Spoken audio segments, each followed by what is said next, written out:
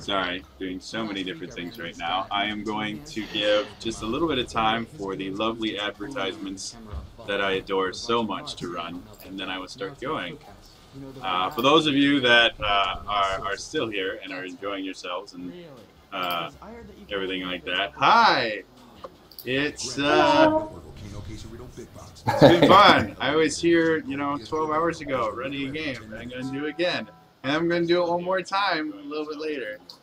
So it's kind of fun. All right, I'm gonna make sure that we're actually live and everything before I start everything, because that would just be okay. There we go. All right, and I'm going to actually turn off the volume so you guys aren't doing this. Okay, so all right, hello again, everybody, and welcome to another D&D thing. Hi.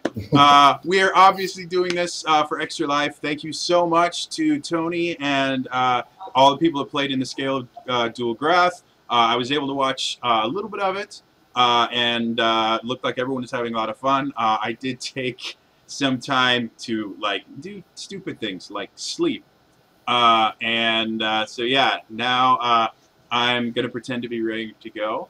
And we're going to do another really cool adventure. Now, some of you guys may be confused as to why I am here, as opposed to DM Linnelly, who is supposed to be running the Curse of Ashington Manor. Unfortunately, she had some stuff come up, and she was not able to run it. So I have taken over the reins to run a game, and due to the fact that she was running a Ravenloft game, I will be running a Ravenloft, gothic horror style game for the lovely people that you see on the screen, and D&D Cat, because I don't have an overlay for 3 people, and so I needed to fill the spot. So it's D&D Cat, folks.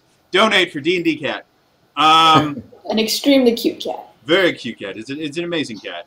If you can see the whole picture, there's actually a spider web behind the cat for some odd reason. And I'm like, cool, Ravenloft, spiderweb, cats for the internet. We are going to win the internet today, folks. So again, we're doing all of this for Extra Life. Extra Life is a charity that raises money for local children's hospitals to help them with billions and billions of different things that they do. The hospital that we're raising money for is the Children's Hospital of Los Angeles, in honor of the city in which Critical Role is filmed and broadcast from, along with a bunch of other things. So, right beneath the stream, there's a little button that says Extra Life on. If you click on that, it takes you right to our donation page. All donations are 100% tax deductible, and they go directly to the, Extra Life, who gives them to Children's Hospital of Los Angeles. So, if you can, please donate. Our first goal, we hit out of the park. We tried to raise $1,000. We hit that last night. So we've extended the goal. We are now trying to raise $2,000 because the critters and Team Human are amazing, and I know that we can do it. So if you can donate, please do that. If you can't donate, that is absolutely wonderful. We really enjoy you being here. Feel free to share the stream with other people. Let people know what we're doing. Let people know that this is going on, and let's try and hit that $2,000 goal. So we also have had a challenge from one of the players of the next game that I'll be running tomorrow. The person in question has said that they will dye their hair green if we can hit $1,800. Basically an hour from now at 4 o'clock Eastern, which is 3 o'clock Central, which is 1 o'clock Pacific, and I hate time zones so much. So and it's 6 a.m. on Mars. Time zones are evil. They really are. So currently we are at 12:54. So we basically would need about 5:50 roughly to get there, which we can totally do if you guys want to do this. So spread the word, tweet about us, post things on Facebook, stuff like that. Spread the word. Let's see if we can get up to $1,800 in an hour, so we can see a green-haired person play D&D tomorrow. I mean, that would be really cool. So now I would like to introduce the lovely and amazing people that will be playing with us today. We're going to start on the far left on my screen, which is Morrow Shadowbane, is his character name. Go ahead and introduce yourself. All right, I am Matt, otherwise known as Beagrology. I do have a infant YouTube channel where I have a few videos on there with the same name. I will be playing Maros Shadowsbane, aka Maros the Mad, who he's a level 5 witch hunter. He lost his significant other to a horde of zombies, and that turned him into a hired killer after he tried to track down the person who sent the zombies to kill. Very cool. And always classy, the lovely Don Diego. Hey everybody, I'm Don. Done a billion things on the internet. Just at classy_Don is the Twitter and a lot of the SEO. Also, the music band called Morier, M-O-R-I-E-R. You can find us at morier.bandcamp.com. We do like a mix of heavy metal and like old school 18, 16-bit music and a whole bunch of different various styles as well. So that's fun. Check it out. Download our albums for free or pay something. Today, I will be playing Dema, Ranger from the woods. He is human. Life is hard. Winter is cold, but he has a pussycat named Yuri. So that makes life a little bit easier. So that's what I'll be doing today. And then finally, we have Erica playing Camilla Greywalker. Erica, go ahead. Hello everyone. I am Erica, also known to the internet as BDayBear30. I don't have a YouTube or SoundCloud or anything. I am mainly on DeviantArt with stories, mainly fan fictions as of right now. However, I do have a few published things that I have linked in my own DeviantArt page if you would like to read those. Today I'm going to be playing Camilla Greywalker, human warlock who ended up making a pact with her god after a very significant amount of damage, which created sight for her after her being blinded as a child, and having her entire home village being turned into her own zombie minions before being kidnapped by a bunch of mercenaries and sent out into the world. So really kind of one of those positive, uplifting, coming-of-age stories. Of course! So, I am going to mute my phone, otherwise you guys will hear my notification throughout this entire adventure. And eventually, that gets kind of boring. So, to set the stage for this adventure, the demi-plane of Barovia appears randomly in areas where evil has begun to take its hold. Most recently, in the last 4 years, Barovia has appeared and merged with the realm where all of these people are from. When Barovia appeared, the seat of power that is Castle Ravenloft, with its Dark Lord, Count von Strahd. Wow. It's been a long day, guys. Started sending his minions of darkness to attack the surrounding countryside and attempt to add this world to his dark domain. For years, a bloody war raged with zombies and lycanthropes and various other creatures of the nights attacking and ransacking villages and kingdoms, all while the various different city-states of this area tried to fight in vain against his overwhelming power. Eventually, the world was saved by a party of adventurers that banded together in order to seal the Count back in his castle and prevent him from attacking the countryside. However, their victory came at a great cost. They were forced to give their lives in order to seal him. And during the battle, Strahd was able to enact a curse upon the land that sapped it of most of its life-giving energies and created an eternal realm of twilight around his castle. And the curse itself has slowly been draining the land and its inhabitants of life and love. So, this is the world to which you all have been subjected to. It's been about a year since the legendary heroes were able to go in and seal Stroud in his castle, his fortress of Ravenloft. You guys have come together in an attempt to try and save your homeland and your own lives. And you've been hearing whispers that the only way to defeat this curse and send Barovia back to its own demiplane is to go into Castle Ravenloft itself and perform a cleansing ritual in Stroud's throne room and seat of power at the very top of Castle Ravenloft. However, in order to do that, currently, the only thing that you guys know is that when the legendary heroes sealed Stroud in Castle Ravenloft, they also sealed everyone else outside. So you're going to have to figure out how you can defeat that seal to make it. Now, you guys have all gathered in a place that I actually have a map for that I have to look at, so I know exactly where you are, because I'm a really well-prepared DM. You guys are actually in the town of Jova, which is a small kind of backwater town.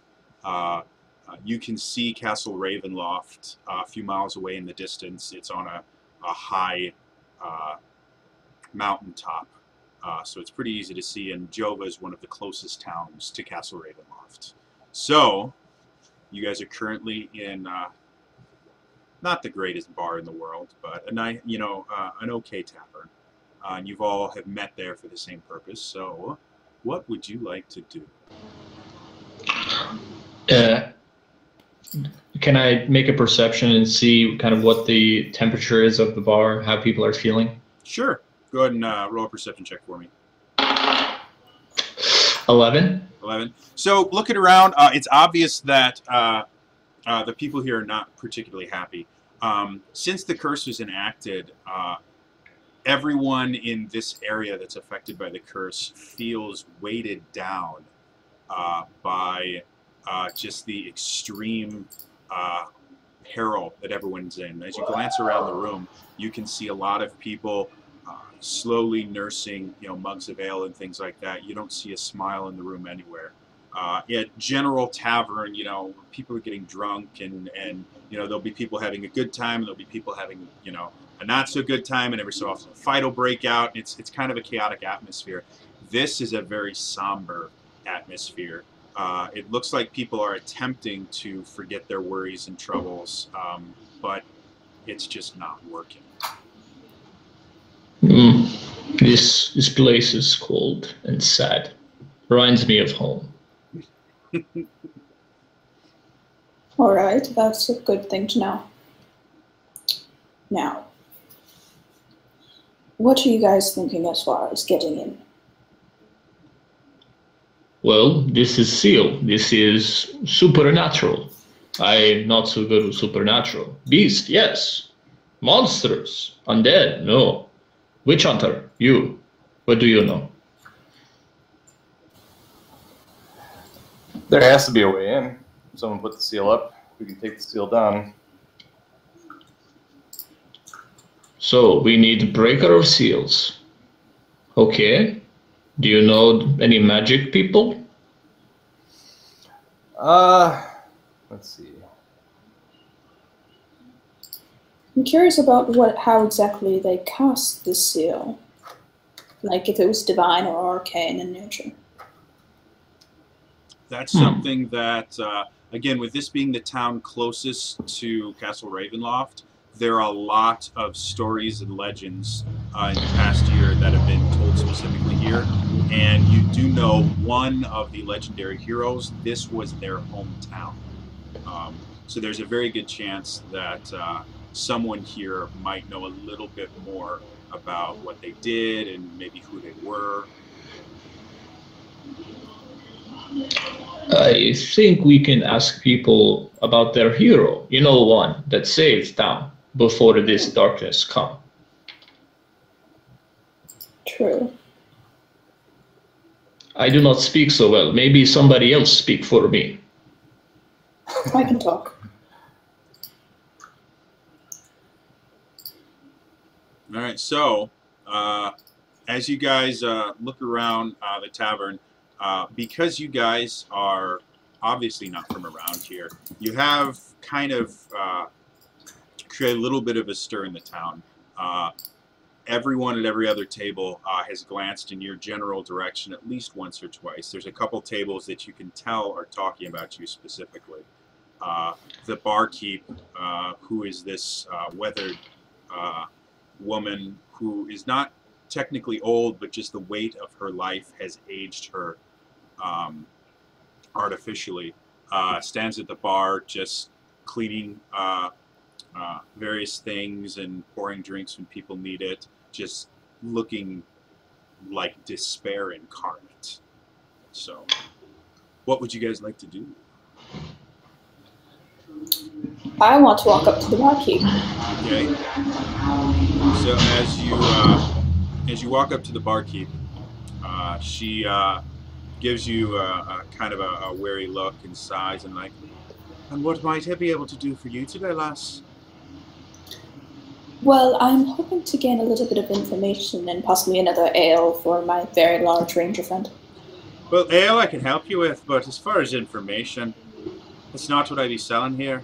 And so she puts a flagon of ale in front of you, kind of dismissively. She's like, that'll be 2 silver. Alright, I pay her. Okay. I pay her 1 gold. I pay her 1 gold piece. So she looks at it and, you know, she tests it a little bit, realizes it's real. It's like, well, I think my memory might be getting just a wee bit better. Exactly what kind of information might you be looking for? Well, it's about a little town hero that had a little incident with Ravenloft. And so she kind of rolls her eyes. She's like, you're looking for information on that bastard of a warrior. You know, when it first happened, people came from miles around to see the town where he was born. And I heard the most amazing stories about this man, that he was 10 feet tall, that he wielded a great sword so massive that nary a man could wield it except for him. I heard stories about how he could shoot fire from his eyes and all these things, and they're a bloody load of bollocks. If you really want to know about the boy, he was an orphan. He was raised by the church down the street here. They'll be able to tell you more than I can. But don't believe any of these hogwash stories about his immense magical powers or anything like that. I walk over and what's seeing her get a drink, I'll be, excuse me, ale for me, and out of my leather armor kind of comes a small tiny kitten head that kind of peeks between the coat and go, little milk for Yuri, please. And so she looks... Dema, no worry, this drink is for you. Oh, thank you. And I'll take my ale, and how about Yuri? And so she kind of looks at you, and she looks at the cat, and she's like, do you normally carry around a wee little puss in your chest? Yuri, not puss. Yuri, companion. Yuri, eyes, like eagle, if eagle was cat. And she just looks at you, and she's like, you're not from around here, are you? All right, let me see what I've got. And so she rummages around, and she brings up this bowl and pours what looks like cream in it. You have no idea how long that cream has been out. There's no, you don't see any sort of refrigeration or cooling systems anywhere near here. Can Yuri do a perception check? What exact, Yuri?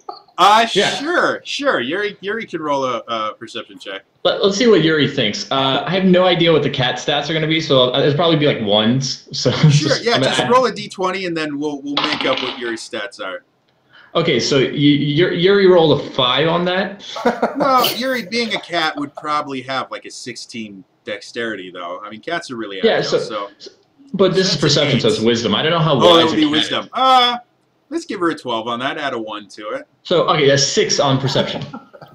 So Yuri kind of looks down intently at this bowl and thinks, "Hey, it looks like cream." Yuri will go all in, lick it up. All right, so Yuri drinks it. Have Yuri roll a Constitution saving throw. Oh God! Come on, Yuri. Already, the cat is in danger. 18, and I guess this is a cat. It's not very constitutional. What? Let's say that again. I've seen a cat get its tail cut off and then go chase mice. So 18 is fine. Like the cat gets down there, and you notice that is Yuri a girl cat or a boy cat? I don't. Good question. Let me see. I'm just gonna roll and find out. I'm gonna roll and find out. Okay, go for it. Okay, girl. Girl. All right. So she goes down and she laps up the cream, and you, with her being your companion, you have a very close relationship with her, and just this connection with her, where you guys can communicate to a point. And you see an expression that you have never seen on her face before, but you're fairly certain it's like an overwhelming feeling of disgust. Apparently, the cream was not as fresh as it could have been. Oh, poor You cannot Yuri. choose wisely. I'll scratch her behind the ears and sorry, Yuri. So sorry. Yeah, the cat's a little bit upset. Not really with you, but with the barkeep. The barkeep's like, "Oh, sorry about that." And Surprisingly I realized, enough, our cat clientele is not incredibly common. Meta, I realize Yuri is a boy's name now after I rolled Yuri to be a female. Nobody said Demo was smart. I want you guys to know that. My character, not necessarily smart. While this is going on, I'm going to walk up and I'm going to look around the room to see if anyone else is paying attention to this conversation that's going on. Again, because you guys are different, people tend to notice the differences and things that aren't part of the norm. Go and roll a perception check to see if you find anything more than that. Let's see here. Just realized none of my dice are out, so if I have to roll, it's going to be a whole lot of nothing.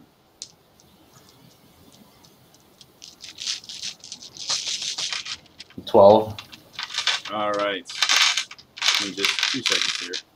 All right. So the 12, you notice that, again, for the most part, people notice people talking with the barkeep. That's kind of a common thing that, someone walks up to the bar, people will look up.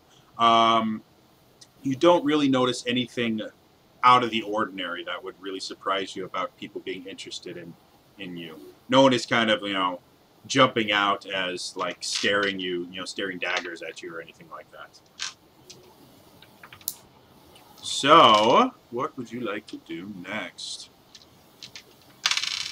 I asked the barkeep, so this temple church where they know of him, would they know where he is currently? I can tell you where he is currently. He's pushing Oh, up really? daisies in the cemetery over by Ravenloft. We buried him shortly after he sacrificed himself to stop that madman of a bastard Dark Lord. Aha. Well, thank you very much for that information as well. Aye. If you've been needing any more information, you know where to find me. Oh, don't worry. I'll make sure to remember you. And she goes back to cleaning stuff, goes over to help a couple other patrons that have come up to the bar. When she's out of earshot, I'll turn to the company and go, Yuri, not like Barkeep. Barkeep, probably Gypsy. Barkeep, Gypsy. We knows. Yes, but Dema, here's the thing though. Gypsies can be just as fun. Let's go to the church. All right. So as you guys step outside, the tavern itself was not the warmest place in the world, but as you step outside, the wind that greets you chills you right down to your bones. It's not significantly cold, like you can't see your breath or anything, but the wind seems to penetrate your clothing, your armor, even your skin, and just seems to just strike and make you feel unsettled.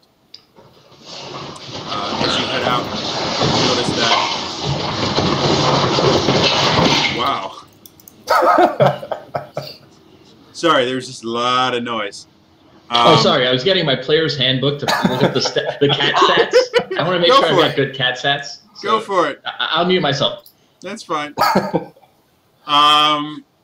So as you guys look around, you notice that, again, since this curse has been enacted,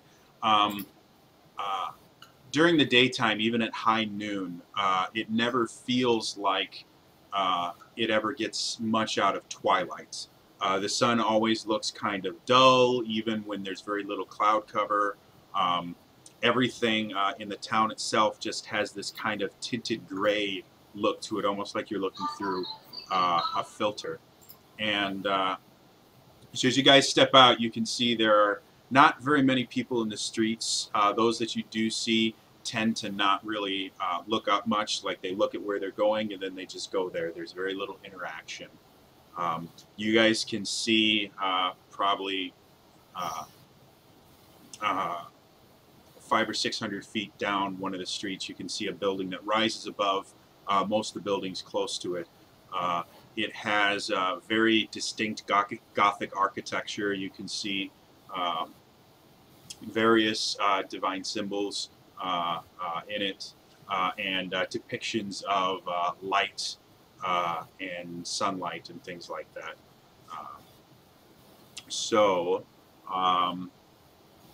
Yeah, what would you guys like to do now that you're out on the street?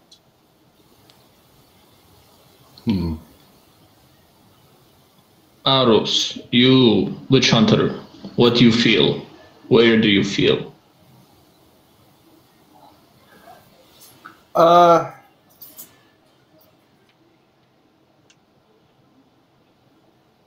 You know, feel? Too cold. Don't feel anything. No, I know cold. Winter. My feel is kind of off today. I just stand really close to Demo because I'm a little 16-year-old in very cold clothes. Come here, little child. You pet on head like Yuri. Pet on head like Yuri. This good. This good. We'll go to that very large. Well, larger than the rest of the buildings. You're probably looking at like a 3-story tall building surrounded by like single or double-story buildings around it. You know, the Gothic architecture in general, just they build things very tall with you know lots of angles and things like that. And so as you walk over, you notice that there is a poor box outside where people can just drop coins and things like that to help the poor. You notice that the top, where normally you would see like a little slot where you could put coins and things like that, has been pried open a little bit, and the lid that's normally locked has been ripped open completely. And as you kind of glance over it, you see that it is absolutely barren and empty. The church itself has this, the church almost looks like if a building could hunch over. That's what the church would be doing. It just looks depressed, and the architecture itself, while not technically sagging, just due to the light and everything, it just looks like it's slowly shrinking into the ground and trying to make itself look as small as possible so as not to be noticed. The doors themselves are these large 10-foot tall double doors that have these very intricate carvings of, again, you see depictions of sunlight and a very solemn looking figure inside the sunlight, and you can see people you know, on one knee and raising hands to this depiction of sunlight. You assume that this must be a church dedicated to some sort of solar deity or light deity. Little girl, you ask about divine magic. People divine. Let us speak to divine people. We probably should. I would like to learn a little bit more about this oh so wonderfully sacrificial magic user. We'll walk through the double doors if you can. Okay. So as you come up to them, you start to push on them. You notice that there is quite a bit of weight behind them. These are thick, heavy doors. But with a little bit of effort, you're able to open them, and they slowly open with this. They almost growl as they open.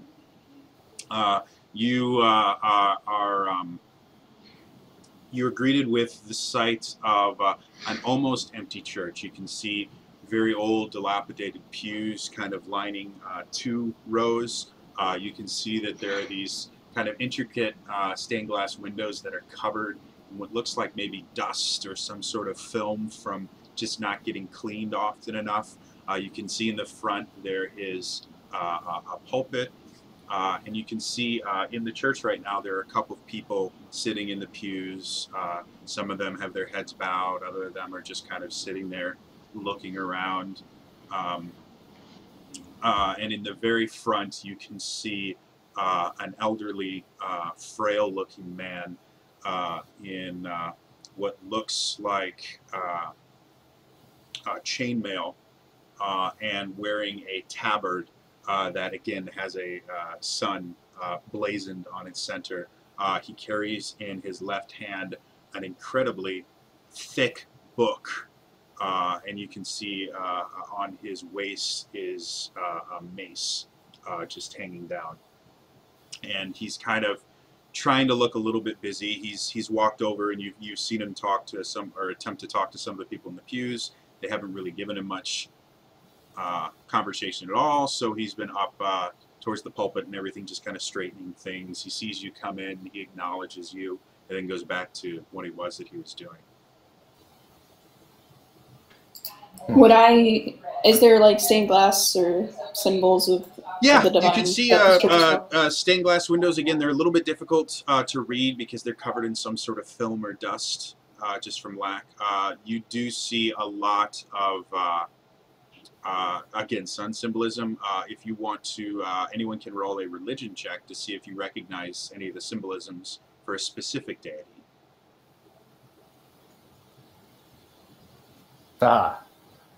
20. All right, so you instantly pick this up, and you're very I got familiar. 20 as well. Wow, everybody's doing real good. Not nat 20, but total 20. Yeah, I got 21 after my modifier. So yeah, you guys are just like instantly, you guys can start singing the hymns if you want, but you recognize this is a church to Lathander, who is the god of sunlight, of the sun and light. Okay. I want to go up to the guy with the mace. All right. So as you approach, he kind of turns to you and says, "Hello, and welcome to our humble church. My name is Brother Michael. What can I do for you? What sins weigh heavily on your souls?" More than I would like to admit in such a holy place as this, but I was wanting to ask you a few questions. Well, we are here to serve the community, so in any way I can be of service, I will attempt to help you. What is it that I can do for you, my child? I was wondering about a certain fellow who used to be quite famous around here, having to deal with the Ravenloft incident. And as you say that, you notice that his face grows a little bit pale, and he kind of looks around, and he turns to you and is like, "Someone so young asking about such a nasty, evil occurrence seems rather odd. This is not something that will help you in any way, shape, or form. Just put this out of your mind, young one, and go back to living your life. You have so much to live for. You shouldn't get involved in this." Well, It is not that I'm getting involved with it. I'm doing research for a friend of mine, and he was looking into learning about the heroes that helped to stop Ravenloft from spreading. Go ahead and roll me a deception check. Fine, Blade. Okay, so that is a 22. Oh, damn. Yeah. For those of you that don't know, I can't roll. So anytime people roll high, there's a very small chance. This is hilarious, because usually I'm the Will Wheaton of the group. I will take that title from you. You sit there and you kind of look at him, and he looks at you incredibly puzzled. And he just goes, "Who would be asking questions like this? It happened near a year ago. It's over. It's done with, and obviously it didn't have the intended effect. Why would anyone want to delve deeper into this?" What do you mean it didn't have the intended effect? Well, they were able to seal away Count Stroud, but I mean the land has withered and died. And as he's saying this, he starts to realize what he's saying. He's like, but that again is neither here nor there. I simply think that there are much better things that you can devote your time to. Perhaps I could teach you of the many amazing things that Lathander has done for our community, and perhaps you may wish to take the vows yourself and devote yourself to the service of Lathander. I'm sorry, I've already devoted myself to my own purposes and my own person, so there won't be any need for that. But I would like to learn more about Lathander. Go ahead and make a persuasion check for me. And anyone else that wants to, you can roll an insight check if you would like. Yes, I want to ask Maros, do you trust his... Okay. I got a 20 on the insight. I don't trust him. I have a 12. On your persuasion? Yes, because okay. I rolled a 5 and it's +7. Not bad. So you sit there, and he doesn't seem to be very willing to talk about that subject. He's like, no, there are so many better things that you could devote your time to than hashing up stories of fallen heroes. Maros, you notice that while he's saying this, it's not so much that the feeling that you're getting from him is not so much that he doesn't want to talk about it. He seems genuinely afraid to talk about the subject. Yeah. There's obviously something more to this than what he's saying. Okay. So as he continues, he turns back to Camilla and he's like, "Child, put this out of your mind. This is not for one's young as you to deal with. Leave this to someone else." But surely in your knowledge, ones who are young are not necessarily unwise about situations. It is not your wisdom that I question, but the fact that you have so much more life to live. Life and death are debatable, but I understand your meaning. Well, hello, stop. Real quick meta. I would say Demo's about like 40, 41, some gray streaks, so he's kind of older. I have wisdom, I have age. You could tell me that. Hey, tell me. And so he since he'd been having this conversation with Camille, he really hadn't looked at you guys much, and so he turns. He's like, "Are you with this young woman? It seems odd that someone of such a different background and age would be traveling with someone so young. Hey, Are She's you a good related? girl. Are you her guardian No. or something? She's smart girl. Babysit cat. Yuri, see? And kind of open up the vest so Yuri can kind of stick the head out a little bit. I See? pet Yuri. Ah, see? Cat, girl, friend. Very good friend. Babysit. And as he starts looking at Dema, he turns a little bit further and he notices Meros, and he kind of looks at you, and his eyes narrow immediately. And he turns to you, and he's like, he turns to Meros, and then he turns back to Camilla and Dema. He's like, "You did not tell me that you were traveling with a witch hunter. You keep interesting friends, young lady." Interesting friends make for interesting stories. Now, we really do need to learn more about Lythander. Even possibly the spell that he used to help seal Ravenloft. Unfortunately, if you don't... Well, I'm assuming that you were going to continue that statement. Child nervous, child still young. Tried to say many things. Say again, child. Say again, child. My internet sucks. Okay. What? No. What is this, child? Just say your point again, please. As you can see, I keep some very interesting company, and unfortunately, we really do need to learn more about Lythander and possibly the spell that he used to seal off Ravenloft. And if you don't, we will probably just have to go and figure it out for ourselves. And then he looks around a little bit, and he looks at the people in the pews. He said, "This is not the place to have a discussion such as this.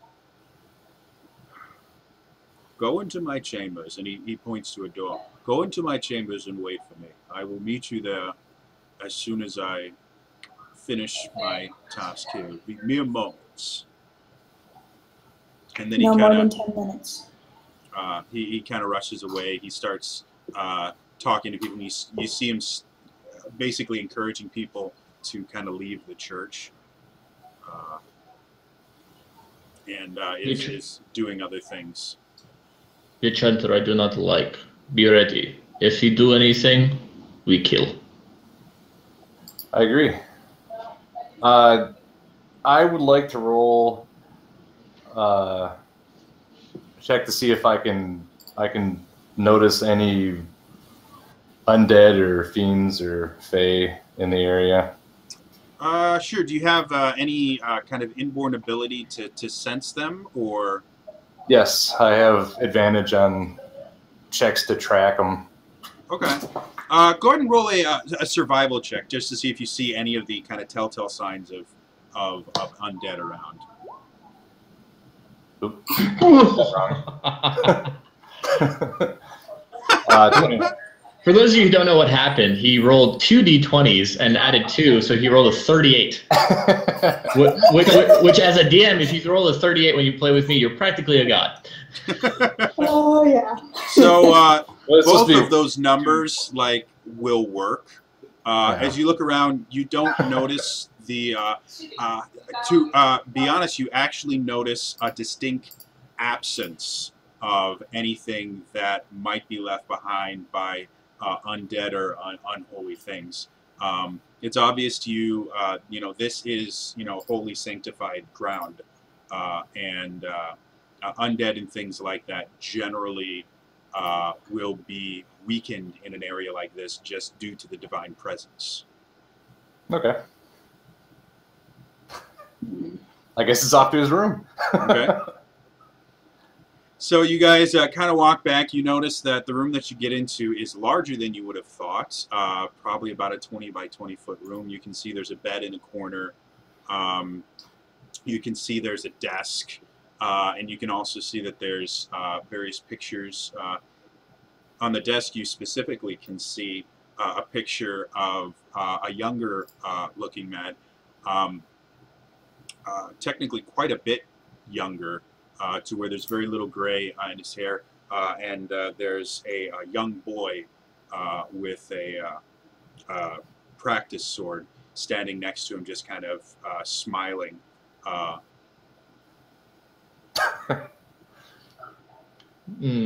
Child. portrait painted in honor of, maybe a special occasion or something like that. Interesting painting, eh? Yeah. I wonder if it's his kid or something.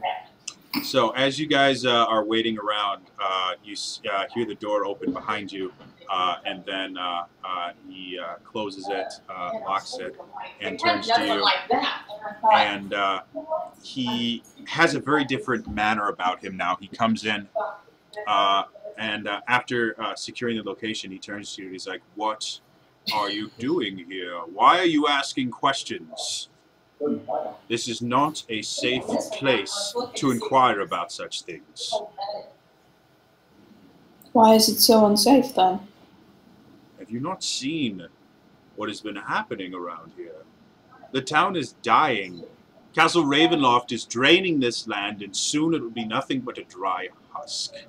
You are simply asking for his followers to find you by making these questions so out and open in the public. This not public, this holy place, and this now room. This happened between us and Pussycat. He goes, I open my church to any who ask for entry, and the minions of the Dark Lord are far too numerous and far too clever for me to be able to keep them all out. You must be more careful when you ask these sort of questions, and you will attract the attention of beings you do not wish to know. There are far more evil things than zombies in these woods at night. It is not safe. And for someone as young as you, and he turns to you again, you have so much more you could do with your life. Leave this area. Go to a different place. There is nothing but death and destruction here. That was proven when they... And he just kind of trails off at that point. You can tell he's trying to fight back tears. Painting. I just start up a little bit of a chill touch on my hand without actually touching anything, just a little bit. Okay. And I'm saying, you say zombies, undead, things of that nature are just simple things and that we shouldn't attract attention. Having attention from Ravenloft is exactly what we want. Because if we can get their attention, we can get inside and finish it. You notice as you start to channel the necromantic energies into your hand for a chill touch, in a speed that is surprising for someone as old as frail looking as he is. Without thinking, he brings his mace to bear and he just points it at you. You can see emblazoned on the mace is the holy symbol of Lathander, which glows. And he goes, "You will not use your dark magic in this holy place." Cute. Oh, I'll turn to Meros and go, "What do you think we fight, or you think we talk now?" No, I think everyone's just being a little too hasty right now. I think we're just talking here. I take the chill touch away. And he slowly puts his mace back down on his belt. He's like, "This is a holy place. The necromantic magics have no purpose here. If you are so intent on ending your own lives, I guess I cannot stop you. And maybe you can succeed where others failed. What is it that you wish to know?" What was the seal put on the castle? The seal was very advanced magic, something even beyond my abilities. They used their own life forces to trap Stroud in his own castle, to cut him off from his lieutenants. But in order to do that, they had to weaken him greatly. There was an intense fight. One of their number was lost. before the fight was over, and then the rest of them enacted this spell and created this barrier to prevent Stroud from doing any more damage to our homeland. Unfortunately, in the very last parts of the incantation, Stroud must have enacted this curse before the barrier was complete, and they saved many lives, but the land itself is doomed as long as this curse exists. And you can see like tears showing up in the corners of his eyes. And poor boy, he was so young, and he was the most promising paladin I'd ever met. We're not here to bring up such old wounds in everyone, or continue to curse the land. We want to stop Ravenloft forever. Giving us the information we need to break the seal and get inside is exactly what we need to do that. We are here to help, not to harm. Each member of this adventuring party had a special holy symbol that was blessed by the 4 great churches of this land. And they used those as a focus for the ritual. After they'd given their lives, the minions of the Dark Lord took these symbols to their various hideaways to keep them from being brought together again. If you want to enter Castle Ravenloft, you will have to find these holy symbols and bring them together.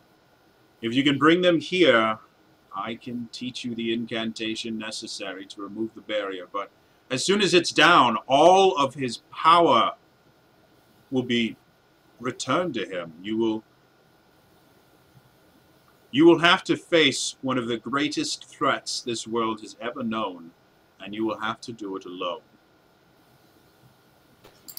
I just start smirking. Sounds like fun. Yeah, that's bad for your health.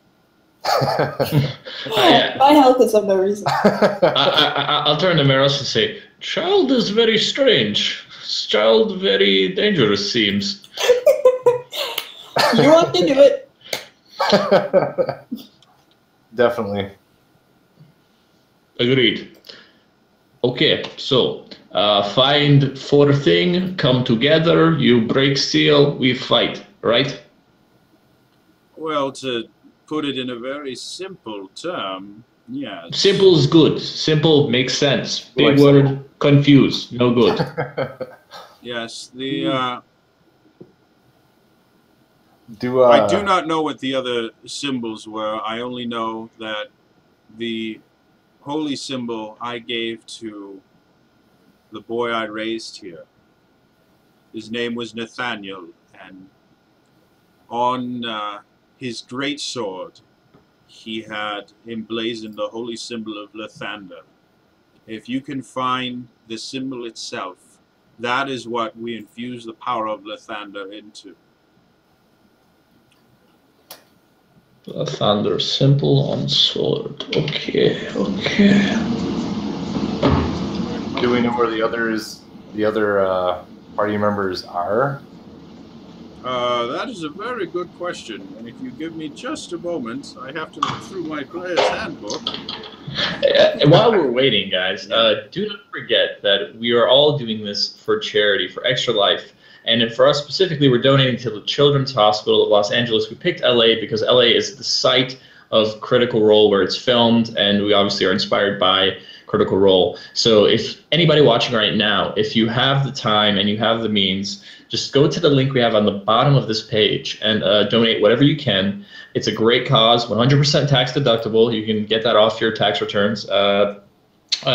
Just like I said, amazing cause. We all love D&D. We all love Crit Roll. We all love Team Human and all that stuff. So whatever you can do, whenever you can donate, we really appreciate that. And thanks also for watching. You know, this is going to be 48 hours of content, and a lot of people like Jody are going to put in a lot of time making games for us so you guys can enjoy it and we can play as well. So do what you can. Thank you very much for watching, and keep staying in tune. And Yuri will probably do a lot more too. I seen that there's a lot of Yuri love in chat. So And there is a new challenge, because the man who said he was going to dye his hair green now says that if we make 1450 by 4:30 Eastern Standard Time, he will dye his hair red instead.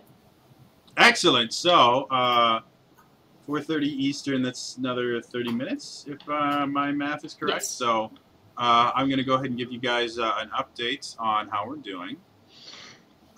We are currently at 1329. So, we're basically looking for another 121 in the next half an hour. So, 121, and we will have someone who dyes their hair or red in the game I'm running tomorrow, and if we can hit that, I might even be willing to, you know, put in a challenge to you guys. But let's start first with let's see if we can get that 121 in there before we hit it. So, yeah, real quick. Also, we got a chat question. What are our races? Dema is a human, roughly early 40s. Camilla, I am human. Human 16 warlock. years old. Okay, and Human warlock 16. I think Maris is the only one who's not human, right? Yep, I'm a wood elf. Wood elf. There you go. Witch hunter. Yep. Wood Elven Witch Oh. Hunter. Badass!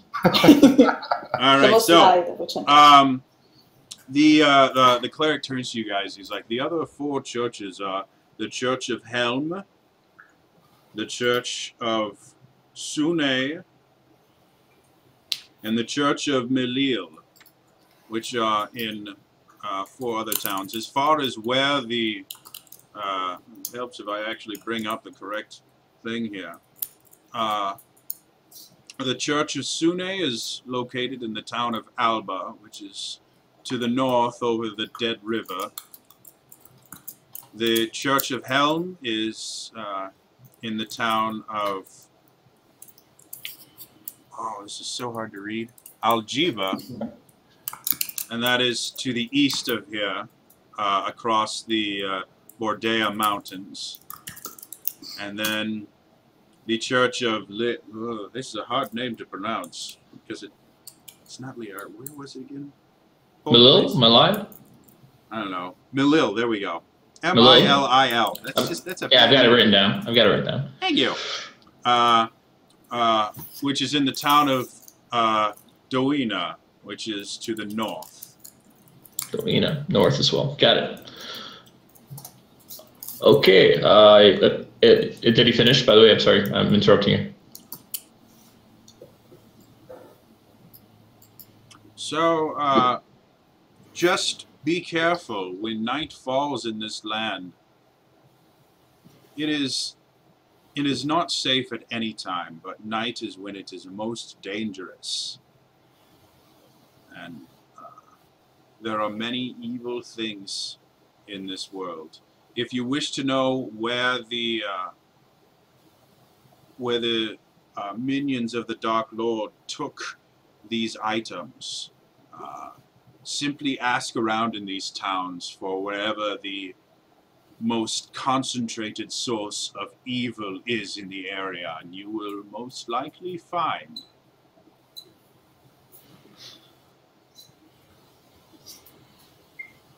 Now, All right. please be careful, protect yourselves, and be safe. I wish not to bury another one so young. Yes. Thank you for help. We go now. Yuri, we go. And Yuri, as soon as we leave, I'll turn to the company and go, this place, Sune and Milail, both are in north. I say, go get two thing one time, like 2 dove, 1 stone. I agree. Yeah, Good. that sounds like a smart decision. To the north we go. All right. Due to the fact that there is a mountain range directly north of you, you'll have to kind of go around it to get there and cross a couple rivers. But your closest, directly to the east of the town that you're in, which is the direction that you're going to want to go, is Jova Woods. And is there a place to buy horses in town? you can look. Go ahead and roll a perception check to see if you can find somewhere like a stable or someone that might be willing to sell you horses. Okay.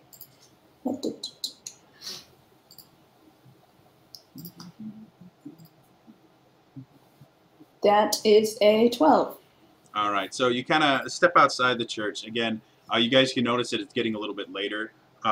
Due to the fact that this whole area is kind of eternally in twilight during the day, it's hard to kind of gauge what time it is just by looking at the sun anymore. But you know, you probably spent at least a good hour in there talking with him. So it's getting closer to, you know, 5, 6 o'clock at night. As you kind of look around, you don't really see anywhere that would look like they would have enough horses to be able to provide you with something or anything. Like you can see there's a stable towards the end of town, but you don't see any horses stabled there. Do you see anybody there? Right now, because it's getting later, the streets are just about bare. You see a couple stragglers that are moving at a very quick pace to find somewhere to be protected from the cover of night. But for the most part, the town is getting kind of ghost towny-like. If it's not safe at night, do we want to find a place to stay until morning? The tavern that we were at before, did that double as an inn, or was that just like just a tavern? That was just a tavern. Due to the fact that commerce itself and trade has really kind of died out, in this particular town, the only inn that used to be open has seen some very, very tough times. And when you came by, you saw very little activity in it, so you're not 100% sure it's even open anymore. I say that we could go there, see if they're still in business, and if not, we camp in the building that used to be the inn. Hang out in the tavern. After party. Let's do this. So you guys wander over. In general, taverns tend to be located fairly closely to the inn because people get drunk and then they go to sleep and then they come back to get drunk the next morning. So you guys head over there, and you notice that as you get to the tavern, the last few patrons are leaving, and the barmaid there is placing a very heavy bar and padlocking the tavern shut as she starts to run away. And as she notices you guys, she kind of stops. She's like, "What in the blazes are you doing out here?" Trying to find a place to stay. And you mean to tell me that you don't have someone to stay with while you're here in town? No, we just kind of came here on our own little And you trip. see this expression of just pure almost hatred come out of her face, and kind of combined with exasperation. I'm like, the bloody stupid bollocks! It's not safe for you out here. Just come with me. I'll put you up for the night, but then you've got to be gone. It's just hurry. It's almost dark. And she runs off without waiting for you. I follow. I follow. So What they're doing. she takes you to a rather unassuming house. As she gets there, you notice that you're used to seeing, you know, security and stuff in you know, locks and stuff like that. This is overkill to the nth degree. Like, you have never seen this many different things. There's a massive bar in front of the door. There are various locks and keyholes and things like that. Like, this is very, very big. The door itself obviously does not belong to the house. Like, it looks completely different from the rest of the architecture, and it is the biggest, thickest, heaviest wood door you have ever seen. As she sits there fumbling with locks and everything and lifting the bar off and everything, she finally opens it up and says, "Well, get inside now." We don't have much time. Yes, ma'am. So as you all get in, she closes the door, and you notice that on the other side, she has another place where she can put a very heavy bar, meaning that the door can be barred from either or both sides. And she puts that in, she does that. You notice that none of the windows here, you notice that the shutters were closed for these windows when you're looking outside. You notice from the inside, the shutters are not just closed, they are sealed. They have been completely hammered shut. There's no way for any light to get into this building. And after she does that, she goes around and she lights a few candles and things like that. And just kind of looks at you and gives you this look of just pure, I guess, anger mixed with pity. Just walk around and it's like, you bloody fools. You cannot come to a town like this and just walk around willy-nilly. I mean, how do you not know about how dangerous it is to stay out at night? How in the world do you justify coming to a town without having somewhere to keep yourself safe and then imposing upon the first person that you tip a gold coin to? And she's just walking around exasperated at this point. Well, we thought that there might be an inn. We didn't realize that it might be closed. And then she points to a corner. She's like, you can sleep there. I didn't have anything for you to use, so you'll have to use your own equipment, but just stay away from the doors, stay away from the windows, and if you hear anything at night, ignore it. Nothing good goes out at night. Yes. Owls and foxes go out at night, and I think they're pretty nice. What's so bad? Go ahead. No, I was wondering what was so bad that was going on outside that we have to bar ourselves in. Ever since this curse was enacted, night is when things change. There are evil, horrible things that show up at night. I didn't want to talk about it. And she goes off to her room and shuts the door. Okay. We can sleep in shift, watch each other sleep in case bad thing happen. That's not creepy at all. I watch you sleep. No, it's good. No, it's good. I trustworthy. See, I have cat. I have cat. See, look, Yuri, and Yuri kind of comes out and starts looking around, seeing if there's any mice or anything. She, displeased that there aren't, just kind of curls up next to me, sitting down in that corner. Sorry, I'm readjusting this so we can have Yuri's name under her portrait. Yeah. While we're on the topic, guys, cats. They're pretty cool. I just wanted to say that. Also, just for everybody's information, Yuri will be a recurring character, and he's gonna have a book deal pretty soon. Well, sorry, she's gonna have a book. See, it's really weird. Like, she's really European, and the fact that she doesn't even have gender norms, like she doesn't even believe that Yuri as a first name is a bad thing. She bucks your gender norms. Damn it, she'll have whatever name she wants. Plus, she's a cat. Her name is probably just Meow. Well, I know. Her human name is Yuri. She reacts to Yuri, so she's Yuri as far as Dema knows. So, as you guys are getting some sleep, I actually get to roll, and hopefully it won't be horrendously horrible. I do agree with sleeping in shifts, though. Okay. Yeah, plus, I can trance as an elf, too. So, who wants to take first shift? I would like to take first shift. All because right, having 2 men watch over 16-year-olds kind of creeps me out at first. That's what I was saying. I'm just like, oh, okay, whatever. You know, whatever floats your boat. So, plus, I kind of want to see if I can hear any very specific noises that I might know. All right. So, As you're sleeping, you don't really notice, or I mean, as you're standing watch, you don't really notice much of anything. You notice that even though you're indoors, the room itself gets cold to the point where you can actually see your breath a little bit. And for this time of year, that's really weird. But you don't notice anything beyond the fact that the room is unnaturally cold. So who's taking second shift? I'll take second shift. I only need 4 hours anyways. Okay.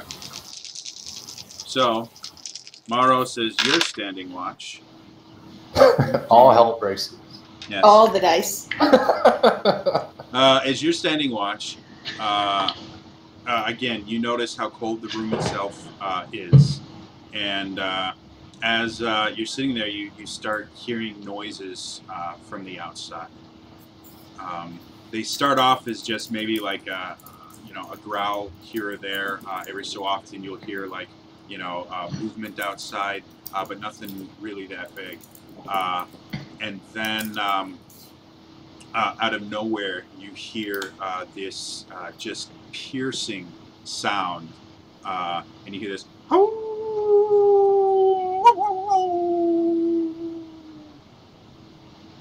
Yuri? And it's answered by a few more calls from various directions. Again, since you're hearing it through walls, it's hard to pinpoint. But your experience in hunting deadlier creatures, you're fairly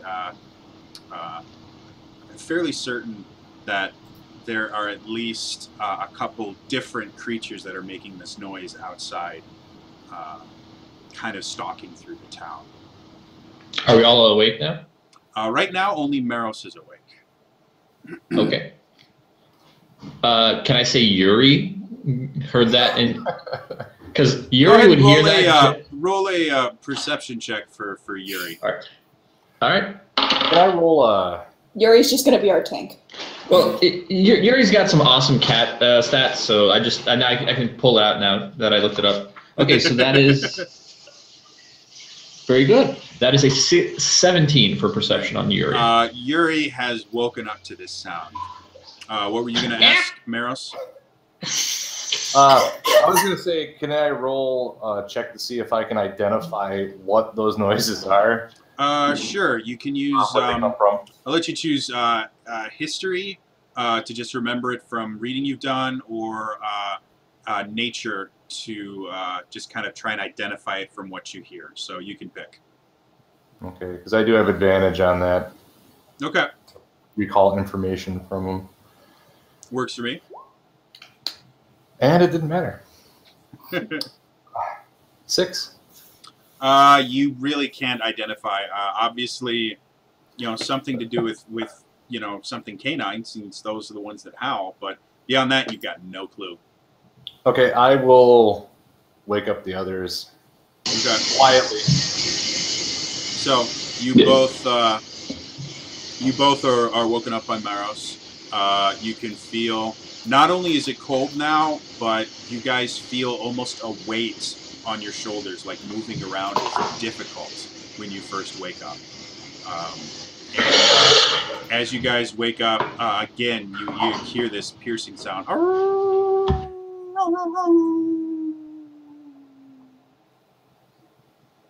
And Maros, you yourself notice that the sound is louder than it was before, kind of hinting to you that whatever's making that sound is getting closer to the location.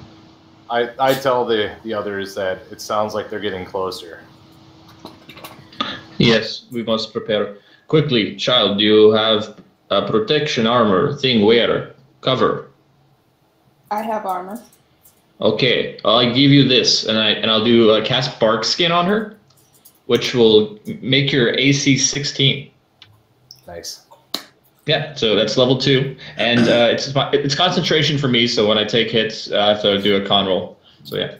So you wander over to her and you place your hand on her shoulder, and you start muttering words. And you, Camilla, you feel this nature magic start flowing through your body, and you look at your skin and it starts to grow darker and become hard, and it almost looks like you've grown bark outside on your arms and your hands and everywhere. Basically, all of your exposed skin that you can see, and you even start moving some of your clothing to see that it looks like all of your skin has been transformed into this thick bark-like structure. Nice check. I was looking at my shoulder. Just checking. Wanted to see if it would work. And so, yeah, you now feel kind of this barrier between yourself and the bark itself. Not only does it, protect, but you don't quite feel as much of that kind of invasive cold as you were feeling before due to the magical nature of the bark. So. Well, that's new. So as you guys are kind of preparing and everything like that, Meros, you start hearing at the door, you can hear this kind of scratching sound, this sort of kind of like a dog that was let outside that wants to be let in. But as it sits there and scratch, it starts getting more violent, and you start hearing this, and you start hearing like the door itself is being scratched and attacked. And as of right now, it doesn't look like the door is buckling under it or anything like that. But it's definitely, someone is out there trying to get in right now. I pull both of them closer in towards the corner. So all the windows you said are shut, like we can't look outside or anything. Boarded up, right? Say that one more time. I'm sorry. You said the windows are boarded up completely. You can't look outside.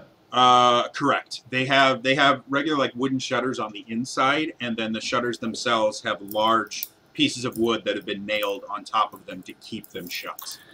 Okay. Ready my longbow. Okay. Just whenever I have to, I'll just fire. Okay. I'm ready my longbow also. All right. Camilla, are you readying anything? Sitting back, holding on to the crystal that's around my neck. Okay. So another agonizing 10 minutes pass, and the door, you can hear the scratching and everything. And then, Meros, you start noticing, again, with your witch hunter senses, you can tell that another creature has joined this other one, and it's starting to try and scratch even more into the door. Again, this is a massively heavy door. And so even though it now has two creatures on it, it still is not showing any signs of breaking, but now it's getting more fierce. The scratching is getting much more feral and wild, and you guys can hear it. The door behind you guys opens, and you can see the barmaid sitting there and kind of look, and she sees that you guys are already have your weapons ready, and she's got what looks like a very heavy cast iron skillet in her hand, and she sees you guys are significantly better armed than she is, and so she just kind of steps back and slowly closes her door again. No, do not hide. We protect you. Stay safe. Lock door. Lock door. Does it sound like it's the same kind of creature that was initially scratching at the door? Yeah, it does. It sounds like it's a pair of these creatures. Okay, now that there's two of them, I would like to reach out my hands and cast protection from evil and good. Okay. On Dem and Meros, if I can do it for both. I'm actually not as familiar with that spell. I want to say it's... Give me 2 seconds, and I'll actually look up the spell, because I have my lovely player's handbook. I've never had a warlock play, or it's been a while since I've had a warlock play, so... Protecting. Yes, and while we have a moment to chat, we can remind you all that we're doing all this for charity. Once again, we are playing for Extra Life. In particular, we are playing for the Children's Hospital of Los Angeles. So if you have any money to donate, please do. You got it, Jody? Yeah, Burrs. All right, so... I have... It's a first level, it's against one person, but I can cast up to a 3rd level spell. Okay. So I have to actually look at it. Yeah, because warlocks just have spell slots. So technically, if you cast it at all, the way that the warlock works is you cast it at its highest spell level, depending, like all your slots are 3rd level slots. So any spell you cast are 3rd level. It's one of the really cool things about being a warlock. It does not It's at 1st level, I think. Yeah, it doesn't have any advantages to casting at a higher level. So because it's a concentration spell, you'd only be able to cast it on one person. So okay, cast it on Dema. Okay. Because he had my back, so I got his. So Dema, as you're sitting there with your with an arrow notched, kind of aiming at the door, you feel this hand rest on your shoulder blade, and then you instantly feel this feeling of warmth kind of go through you, and you almost feel like it's a really bizarre feeling, but you almost feel kind of like you're glowing, and you're not. There's no light coming from you whatsoever, but this warmth just kind of radiates out from you, and you can see kind of a shimmering around you that has created this kind of field that makes you feel a little bit stronger and a little bit more sure of yourself in this specific situation. So while this thank you, child. Yeah, I just said thank you, child. Okay. While this is happening, with that spell, you are protected from aberrations, celestials, elementals, fae, and undead. They have disadvantage on all attacks against you, and you cannot be charmed, frightened, or possessed by them. Cool. Useful little spell. Why I picked it up. So while this is happening, Meros, you are still trained on the door there, and you hear another howl in the distance, and then you hear what sounds like a third creature come to the door and start scratching at it and trying to get it open and everything. And now it's getting to the point where you're a little bit worried about the door itself failing. So what would you guys like to do? The door is technically still standing, but you have these three large creatures that are attempting to kind of gouge their way through it. So if I get this right, we're in the corner, there's probably a door against that wall. So even if they smash through, like if it's the one closest to us, they won't see us at first. So we'll probably get the jump on them. If it's the one farther away from us, they'll have to run across the room, right? So the door that they're coming through is the same one that you guys entered from, and you were kind of camping in the corner furthest away from that door. So right now, the other side of the room. Yeah, the door that they're trying to get through is on the other side of the room. The door to the bedroom where the barmaid is behind you guys. Perfect. All right, great. She's protected. They're at a distance. Yeah, I mean, that's as good as it gets. All right.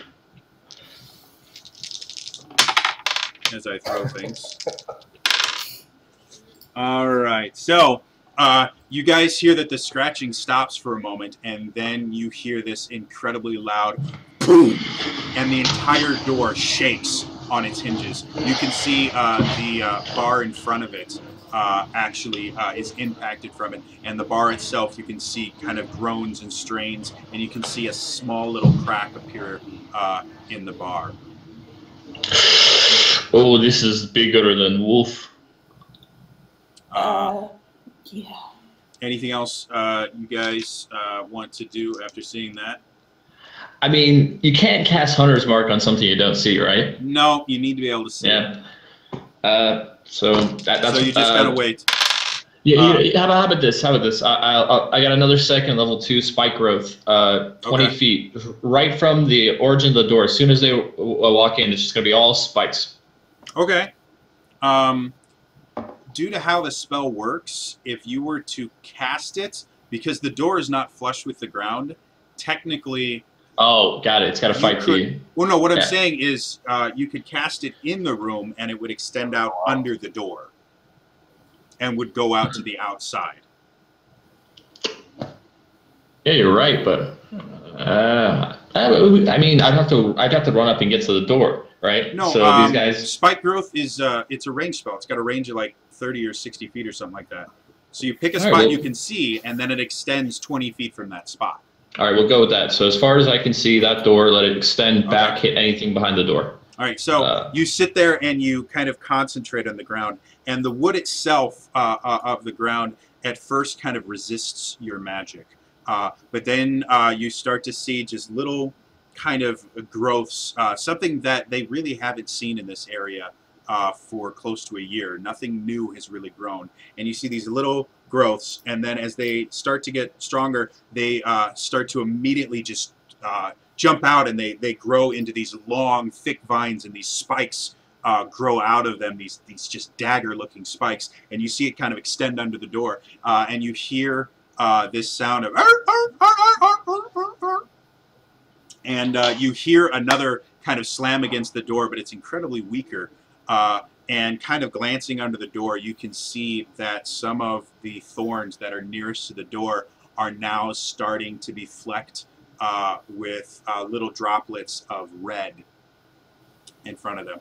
And Meros, again, as you're kind of focusing on this and kind of getting that feeling that you get when you're about to get into a fight with something that you have trained your life and, you know, sacrificed your body to fight, you instantly smell the scent of blood on the air, specifically evil blood. And it's kind of, you know, you just get that feeling of, all right, it's about to happen, let's get going here. And so after that happens, It's a good spin. you guys are hearing a few more attacks and things like that, and then you hear this boom and another just incredibly hard hit. The bar in front of the door splinters and cracks down the center. The door itself is still being held by the pieces of the bar that were there, but the bar is just about useless now. Another strong hit will probably send the door off its hinges. Meros, the smell of blood is getting stronger, and Dema, you can see that what was little specks of red has now turned into pools of this dark, thick red liquid in front of the door. Camilla, you are starting to feel that kind of oppressive presence that the bark skin kind of alleviated is starting to press in on you more, and it's getting a little bit harder to breathe. Not due to any external pressure, but it just the weight of the world just seems to be, and gravity just seems to be increasing. And then you hear one more thud against the door, but it sounds almost pathetic.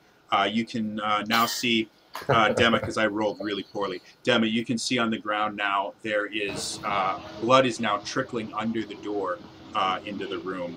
Meros, you are almost going into a frenzy with how thick it's getting. Normally, if you're smelling this much, you know, evil blood, you have been hacking and killing tons of creatures. So your muscle memory has already taken over at this point. You are going through fighting forms in your head and are just kind of living in this. And then you guys start to hear, you hear another of these ear-piercing and you can hear in front of the door these little yips and things like that. And you can hear kind of shuffling going away from the door. And as you look through the cracks in the door that were created from these things, you can see outside the sky is lighting just a little bit. And it's going from the complete pitch blackness of darkness to that kind of pre-dawn gray. Do you think we are safe, Meadows? I don't think we are completely safe, but I do believe that the creatures are leaving, probably because it's now getting whatever this way would be for daylight. Yes, that seems good. Let us just check, and I'll kind of start walking very slowly. Okay. And at the ready, still bow, and just in case to kind of look through the cracks and see, make sure the closest code is clear. I think we should check with the barkeep to see if she thinks this is a good time to venture forth again. Make sure she's okay. And she's okay. So, Dema, you're going for the front door. Meros, are you going to just check on the barkeep? Mm-hmm. Okay. So we'll start with Dema. I'm staying in the corner covering Dema. Okay. Dema, as you go to the front, you kind of peek around the door, because again, the bar that was holding it in place is kindling at this point. It'll make a really nice fire for someone. And the locks have basically been destroyed off. The only reason the door itself is still there is because they didn't hit it again. So you kind of sit there and just move the door ever so slightly to kind of peek out. And you can see the ground and the road outside has a fairly heavy fog covering it, and you can see bloody paw prints heading off into the distance. Go ahead and roll me a perception check. Sure. 14. 14. So as you're looking out, you notice something peculiar about one of the sets of paw prints. Is the further away it gets, it starts to elongate itself, and the prints itself start looking very different from a traditional paw print. From your background as a ranger, you're very used to tracking wolves and other things like that, bears that all have very similar prints, and this print itself goes from a very standard kind of, canine style print to it starts getting elongated. The claw marks at the front of it start to get more shallow and more shallow, but it disappears into the fog before you can see too much further from it. This is no regular wolf. Meros, what are you doing as far as... I'm going to knock on the door and tell her that it has gotten lighter out, and it seems that the creatures have left. And does she think that it's is it safe to go back out again? Is this daylight? So you go over there. You're dum, dum, dum, dum, dum. The door flies open instantly, and go ahead and roll a dexterity saving throw for me. Oh, balls. She was prepared. Yeah, she was. Let's see.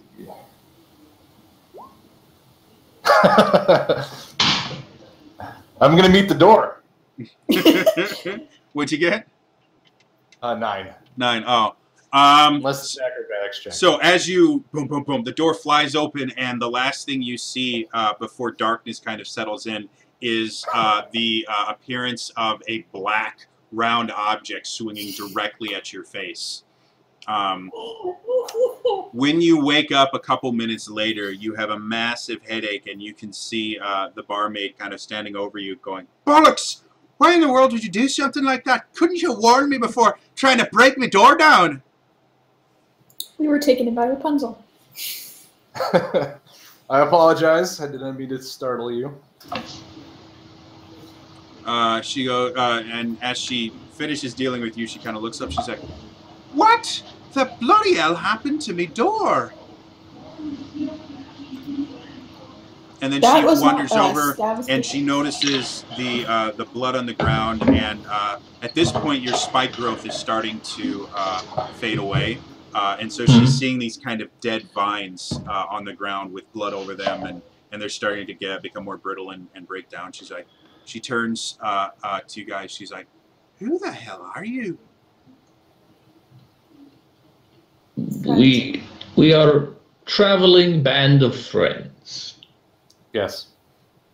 Well, and so she opens the door up completely, and there's a fairly hefty pile of blood in front of the door now.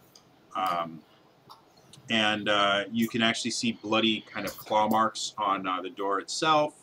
And again, you can see the footprints going off. And she goes, "Well, you did something.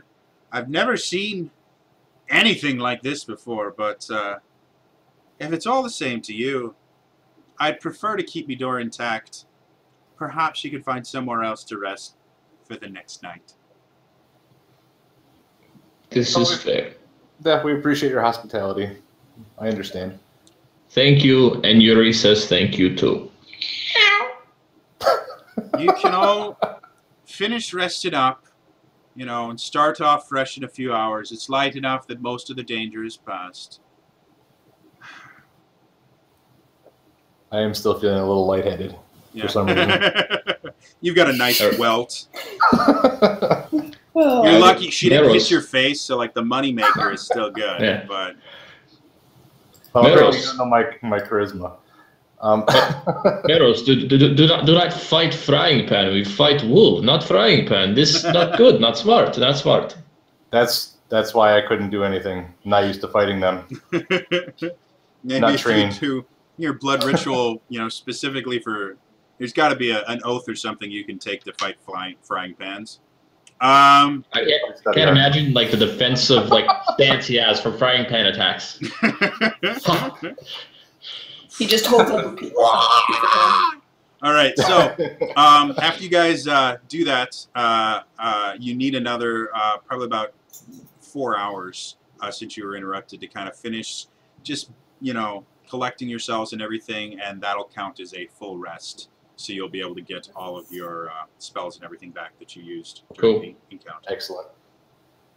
So it is now roughly about 10 o'clock in the morning, you know, somewhere between 8 and 10 o'clock. And she's now said, well, you've had your rest. Now, if you'd be so kind, please get the hell out of my house. I've got a lot of cleaning to do, especially these damn vines. And you see she's taking the wrong end of a broom, and she's just kind of trying to wrap up the vines kind of like spaghetti to just get them out of her house because they covered a fairly large area. So. My bad. Did not know. Vines. Vine very viney grip under pressure. Sorry, just react. Mm-hmm. So, another gold.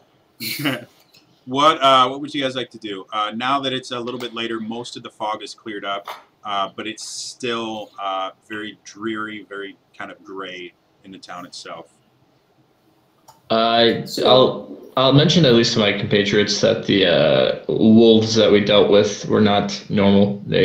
Their kind of paw prints extended as they were going away when the dawn or some sort of dawn was coming.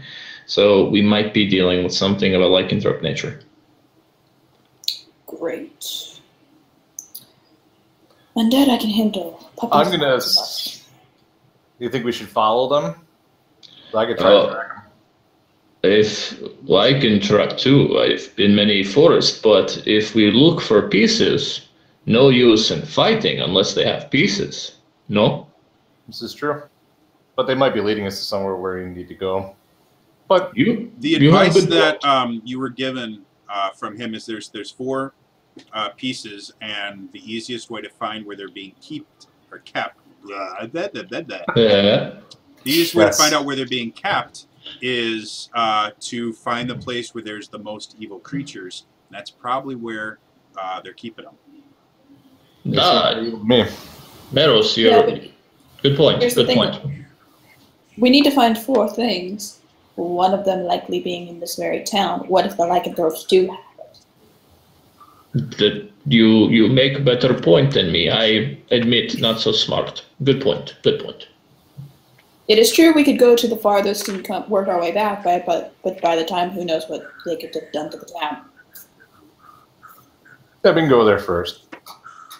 Let's track them. All right, so anyone that wants to try to track them, go ahead and make... Leave it to the men. I cannot track with crap. Go ahead and make a survival check to track these tracks. If anyone wants to examine the tracks themselves to see if they can figure out a little bit more about them just from the tracks, that would be a nature check.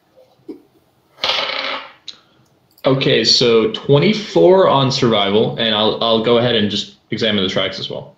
Okay. And a 2. 12 on survival, and then 15 on nature. All right. So, Dema, you're able to kind of look and not only look at the tracks and where they're going, but you can see little swatches of blood and things like that on grass and things like that. Like the trail that they left is not very difficult to follow, and you're able to see all of it. As you kind of look at the tracks a little bit more intensely, you're fairly certain that they were made by somebody's feet. Beyond that, you're not 100% sure. Maros, on the other hand, starts looking at it, and from looking at the track, and then as it gets farther, the track's elongated into a much more human gait. He's fairly certain that these specifically look like werewolves. So, as far as the different lycanthropic races, you have everything from like were-boars and were-rats, werewolves. Werewolves are not the most... Were-bunnies, yeah. Werewolves are not the most deadly of the different wear varieties, but they are very much not not the easiest either. Like they're kind of your mid-level lycanthropic creature. And if anyone wants to, I guess with a 15 nature, you do know if you get bitten by anyone with lycanthropy, you have the chance of being infected with it as well. So, there are various ways to treat lycanthropy, but it's something that you always have to be aware of when you're fighting lycanthropes. We must be safe. We must stay at a distance. And if they get too close, kill before they bite. I wonder what would happen if one of them bit Yuri, though. No, no. Do not bite Yuri. I'm not saying we should actually do it. I'm just curious. I'm not saying No, we actually and you're no. Yuri, no, like Yuri. We will not have you be bit. Child is just talking, saying words, no meaning. I do not want to see meta. Yuri has 2 hit points, man. That a bite would kill it. A bite would kill that cat, no problem. So. Well, then don't let it get bit by a vampire either. That's the idea. So no, it's okay, Yuri. It's okay. It's okay. All right. So, are there any preparations that you want to make before you head out to fight? Well, you said commerce is pretty much dead in this place, right? For the most part, there's enough commerce that it'll keep going. You know, people live here. People have to buy food. People have to replace tools and things like that. There is a church here that has, you know, divine services that you could attempt. It's just no one with money has been through here in so long that a lot of the stuff that you're going to be getting is basically stuff that they've had for a while that no one has been able to buy for a while. So, Meadows, what is it again that werewolves are afraid of? Is it silver? What is it? Can we make a check for that? Water. Yeah. Can we make a check for that? sure, that would be you can call that a history check. All right. Can I attempt as well? Yeah, anyone that wants to, go ahead and make history checks. Check my history. 18. Okay. Yeah. 11. All right. Maros, again, being a witch hunter, having dealt with this, you know that silver weapons that have been silvered can potentially overcome resistances to non-magical weapons and things like that. And in general,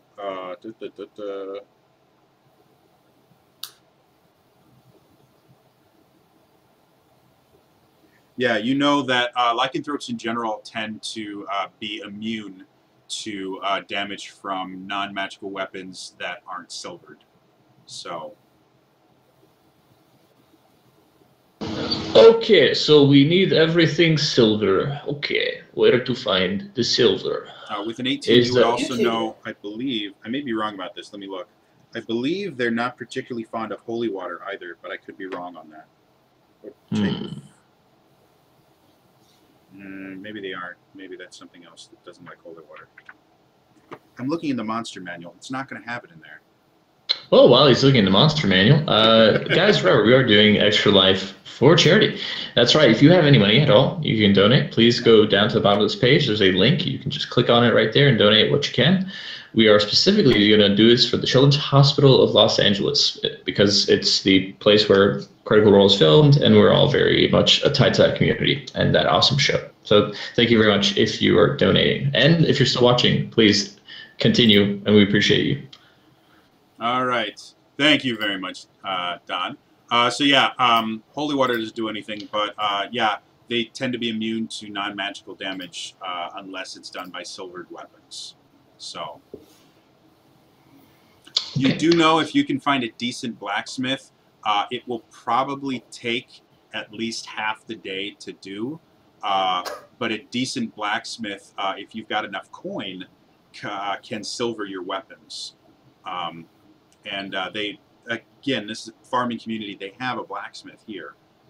You'll have to talk to him about that. And it costs basically 100 gold per weapon, or per, I think it's 20 pieces of ammunition to silver them. Boy. Because you're actually putting silver into the weapons. So. Considering how silver is also money, it's going to be expensive. Yeah. It's 10 pieces of ammunition for 100 gold. There's a possibility because of the fact that they have had this issue that he may have pre-silvered weapons already. That'll be something you kind of have to talk to him about. That would be a lot faster. So maybe negotiating would be able to get you a better price or something. So what would you guys like to do? Let's go find the blacksmith. Okay. So blacksmith, super easy to find. You follow the cloud of smoke originating from his forge. As you get there, you see a dwarven man working on horseshoes, in contrast to the rest of the people that you've met in the town. He's actually singing a song. It's not, there's no emotion behind it, but you can hear him going, "We pound the hammer, we keep it forging," and he's just singing this kind of work song as he's going along and doing this and beating the horseshoe in time. As you approach, he kind of sees you coming.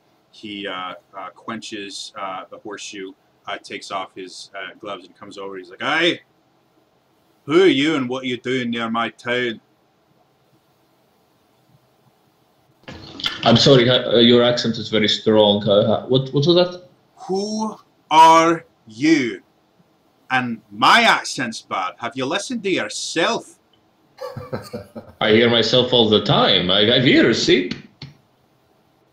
And he turns from you and he goes to Meros, and he kind of looks at you up and down. He kind of looks in your eyes. He's like, "I've got a witch hunter here.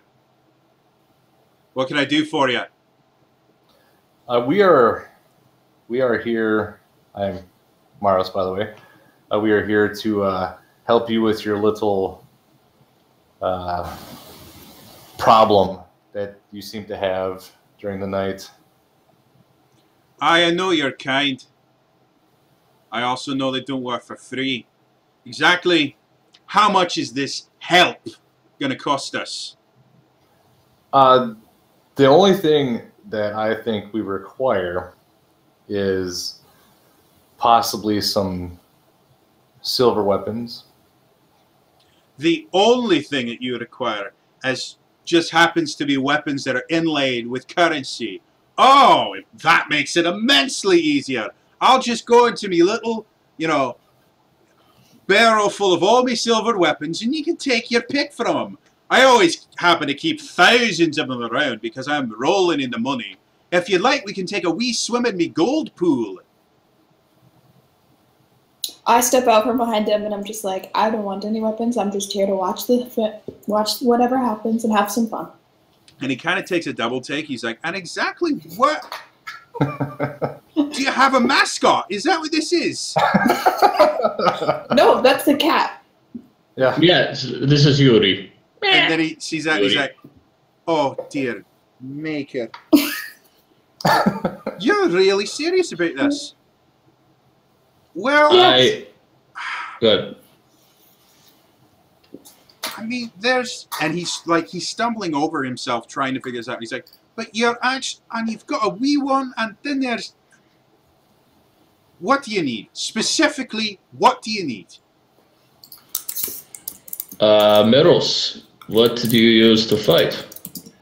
I could use a short sword or two, which I would be able to pay some money for, and also trade my non-silvered weapons.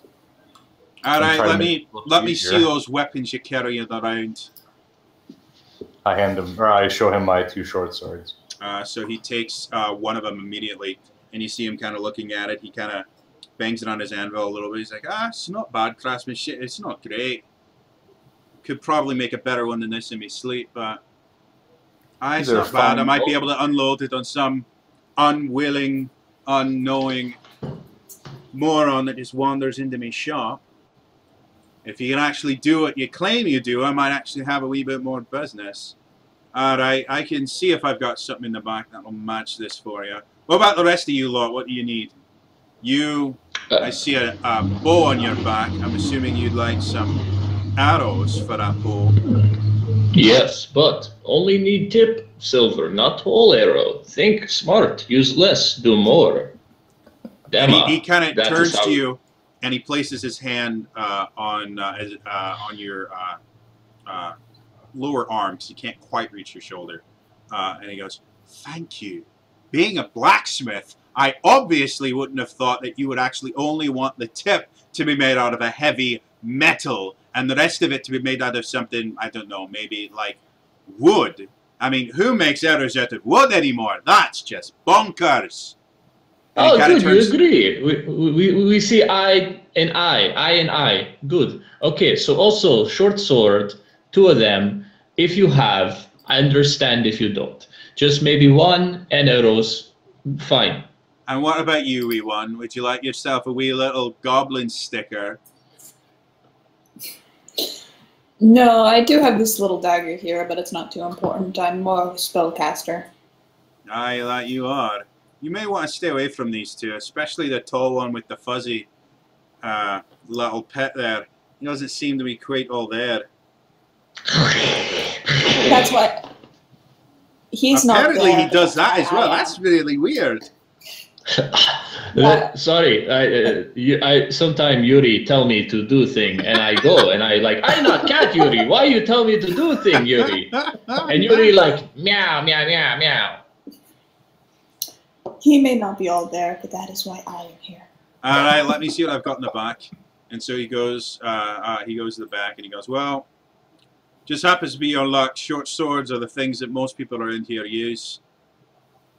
I've got a few of them, but I ain't gonna come cheap to you.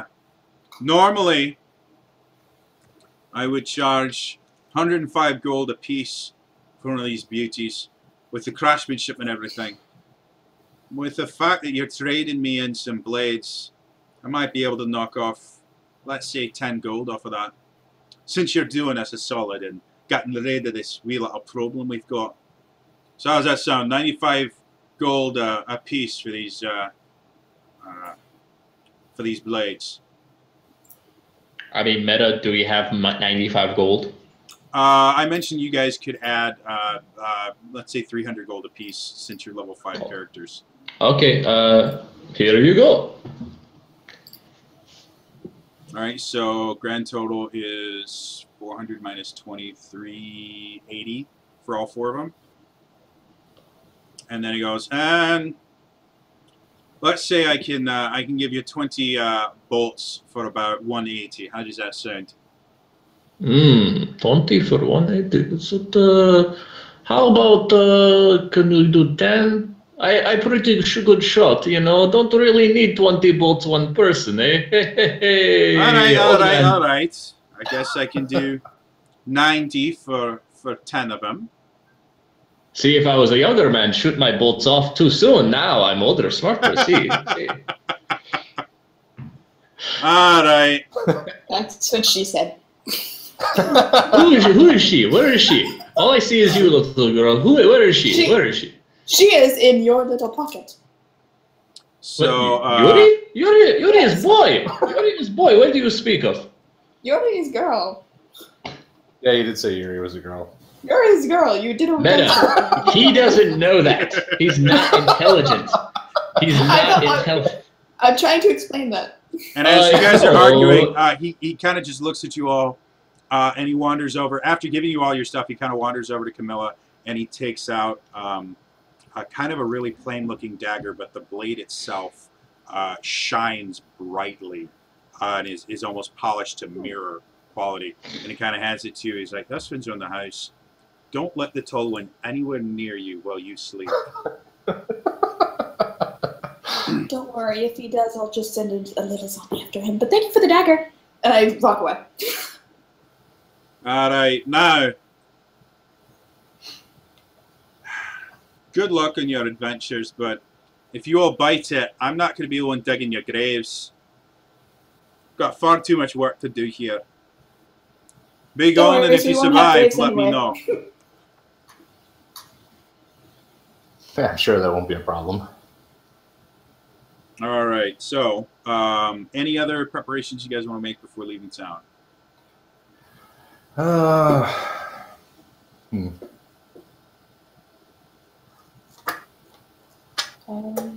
Is there a magic shop? Not in this town. It's just a little bit too small to really support anything like that. And with how influential the Church of Lathander is here, they just don't have any real need for it. Any kind of mystical services they would need, they generally tend to go to the church for that. Because I am a criminal. Yep. And I have contacts. Can I find a contact to maybe see if there's some kind of black market or? To be honest, this town is a little bit too small to be able to support a black market. If you get to a larger town, it's possible, but this is kind of like a farming community. Like the most you would find on the black market here might be, rustled cows. I mean, it's just not a big enough town to support something like that, unless you are looking for ill-gotten livestock. That may come in handy, but I think I'm going to have to pass right now. Okay. Yeah. So, does my contact know the closest There's place not even enough of an underground movement to really have a contact. Like, you've seen pickpockets and stuff like that on the streets. Kind of. Like, you've seen so few people here because they spend all their time indoors.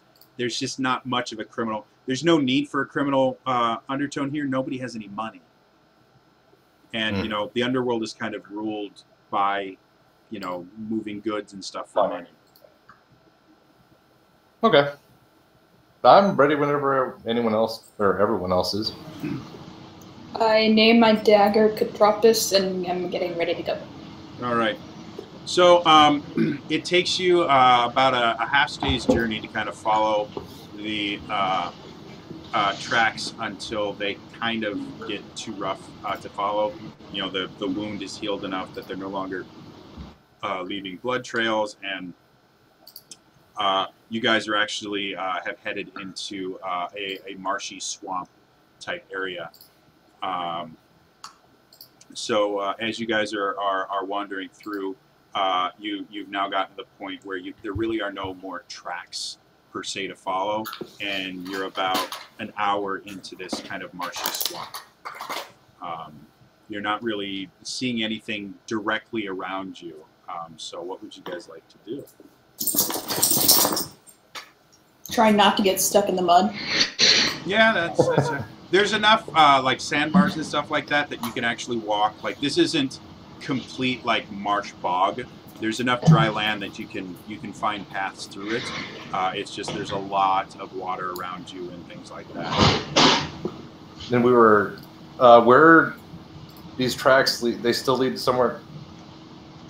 Where do they exactly lead? They're going out of town, or you followed the tracks into this marsh, and now they basically got to the point where the ground where it is firm enough to walk on is hard enough that they're not leaving any more tracks. Like, it's kind of, the places that are dry are kind of very hard, like rock-like structures, and then everywhere else is water where you don't leave any tracks. No. So you do know the direction that you've been going. They've been going that exact direction with no deviation the entire time. So based on both Meros and Dema having hunted, things like this before, you've got a pretty good idea that that's the general direction that they probably are going. They didn't try to, lead false trails or, take alternate routes. Like, they were making a beeline for something in this general direction. Okay. We should follow, but not too loud. Be like night. Quiet. Alright. Even though if they are part wolf, they probably can smell us. Well, Yuri can smell them too, right, Yuri? Yuri's asleep, so I'm just like, oh, of course. Sorry, Yuri.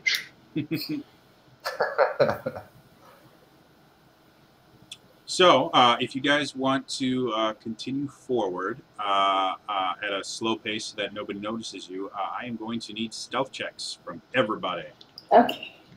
Got it. Oh, never mind. What's my stealth looking like? Let's find out. 26. All right, you're feeling good about yourself. 19. 19, not bad. Camilla? 5. All right, so even with I'm not stealthy. I can't track.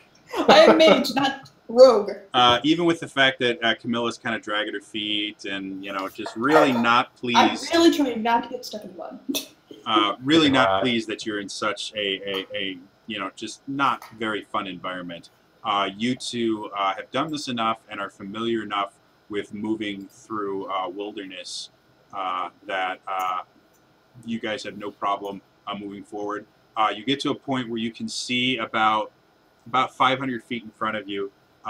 There is a what looks like a set of ruins type things. If you can call it that, you can see like the partial bits of a wall, and you can see some stones that might have been very large archways and stuff like that. But time and the marsh itself have just beaten it to the point where it hardly resembles a structure anymore. But it's very large. Like we're talking probably about 100 feet across, just this very large platform that looks almost, it kind of has almost an amphitheater type quality to it with these little structures there. From so far away, go ahead and make perception checks from this far away with disadvantage. Really, disadvantage? I roll a nat 20, you say disadvantage. Sorry. 10. Perception? Perception, Yeah. with disadvantage. 8. All right, and then what did you get, Maros? 18. 18. All right, so Camilla and Dema are looking through, and you're having a hard time seeing anything. Maros, your elven vision is a little bit keener than both Dema and Camilla's, and so you're able to pick out a few shapes.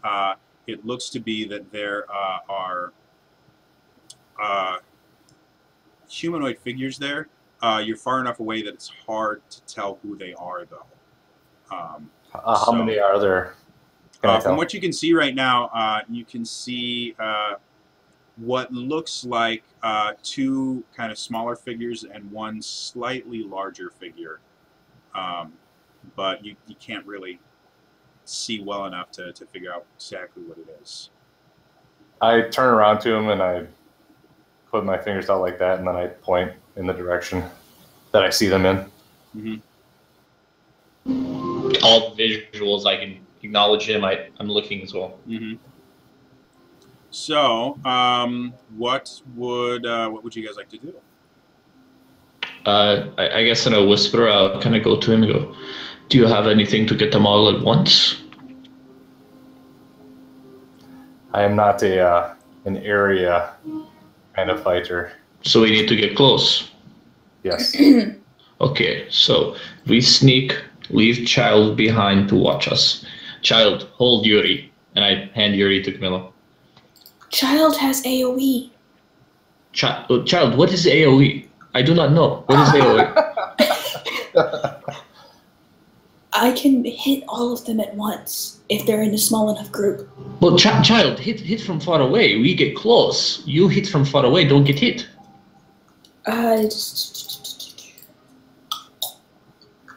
While they're discussing it, I take out my short sword and I cut my hand. Mm-hmm. And I speak my incantations and I rub the blood on my longbow. On your longbow? Are they within 150 Yeah. feet? Okay. And that is my blood rate. Okay. So you guys kind of look at him. You watch him basically cut himself, and you can see the blood that he wipes on his bow at first is just kind of there, and then it kind of absorbs, almost kind of like it starts burning, and kind of absorbs itself into the bow. The marks are still there. The marks are still there from where the blood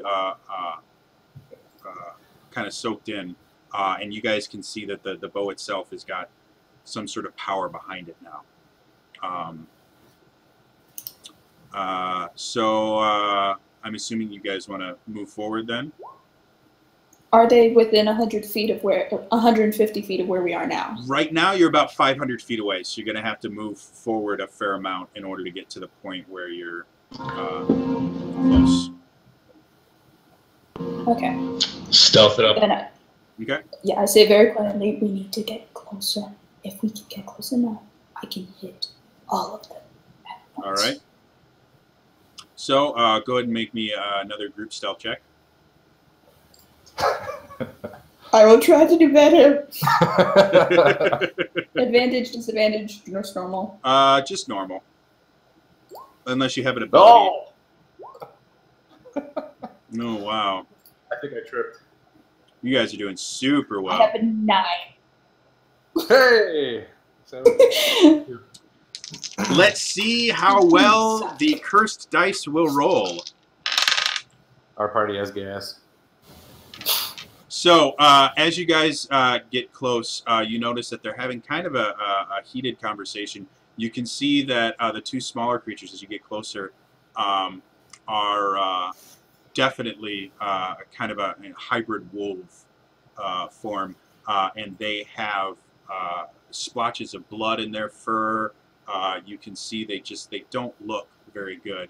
And then you can see the larger creature looks quite a bit different. The frame itself is wider and larger. The creature itself has this thick brown fur, and you can see the snout, while the wolf ones have these kind of long, almost pointed snout. This one is a little bit shorter and very ursine looking. And they're obviously having a conversation about something. And as you guys get close enough, you can start hearing little bits and pieces of it. Go ahead and roll perception checks to see if you can pick out actual words. 17. All right. So 16. Oh. You get 12. 21. Oh, 21. Oh, I'm like 1, 2, 1, 2. That's a 12. There's a 1 and a 2 in it. That looks like 12. 16. Yeah, I was about to say on my screen. Okay, because of the that looks like reversing 12. of my image. So sorry. So Maros, Devin, what did you get, Camilla? 16. 16. Oh, so you guys all here. You can hear the conversation happening.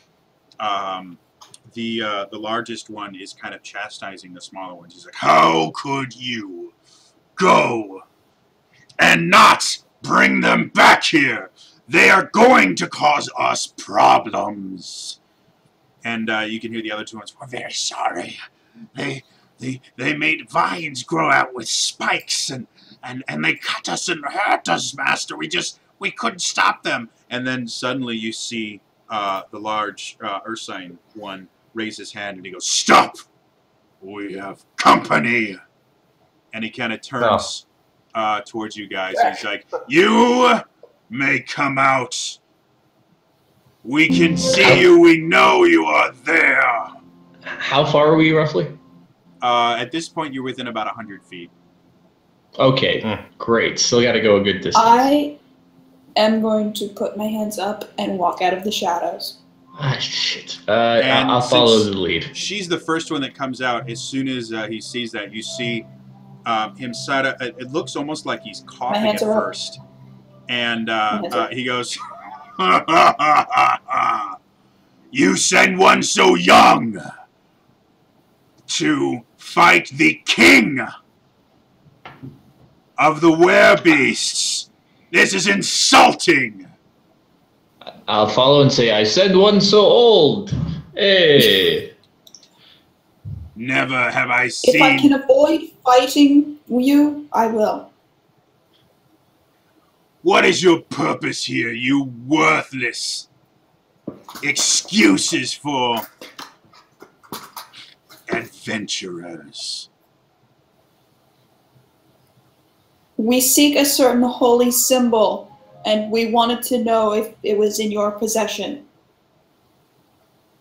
You seek the symbol of Lathander. Yes. The church has no one to better descend against me than old You were not men sent by and the- children. We were not sent by the church. Well, The town has nothing to do with this. then you are more foolish than even I thought was possible. You have wandered into my lair, and I will not give up my most prized possession to ones so weak and inferior. But you may be useful to me yet. I'm I always cast looking. Hunger of Hadar. Okay. I cast Hunger of Hadar right on the faces. It's within 150 feet. So as he's speaking, you start mumbling. Go ahead and roll me a stealth check just to see if you can do this completely without him noticing until it's too late.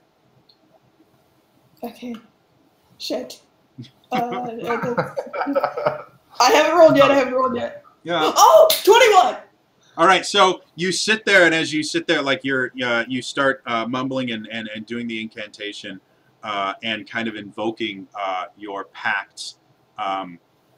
And he's monologuing at this point. You know, he's already very sure that he's going to win this. And he's like, I always have more use for expanding my ranks. Now, we will turn you into Werebeast, and you can see the gift of eternal life that I can. And as soon as he says this cloud of, if I remember correctly, this is like it's like darkness with extra bad stuff built in, right? Hunger of Hadar. 20-foot radius sphere of blackness appears amidst cacophony of soft whispers and other disturbing noises that can be heard 30 feet away. No light, magical or natural, can penetrate the area, and creatures within it are fully blinded. The area is considered difficult terrain, and any creature that starts its turn there must take 2d6 cold damage. Any creature that ends its turn there must take 2d6 acid damage. Nice. Fun!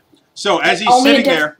Only a dex save can stop the acid damage at the end of the turn, but the beginning of the turn has to take the damage. Okay. So as he's saying this, you finish your incantation and you thrust your hands forward, and from right in front of him, this kind of small little, almost marble-shaped black object appears and then instantly expands into a large sphere, and you guys can hear this weird, almost kind of moaning whispers that are,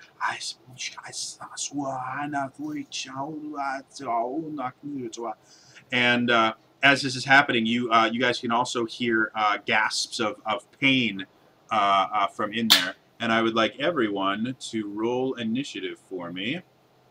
Ooh. I did something right for once.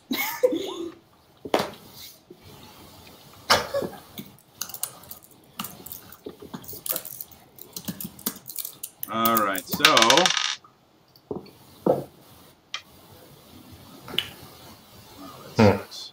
all right, Meryl, so what'd you get? 12. Dema? 21. All right, Camilla? 8. All right, so as this happens, you guys all ready for yourself for battle. Dema, you are actually up first. Okay, how close is everybody to? I mean, I know she's kind of hit a central plane, but where's everybody in relation? There's 3 of them. Are they right on top of each other, or what? Right now, all you can see is this large sphere of blackness that's about 20 foot, or 40 foot in diameter. It's a 20-foot radius. Then you know what? I'll once again create the spikes in the 20 feet leading towards us. Make it hard for them, and if they run out, hey, it sucks to be you. And that's my second level spell, and that's my bonus action. I can't see them, so I can't Hunter's Mark him. Well, nope. And Then as my other action, I'll say, "Good job. Now get behind this child." All right. Right. Next up, you hear this howl of pain, and I need 2d6 cold damage. Nice. Wow. Now I roll high. Yeah! Hunger of Hadar wins again. I have to do math. Math is hard. All right. All right. So you hear this gasp of pain, and then you see this large werebear come out of the. Not a Care Bear. Not a Care Bear, a werebear. Slightly different. Come out of the area, and as soon as he steps out, he meets. It is considered difficult terrain as well, so. Yep. It's a 20-foot radius, and he has a speed of 40 feet. So he's actually able to make it just out of it. Okay. And as soon as he does that, he steps out, immediately stepping onto the spike growth that you just created. As he comes out, you can see there are portions of his fur that have been almost like flash frozen. Wow. Flash frozen. And you can see around his mouth there is frost from where saliva and things have frozen. And you can see that he is just almost in a blind rage at you guys. So next up is going to be... There we go. Meros, actually. Okay.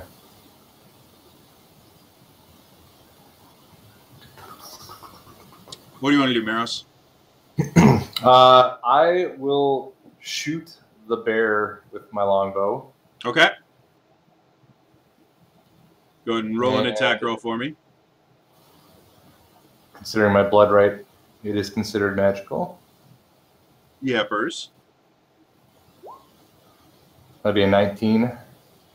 That is definitely a hit. He's a big dude in a big furry coat, so remarkably enough, he's not that hard to hit. Yay. Let's see.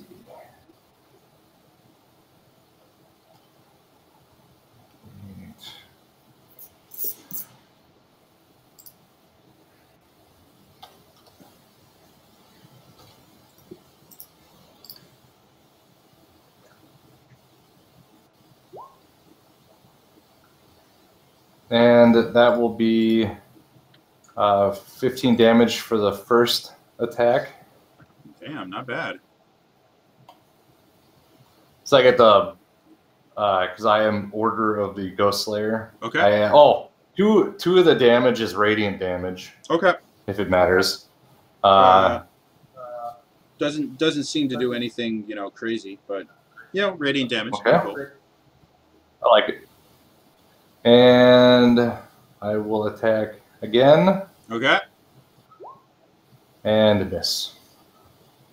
I'm assuming it's a miss. It's 7. Yeah, that is a miss. So your first arrow goes, and which rune thing do you do with your... I can't remember what it's called. You pick a thingy. Yeah, a binding. Which one did you use? Oh! Yeah, I probably should say that too. It would be Rites of the Flame. Okay. Did you add the additional damage from... Correct. Okay, so you already added that. So there's extra fire damage in there too. Cool. So you sit there and you loose this arrow, and as it flies, you guys can see like little sparks flame, and then the arrow just starts flaming. And as it hits him right in the side, and he howls in pain, and you can see it cauterizes the wound, and he just looks at it, and he rips the arrow out without even thinking, and just throws it to the ground, and starts just staring down at you. Camilla, you're going to take up the end here. Before... I will also... How far away from the werebear am I? You're now 80 feet, because he was able to travel 20. Okay, I will move back an additional 30 feet. Okay. At that point, you will start getting into the marsh itself, which will be difficult terrain. Okay, I will move as far back as I can without being in the marsh. Okay. So you'll be just you'll be 20 feet back is all the further this little amphitheater makes. You were going to say barely, weren't you? Barely. Yes. Camilla, what would you like to do? Camilla. I would like to step back about. Is 10 feet before the marsh, or is that in the marsh? You can basically just get to the very edge of the thing. You will be a grand total of let's say 90 feet away from him if you're at the very edge right now. Okay. I'm making up these numbers as I go right now, guys. So the brain is not working. So yeah, you can get as far enough away as you'd like. You're about, like I said, about 80, 90 feet away from him. All right, and I'd just like to cast Blade Ward on myself. Okay, cool. You do that, and you get this kind of feeling of almost like you have something wrapping around you, protecting you. Next up is going to be back to Dema. Okay, so how far am I? I stepped in front of her, and I cast my thing, so I'm what, 50, 60 feet?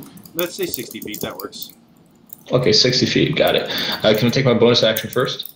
Sure. All right, Hunter's Mark, Giant Werebear. Okay.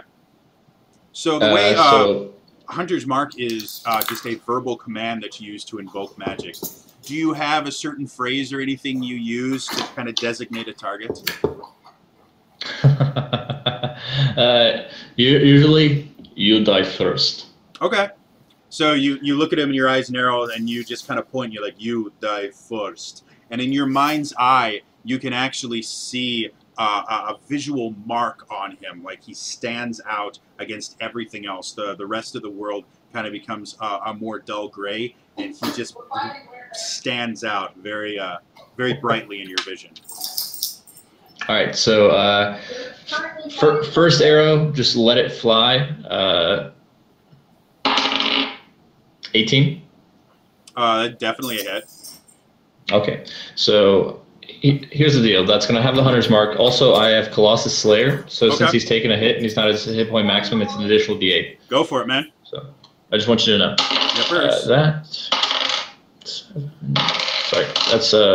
That's D6. So 10 plus 3, 13. 13. Math is hard.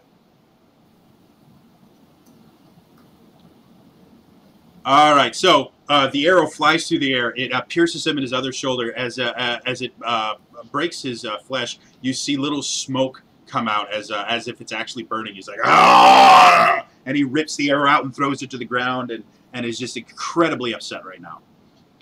And I'll say, don't worry, there's another coming soon. That one's a 25. That you actually rolled too high. So yeah, it's a hit.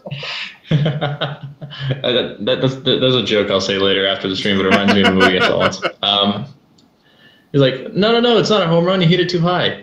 All right, that's D6. 18. Now the Colossus Slayer you can only do once per turn. Oh, you're right. You're correct. So I'll take away that additional D8, so it's 12. All right. Okay. Cool. Sorry, math is hard, guys. All right. So another one pierces him right in the lower chest, and again you see that little bit of smoke, and he rips it out and throws it to the ground, and he is now just seething with anger. Anything else that you want to do? Yeah, then I'll back up with the rest of my party and be like, "Come to me, come to me." Come to me and you'll see a world of arrows in your face now. You see him just kind of dead set, his eyes on you, and he just goes into just a barreling run, going faster than you've seen almost anyone else move, and he gets right up in your face and kind of prepares himself for an attack, but had to double move so he doesn't have any more actions. Next up is going to be Maros. Okay, oh, so by the way, did he take damage? Because he entered, and did he go the full 20? Oh, I forgot damage. That would be It's every 5 feet, right? Yeah, it's difficult terrain as well, so he's going to have twice the movement. He won't be able to get as far. Oh, yeah, he has more than enough movement to get to you, even because it's only 20 feet. However, for every 5 feet, it's a D4, right? Yeah. So you want to roll it, or should I roll it? You go ahead and roll it. You'll probably roll better than I do, anyways. Just a 2. You need to roll 4 D4. Okay, 2 plus 1, 3. That's 6, and 2, 8. 8. So he takes an additional 8 damage. All right. So he's sitting there, and you notice that he's not even caring about the fact that he's completely just destroying his feet as he's running through this. He's just so focused on you. He comes right up to you, but before he can attack, Meros. All right. How far away was he? Now he's right up. He's right next to Dema, so he's like, I don't know, about 30 feet away from you. Like, he booked it. All right. I will attack him. Okay.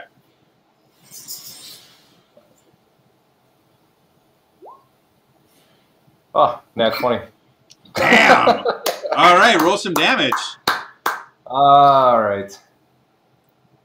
Let's see. Huzzah for the witch hunter!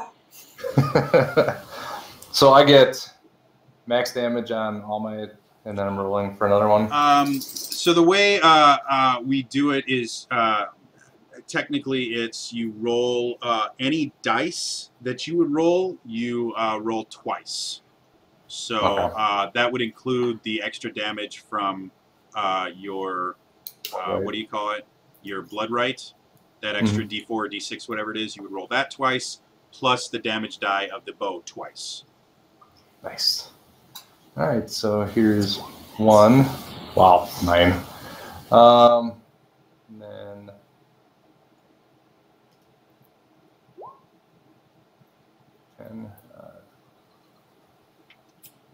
see, it would be 21.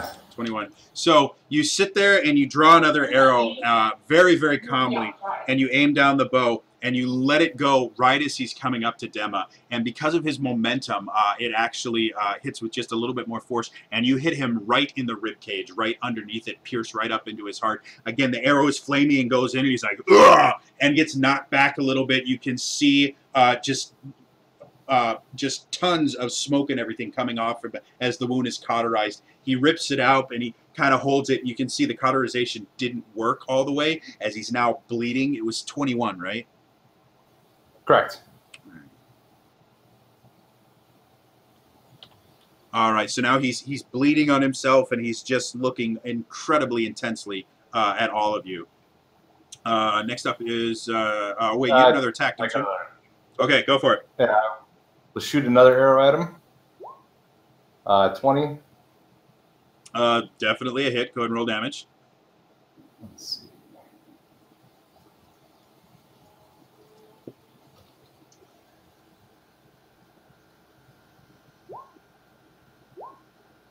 And it will be another 16 damage. Damn. It'll be 6 fire damage, 2 radiant damage, and then after that I will back away from kind of circle around what's him. going on. Yeah. Okay. So Sort you're of. still on Not kind of towards solid. the other two. So you're still on solid ground, but you're creating some distance. Mm-hmm. Okay.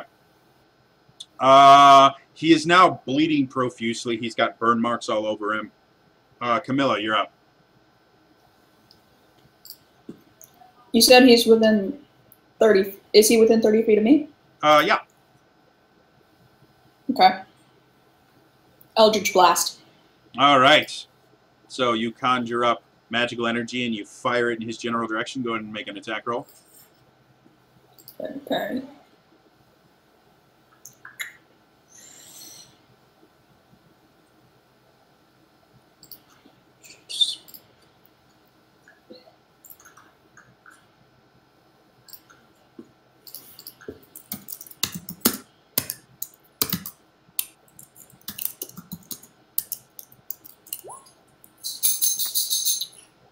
That's so 14 total. 14 total. Now, if I remember correctly, Eldritch Blast at level 5, you get 2 of them, right? Yes. All right. So is that just from the first one, or is that both of them that hit him? That would be the first one. Okay, and how much was it again? 14. 14. Math is hard. This is not going the way I expected it would. Cool. All right. So you stretch your hand out, and this glowing green orb of force just launches from your hand. It connects with him right in the face, and he kind of gets knocked back, but he catches himself again. He's now bleeding from his eye, looking really rough. Okay. And for the second one, that's like 21. 21. Another very solid hit. Go ahead and roll damage. So both damages together.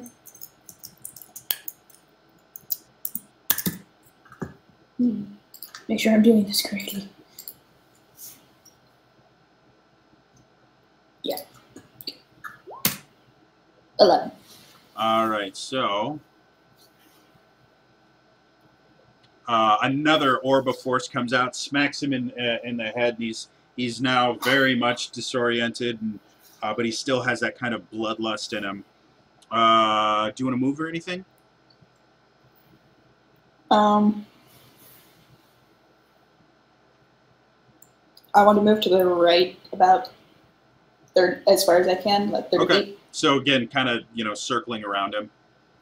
Yeah. Okay. Creating advantage, so he's in the center. And then it goes to Dema again. Seeing how beaten up this fellow is, I will end this for you, friend. And do I have time to draw my 2 short swords since he's coming in close, and a bow really is not smart? Yeah, sure. Drop the bow, draw the swords. I'm fine with that. Cool. First strike. 15? 15's a hit. Okay, cool. So I'll have the Colossus Slayer damage on that one. Okay. So that's 6 for that. D6. 2 plus 3. Math. 11. All right. So you come in and you just kind of thrust in as he's coming at you. Sorry. Hunter's mark. Sorry, I forgot. 14. 14. Okay.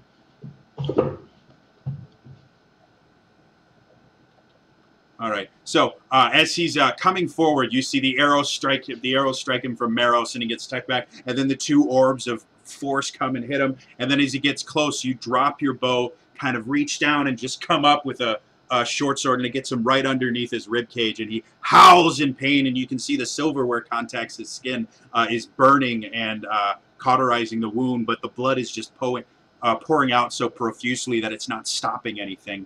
Go ahead and roll your second attack. It'll all be over quickly.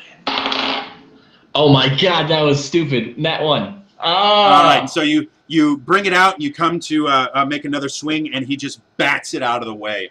And then he comes to attack you, and he just takes both of his claws and comes with 2 swipes right at your head. Well, one of them you can ignore. The other one, though, and for the second one, I'm going to add my defensive duelist feat, so make that a 17 for my AC. Well, it's a 20, so... Damn it! So he comes and takes a swipe at you, and you sit there and you bring up one of your short swords, and it goes straight through and claws at you and does... Where are my dice? I need dice. There they go. Okay. 8, that's 12... plus 4, 16 slashing damage, and just goes through and gives you this deep, deep cut from his claws. Got it. All right. Okay. Next up is going to be Meros. All right, I'm going to attack him again with my bow. All right, go for it. Go ahead and roll your first attack. 20. That's a hit. Go ahead and roll damage.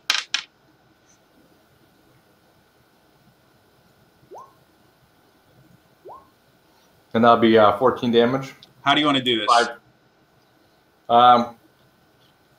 I will pull back, loose the arrow. The arrow is going to fly straight through, hit him right in the side of the head, and come out the other side. Okay. So you sit there and you kind of look at him, and you notch another arrow, and you start kind of strafing around as you pull it back. And you sit there and focus on him and let it fly. And as it goes, it erupts into pure fire. The entire arrow itself is engulfed in this flame. And it goes and it connects with the right side of his skull, right at the temple. And you can see Dema in front of you. You can see his eyes go wide in pain and agony. And then the arrow itself goes straight through and bursts out the other side. And you can actually see, Meryl, from when you're standing, this cauterized hole that goes straight through his head. And Dema, you're watching him. Your eyes, you can see his eyes go wide, and then they just kind of fade into blackness, and he falls to the ground dead. Oof, that was close. So after that happens, the large area of darkness that you created before eventually dissipates, and you can see the frozen and eaten away corpses of the two werewolves in there. They were apparently so damaged from before pushing them so hard, pushing themselves to get back, that they weren't able to survive being in there long enough to get out. You do notice that they moved about almost to the edge of the sphere before they died, though. Oh, then they would have met the vines. So, after kind of surveying the area, you guys look around, and you can see that this place itself, you don't see anywhere here, like you don't see the holy symbol that you were looking for. What would you guys like to do? I will look about my company. So does anybody else have ideas? We could try to detect the evil again. Is the bear still a bear? He's now slowly kind of changing back into his human form. He's wearing nothing when he gets to his human form. But again, you guys are basically in ruins here. So there are a lot of places it could be. Okay, so this is I will try something. Primeval awareness, if I could. Sure. You're. What are you looking for? Well, we're looking for any sorts of evil, right? So well, technically, undead. that was the evil that you were looking for. Oh, so there's no more. I can't sense anything else. You can tell that there are other lycanthropes, because it's up to like, what, 6 miles or something like that, right? One for each of my levels, so 5. 5, okay, so 5 miles. You can tell that there's other lycanthropes in the area. They don't seem to be getting closer to you at this particular point in time. So, you can take solace in that. Good. Again, the area that you're in, there are some pillars around. There's, the ground itself is covered in a fairly thick layer of moss and some bones and body pieces and things like that. Obviously, they have feasted in this area before, so. That's, may I do perception and try to find anything? Sure. Go for it. All right. 24. Nice. So as you're looking around, you can see towards the back of the kind of amphitheater place that you're in, there is an area where the moss looks like it's hasn't grown there, that it was actually placed there, because it doesn't look like it's growing out of anything. Investigate. Okay, so as you get over there, you notice that as you move it away, there is what looks almost kind of like a smaller, kind of sarcophagus-looking type thing. that's made out of stone. It's fairly heavy for the size. I mean, it's you're only talking about maybe like 3 foot by 1 foot wide, like stone ornate box. But it's got a fair amount of weight to the lid of it. Meadows, help. I don't want to pull my back here. I have a crowbar. Oh. Always got to have a crowbar. I'm a criminal. I mean, yeah. So, what? Okay, interesting crowbar. So between the two of you, I'm going to need athletics checks. Okay. Meryl, with the crowbar, you can do it with advantage. It's funny. I don't put too much into this guy's strength because he's old, and he rolled a net 20. Not bad. What'd you get, Maros? 7. So Maros gets up there, and again, being the witch hunter that he is, he's fairly solid muscle. He takes his crowbar out, kind of like shoves it in. You see him like, and he's just like putting all of his weight behind it. And this thing, even if it was made of incredibly dense stone, it still seems heavier than it should be. Like, this is very, very weird.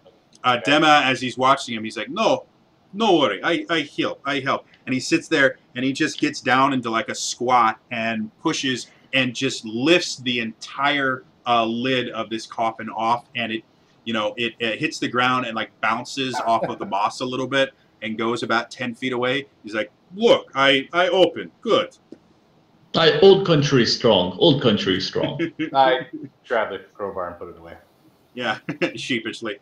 Inside, you guys can see what looks like the remains of a hilt of a very large sword. And you can see the blade itself on the sword has been broken pretty extensively to where it only goes about a foot above the hilt. And right kind of emblazoned into the hilt is this symbol that you guys recognize as the holy symbol of Lathander. And as you guys look at it, it actually is glowing and almost pulsing with this faint golden light. Would you like something, little girl? Little girl, you're muted. Speak, little girl. I'm trying to listen. Sorry, I'd like to investigate to see what that thing is about. It's obviously a holy symbol of Lathander that has been kind of blazoned into this great sword, and it has energy coming from it. If anyone would like to make a religion or arcana check, I guess both could work. You may be able to find out more about it. So are there plus 3 or plus 6?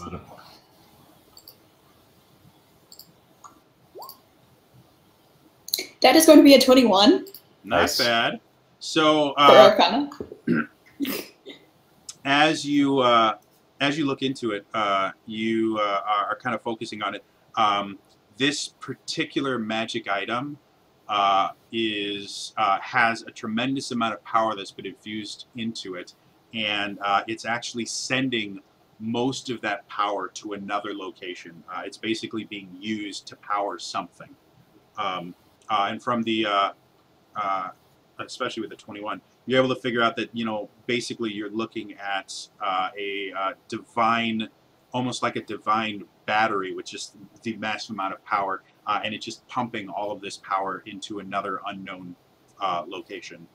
You kind of assume it must be the barrier that's around Castle Ravenloft. Okay. Is it possible for me to take it out of the sword, like just have the holy symbol itself, or do I have to take the whole sword with me to take the symbol? The symbol itself has been fused into the sword. It looks like at one point it was designed to be detachable, but due to mishandling and things like that, it looks like it has actually been melted into the sword now.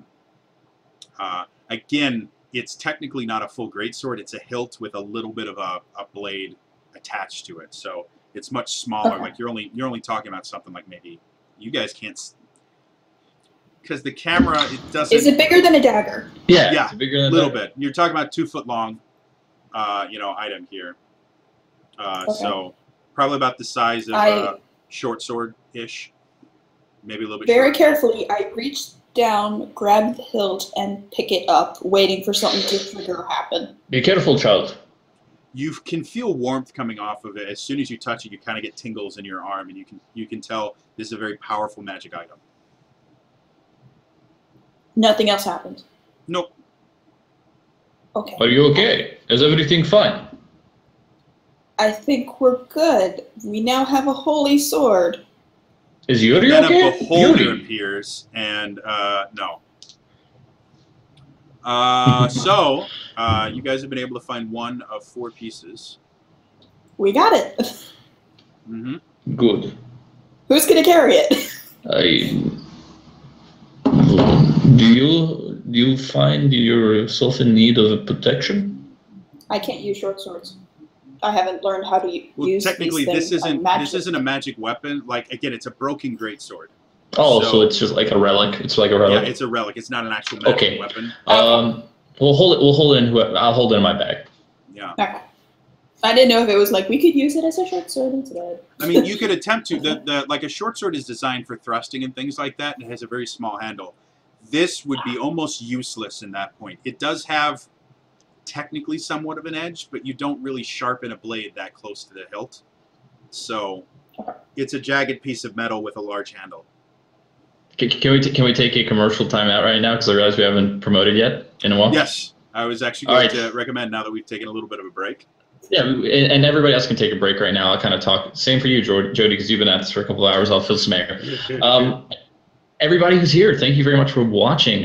We're not even halfway through, to be honest. We've still got hours to go of this nice 8-hour session. And I just want to remind you that what we're doing is for charity. This is for Extra Life.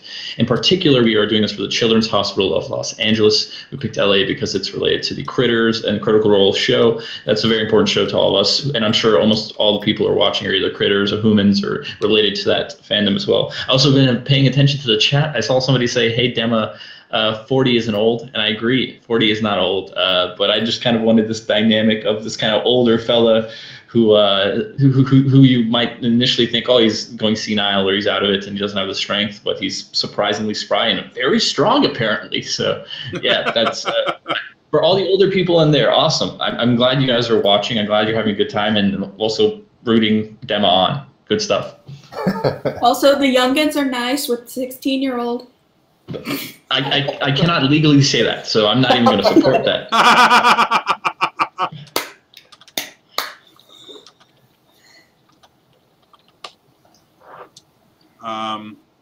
So yeah, real quick, go ahead and I need to just very quickly step away to take care of the fact that I have nothing left to drink, and I will very soon not be able to speak.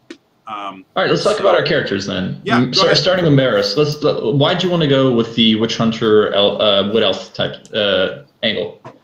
The wood elf was just for stat reasons, nothing else. Fair enough. But the witch hunter, I saw the whole the video where they kind of played it with Vin Diesel, so I thought it was very interesting and had something I've never done, so I was like, why not? Let me find out how it is. And I was going to go the other route. Instead of going more to the ghost hunter, I was going to go, I think it's mutant, or whichever one that has the potions and stuff. Yeah. Mutagens. Yeah. I was like, like all of them sound pretty fun, but the first one sounded more like an Eldritch Knight where it's casting and stuff like that. I was like, I want to kind of stay away from that. And is this a character you typically like to play? Do you like to do elves and like to get in the fight with possible casting or what? Well, normally I've always been kind of a melee based, either monk, barbarian, paladin, something like that. But this kind of like my eventually character is a sorcerer, so cool. This is a little different than what I'm used to playing. But I'm trying to try something a little different. Very cool. Now we'll switch over. Camilla Greywalker. Why Camilla? Well, this is actually only my second real serious D&D session outside of my regular campaign, and that was the first time I'd ever played D&D, like, actually seriously, because every other time it had been just like, let's go in Pathfinder, let's have a weird space adventure, let's kill her while she's standing in a space Spencer's. Yeah, kind of stuff with my friends, and it was just jokes. But it's in the first campaign I did. I'm currently playing a bard, which as soon as we had our warlock in the group and got to our first fight, I'm like, I made a mistake. I should have been a warlock. This is more fun. I like damaging people. Oh, you don't like being bards? Well, bard can be really fun for RP reasons. It's just my character is extremely weak. Yeah. So I really wanted to get into the warlock class because after I started reading up on it, I was like, yes, yes, yes, packed with crazy old gods, yes. So I kind of started with just wanting to make a warlock, and then I came up with a backstory for her because I like writing, so backstory is more important to me. And I just kind of like, what if she really likes undead things? Yeah. And what if her god is all about life and death? So I have and you need a talker with druidcraft. You need a talker. You need a role player in a group, especially when you have, and I'm not breaking the fourth wall here. I'm not very smart. Demo's not very smart. He's also not very charismatic. I don't know how charismatic Maros is as well. So like, our answers would be just to bop people over the head or like kill things. So we need somebody like Camilla. It's always good to have. Yeah. And I know people. Whereas Camilla has 19 charisma. Yeah, there you go. Boom. Nice. Not bad at all.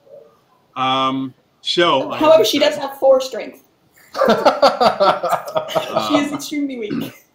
So, just to kind of start getting us back into the adventure itself, I just want to kind of finalize with some kind of cool things that we've discovered about the group. We've got close to, I think, about 40 different people that are involved in this, that are all working really, really hard to make this as successful as it is. We've got the people over at the Critters Community Twitch channel that have been helping out with this, and will be streaming on their channel after this adventure. We've got all the DMs that have put in a ton of time and effort into doing this. I think about half of the DMs that are running games for this 48-hour live stream, this is the first game they've run.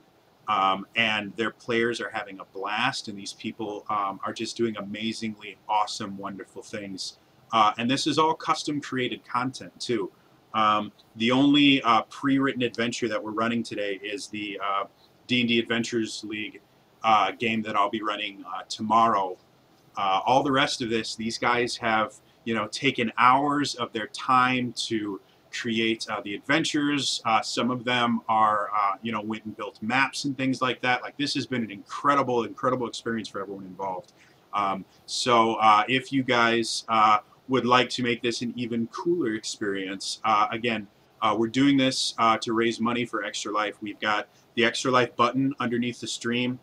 Click on it, takes you right to our donation page. They have recommended donations to make it easier on you, or you can put in a custom amount.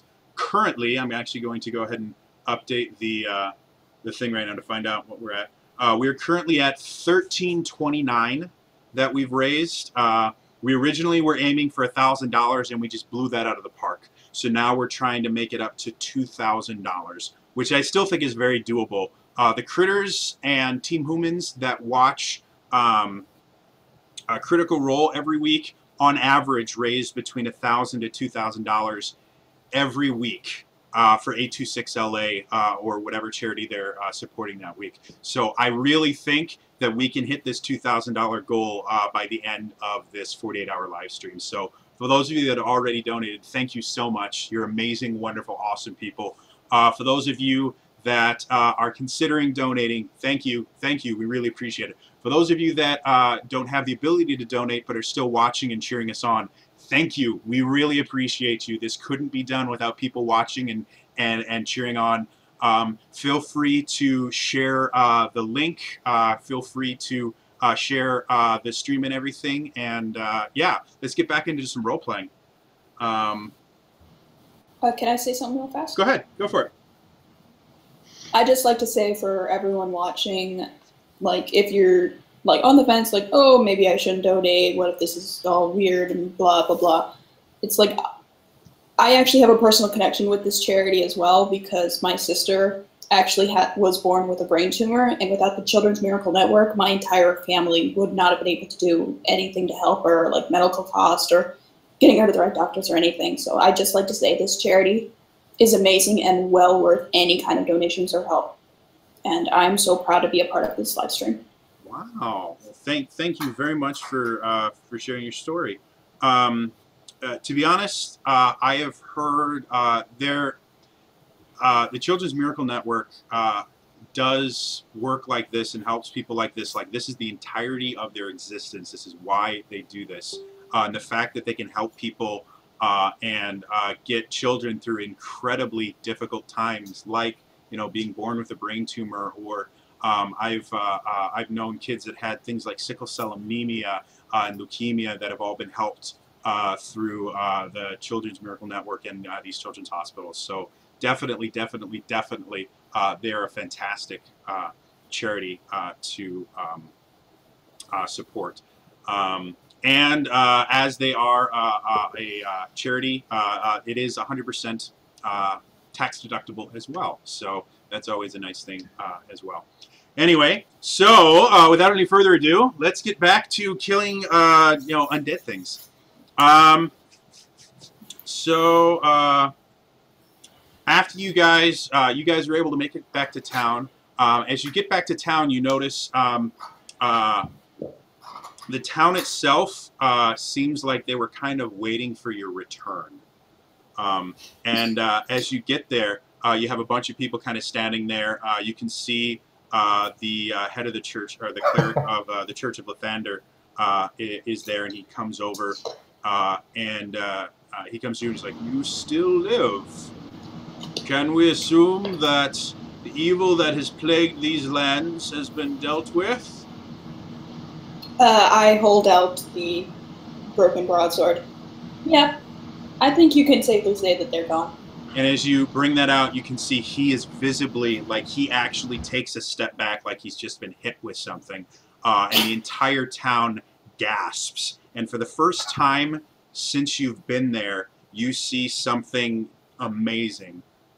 There's a woman towards the back, the barmaid that you met earlier. She looks at you guys and she smiles. And this is the first smile that you guys have seen anywhere. And that oppressive feeling that you've been feeling the entire time you've been in this town, it almost feels like a weight has been taken off your shoulders. And you can actually see everyone in front of you starts to stand up just a little bit straighter. And you can see some of them are hugging each other, and some of them are openly weeping. Other ones are just kind of crying out in kind of victory. The cleric comes to you and goes, "Please join me. We must discuss what it is you've done. Please join me at the church. Join me." And he kind of ushers you guys back into the church. And we my mouth follow. is very, very dry. Oh. So I raise the sword up as we walk. So as you guys do that, he comes in and you guys get into the church, and he kind of very haphazardly closes the doors behind you, which is another thing that you haven't seen thus far. Normally, as soon as anyone gets into a building that you've been here, they close the door, they make sure it's locked, everything. And he just very lightly closes the door and gestures for you guys to kind of sit in one of the pews, and he goes, This is phenomenal. We have not had the light of hope in so long. I don't have the words to thank you for the great deed you have done for this town, but I would like to do something for you, to give you something to pay you back. He stands up fuller, and you can now see what used to be this frail kind of almost broken old man is now standing at his full height, and you can see in his prime he was probably a very powerful cleric. He turns to you, he's like, "I have the ability to bless weapons. Though my glory days are behind me, I would offer my services to one of you I do not have the power to do much, but if one of you has a weapon, I would bless it to make it more powerful and specifically tailored to fight the evil in this land. I look to friends and go, anybody want a holy dagger or arrow? No? Okay. I mean, I wouldn't mind it, but I don't know how that would react with my blood right. Yeah, I do. I'm happy with my silver dagger anyway. Well, Ranger, you have a I do. have a bow. Present your bow to me. And so he takes it, and you notice that he holds it in outstretched hands, and he starts closing his eyes, and he starts mumbling. And you guys can feel a warmth that you have not felt since beginning your adventure. You can see the bow itself starts to glow, and the holy symbol that he wears around his neck starts to glow very, very bright, and starts to raise itself. And soon the light is so intense that you have to shield your eyes, and you guys are just feeling this intense warmth and heat coming from it. And then you notice that the bow itself looks like it's just bursts into flames, but the flames themselves are not damaging the bow or anything, but they're completely enveloping it. And then you notice that the string that is the bow has been strung with starts to catch, and the flames actually completely burn the bow away, burn the string away. But you notice that the bow, normally if you would unstring it, it would stretch out like an unstrung bow would, and it hasn't. And the string itself is replaced with what looks like just a beam of pure light that goes there. And after this entire ritual is done, the bow very gently kind of settles back into his hands. He opens his eyes, and you see the string itself fades from the glowing light that it was to this golden thread on the back. And he hands it to you, and he says, "Any arrow shot from this bow can be enchanted to do radiant damage. It will strike true into the hearts. It will strike with radiant power, and it will strike true into the hearts of your enemies." And mechanically, it is now a +1 bow.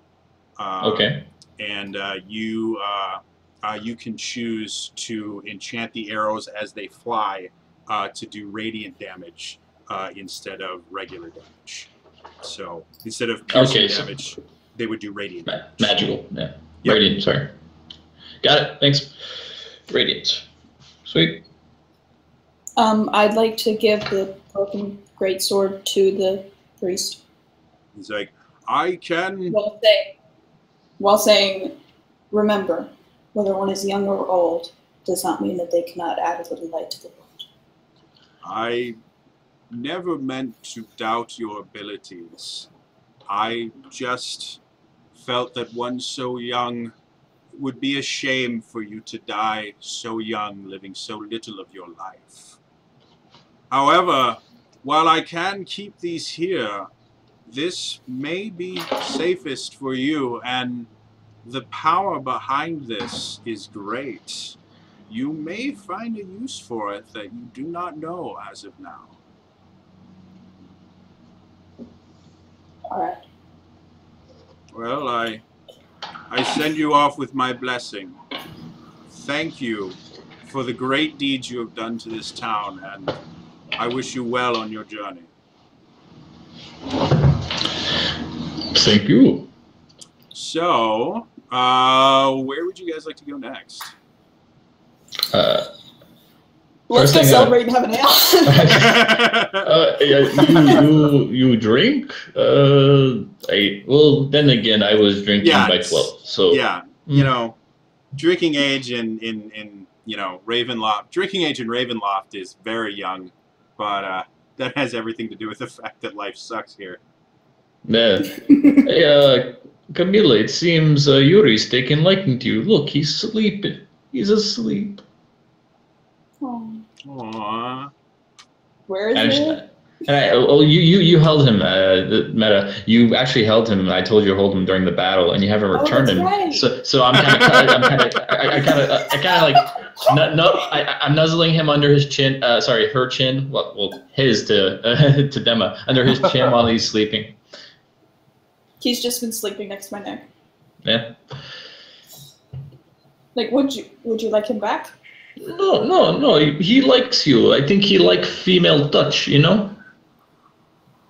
Okay. All right. So, okay. So, what are the rest? What else do you guys want to do?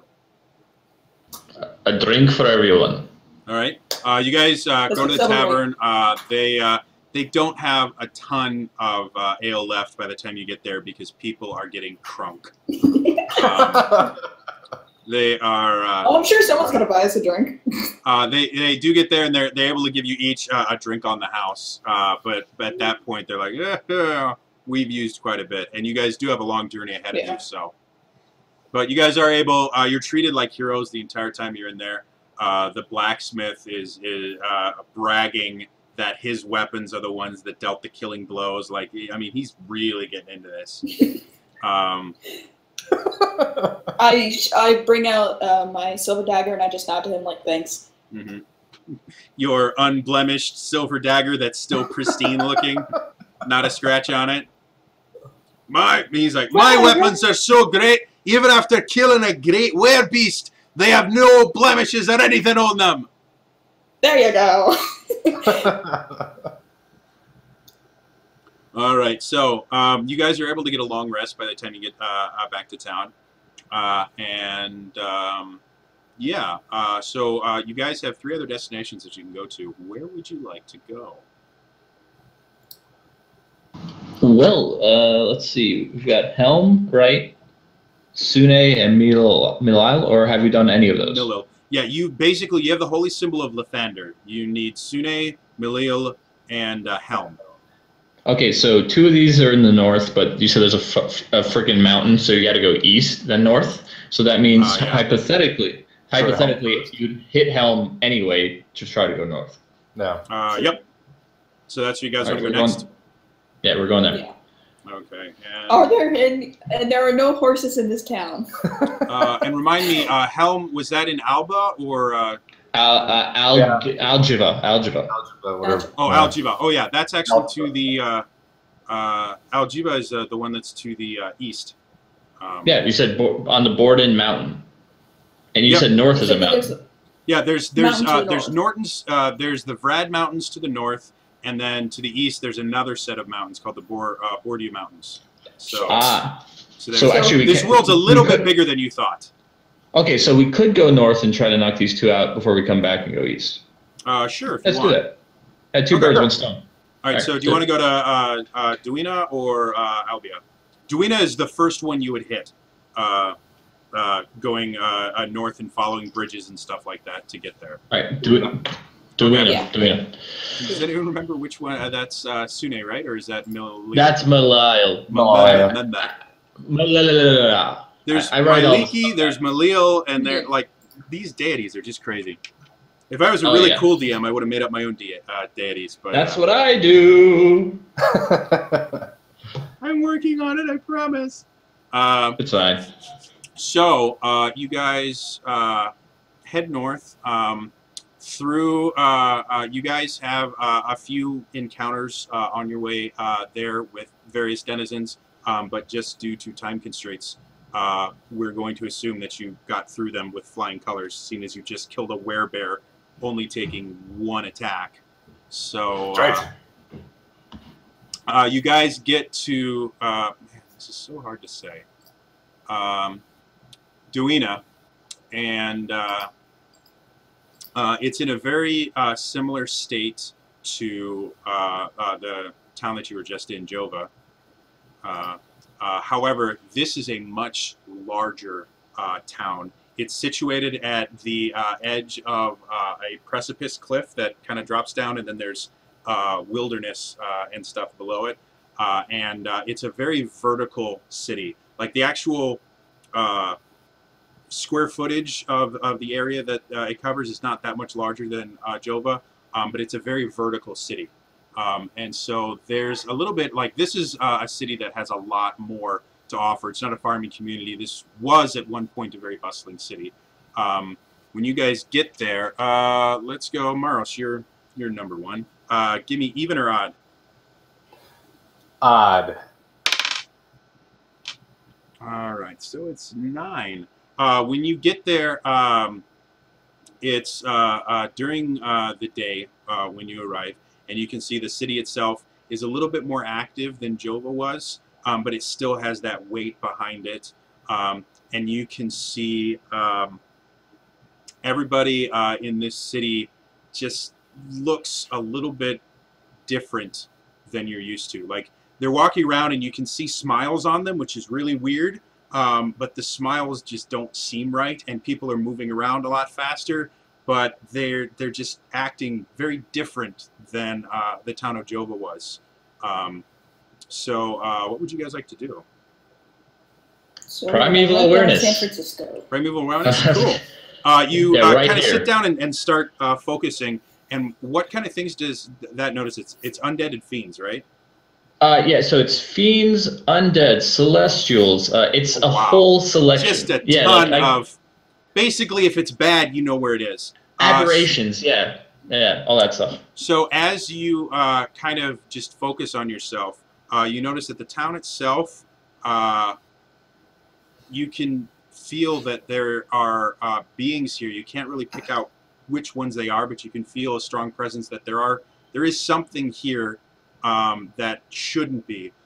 But you feel a much, much stronger presence to the northeast of town. Just almost to the point like it's a beacon of just something wrong. So there's a few presences here in town. You can't really tell exactly where they are, but you definitely can tell there's something here that shouldn't be. And then over there are massive bad things happening over northeast of town. You have no idea what's there because you can't see it, but just very strong feeling of something bad. There's something big in northeast. We must find out what before we go. So as you do this, somebody actually comes over to you and goes, "Hello, welcome to our town. You are our first new visitor in a very long time. What can we do for you?"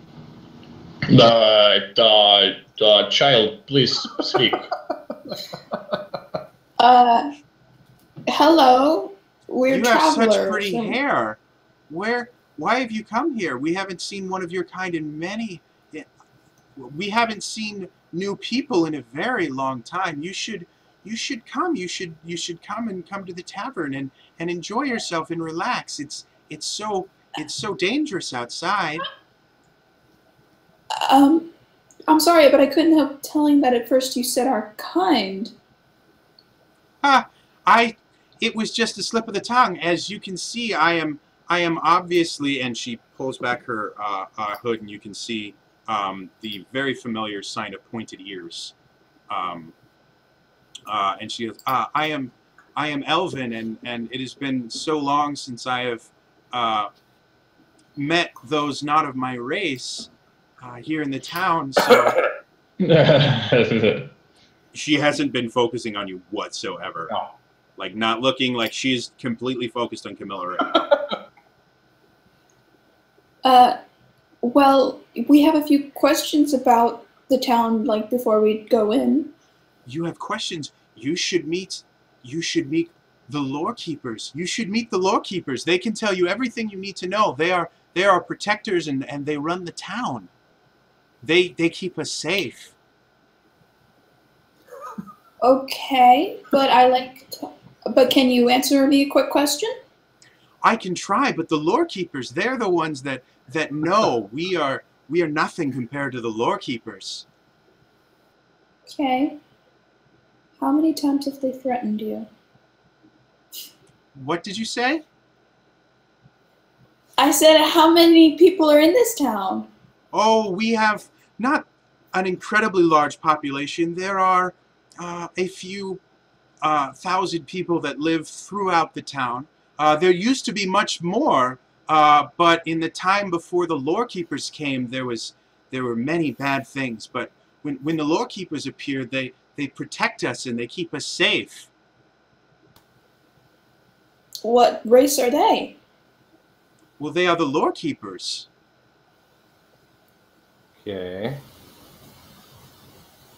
They keep the lore. They know everything that happened in the before times, and they know everything about the town, and they keep us safe. They are our protectors. All right. And where are the lore I can take you to keepers? meet one of them. Their temple is nearby.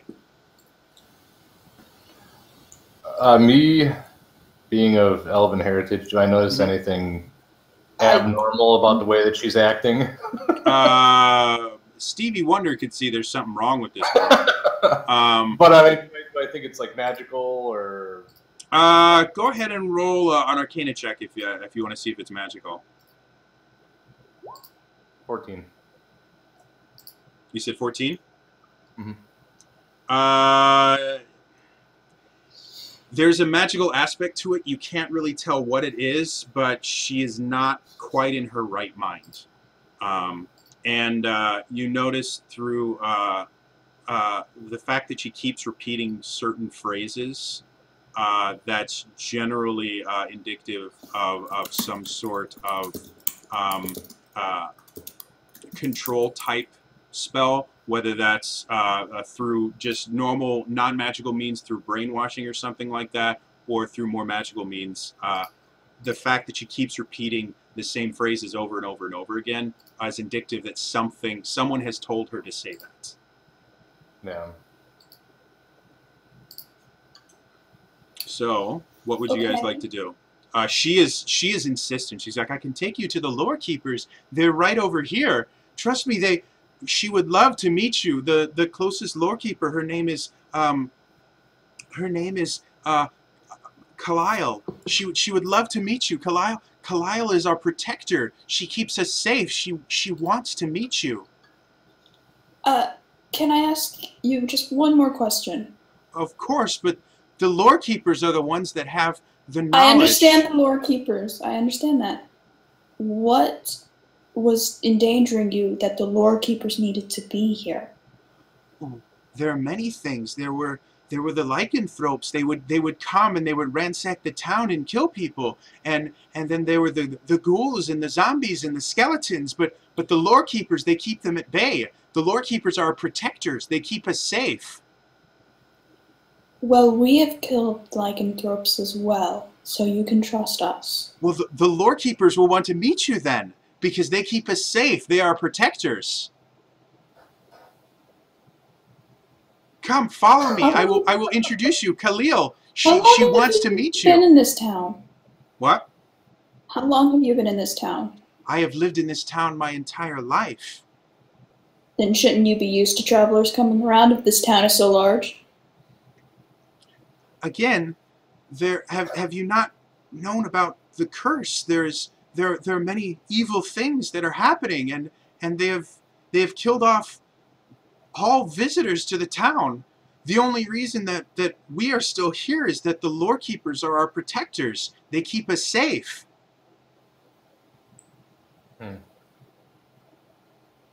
Maris, what do you think? I don't like the sound of it, but I think we kind of have to go. I am curious about this. I'm curious to see who these lore keepers are. Yeah, me too. Well, come with me. I'll take you and I'll let you meet Khalil. She is one of the lore keepers. She keeps us safe. All right, take us to the lore keepers. And so she kind of brings you through town. Every person you pass by has a very similar reaction. They smile, they greet you. They're like, it is wonderful to see you here. Are you going to meet the lore keepers? The lore keepers are our protectors. They keep us safe. And, so I've heard. And by the time you get there, you have a little bit of a following. You've probably got about 10 or 12 people that have just kind of followed to watch you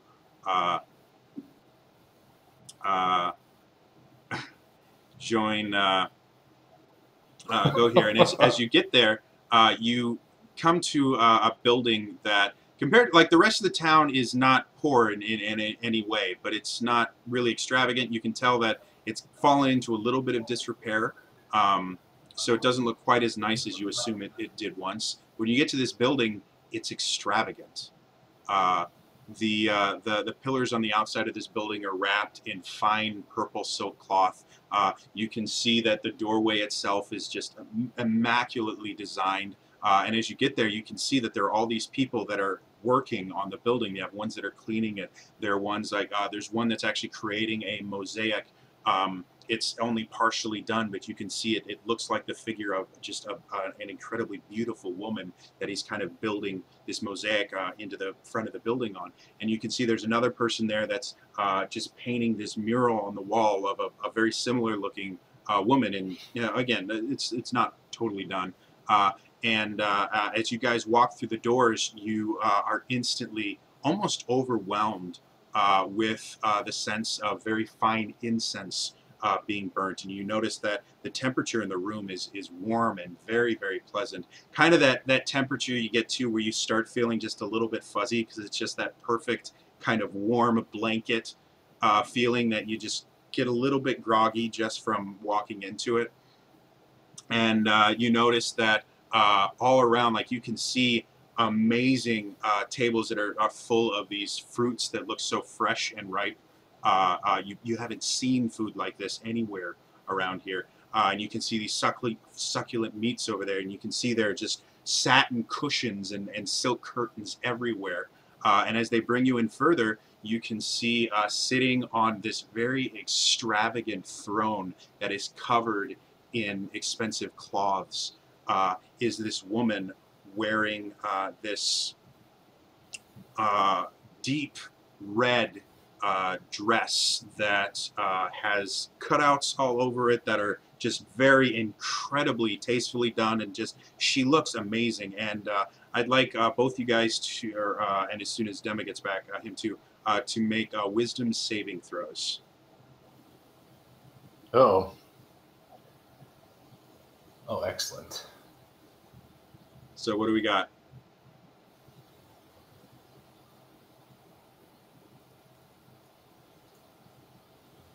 Ha, 16.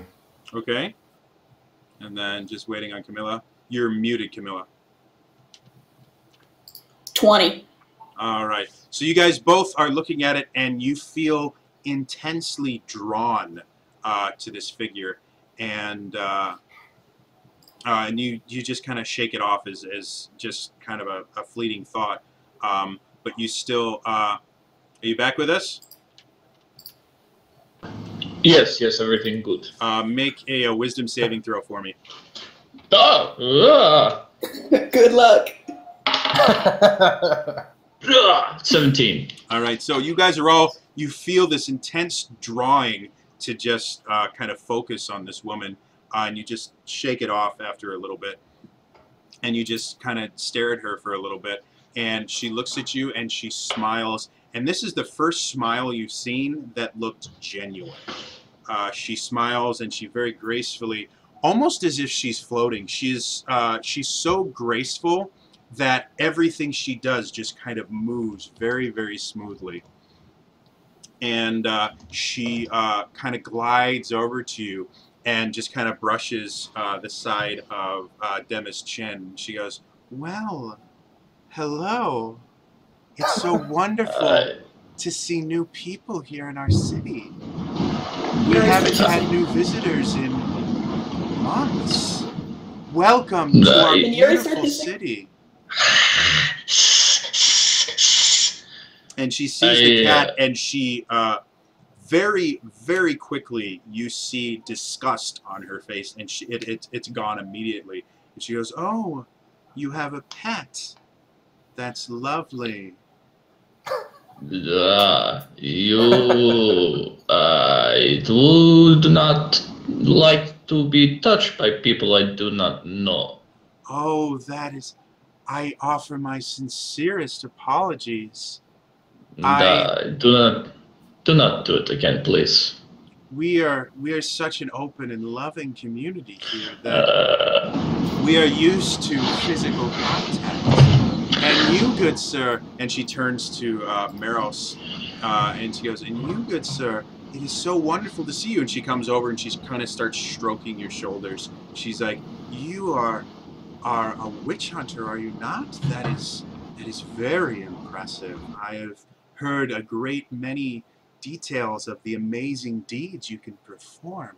We are very happy to see you here. I'm happy to be here. Well, you must allow me to throw a banquet in your honor.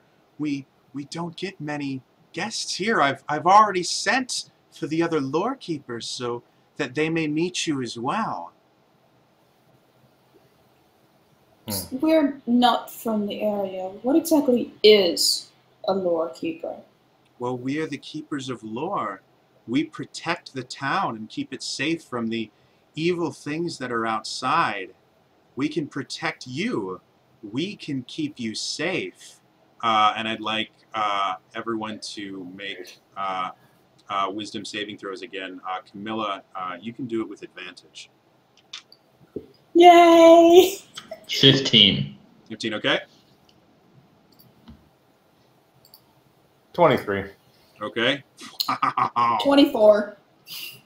So you 24. guys can feel this intense longing to feel safe. Like you guys are suddenly very aware of the fact that you have been living in a constant state of fear since you started this adventure.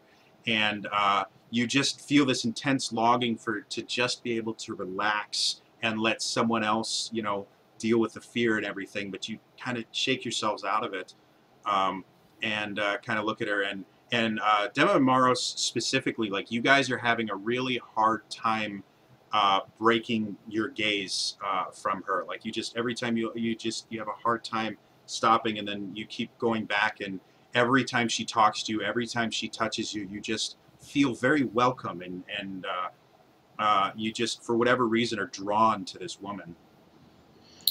Okay, I put up 3 fingers and say, I want to say 3 things. Okay. 1, stop touching my boys. 2, you can stop whatever spell you're trying to use. And 3, we can protect ourselves.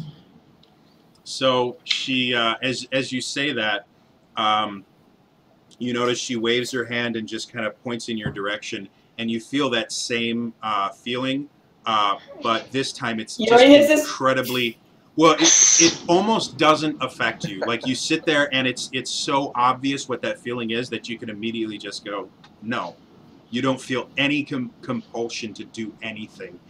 And Nice try, her mannerisms change. She's like, I thought we'd have an issue with you. I can see that your power is not your own. Normally the dum-dums over here are on me in less than a minute, but you seem to be different. Well, not sure how I feel about that. You guys have go ahead and roll perception. Go ahead and finish it. What was that? Just a perception check, if you would be so kind. Okay. okay. 20. Crit. Do I get advantage because I can see through the crap? You're actually not doing a perception check on her, so no. Oh, no, I'm not. Okay, never mind. 25. I crit. 18. You guys are just doing crazy. I know, right? Like even when I play as a DM, I don't do this well. So a lot of like encounters that should be like really rough sometimes, I'm like, and he misses. How's that happening? He's a boss. Give me just 2 seconds. I gotta look this up real quick. Okay. All right. I'd also like to do use my Hunter's Bane and check to see if there's any fey, fiends, or undead in the area. Yep. Cool. While we're doing that, we can remind everybody that this is for charity. We are supporting the Extra Life cause. In particular, we're supporting the Children's Hospital of Los Angeles. It's a great cause. We chose Los Angeles in particular because of it's the location where Critical Role is being held, and we're all big critters and humans and all those things. So again, if you're new and you don't know this, and I haven't heard me say this 100 times already, link at the bottom of this page, just further down the page, where you can go to donate if you have the means to. Otherwise, keep watching, keep supporting us, and thank you very much. right. So,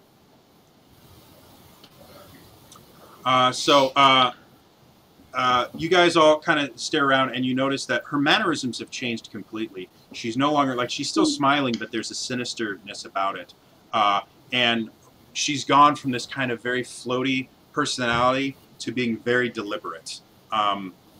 You can tell she walks with purpose. She's incredibly confident, and she's walking around. But as you look around, you notice that the mannerisms of the other people in the room have not changed at all. They're reacting like she is still the exact same way she's been acting the entire time. If it wasn't for the fact that you were looking right at her, you would assume that she's still talking very nice and serenely. So she wanders away. She's like, so, I just get this bad feeling that you guys are going to be a pain in my side, aren't you? Well, if you can point us in the direction of what we're looking for, we will be no pain to you. I'm just letting you know that I protect what's mine. Listen, honey, you don't got to play all high and mighty with me. What are you here for?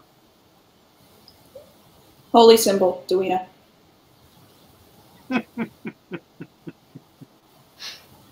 You have no idea what you've gotten yourself into, have you? But that's the fun part of everything, isn't it? I like you, kid. I really do. It's a shame that this is where your journey has to end, because Eldritch Blast. as you do that, before you do that, Eldritch Blast. since you two are not currently engaged, go ahead and make Maros and Dema. Go ahead and make perception checks with disadvantage for me. Okay. Shit. Oh, my nat 20 is wasted. You guys have been getting crazy awesome things recently, okay? It's going to make you feel worse, even with the disadvantage. 22. Okay. Thank you, Dema. Thank you. Sorry. Give me No, just thank 2 you. seconds Thank here you. to make I sure love I'm you not even gonna- more now. Thank you. Yeah, that'll be fine. That'll work perfectly. All right, so you guys don't like it when I start saying stuff like that. I know your feels, Jody. I know your feels. So what ends up happening is you two notice that while this conversation has been happening, another person has shown up at the entrance and has entered behind you guys without Camilla noticing, because she's so involved in this. And so as Camilla kind of reaches back and brings forth the Eldritch Blast, the other creature immediately starts to prepare to attack, as well as the one in front of you. And you notice that as this happens, the form changes. They're still very feminine, but you start noticing that their skin takes this very lilac hue, and their hair, which used to be this very bright red, turns to a dark, almost brick red, and you can see from their back these leathery wings just sort of sprout out. And I'd like everyone to go ahead and roll for initiative. And I'm going to go that one, that. All right, and then I have to actually roll for initiative as well. I shouldn't laugh because now I'm going to get like a 2. Still better than a 1. All right. What do we got for Maros? 17. Dema. 14. You said 14? Correct. Camilla? Guess what? You got a 1. Excellent. I got a 1. I was talking so much smack, and then I roll a 1.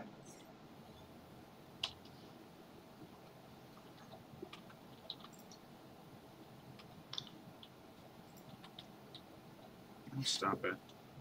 Yeah, I know. This is going to be Sorry, interesting. fighting with my computer. All right. Okay, so you are able to get off only one Eldritch Blast before everything kind of goes to hell. So go ahead and roll a single attack. Not even able to get both of the blasts off, just one.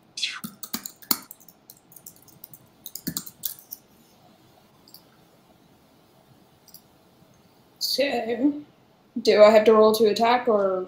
Yeah, you roll one attack. Okay. You're not able to get the second one off quick enough. Damn it. Okay. See ya.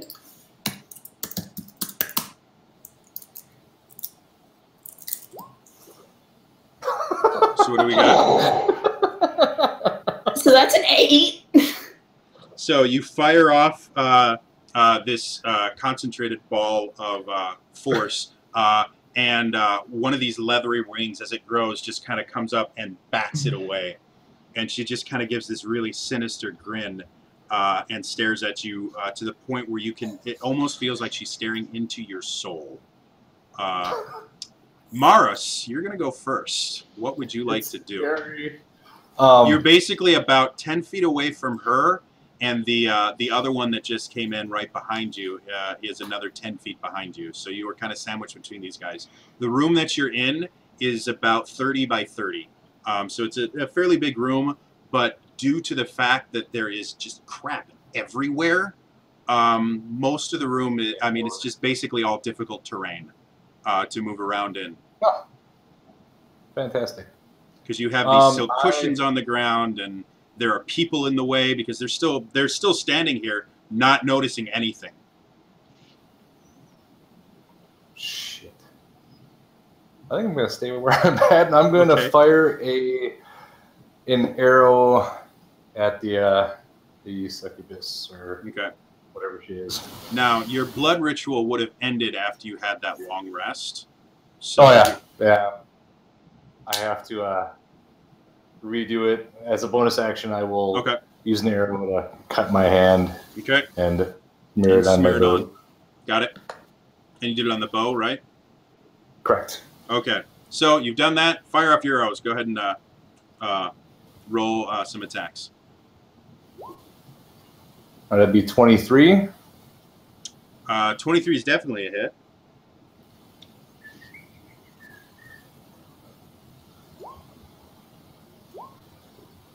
And it'll be,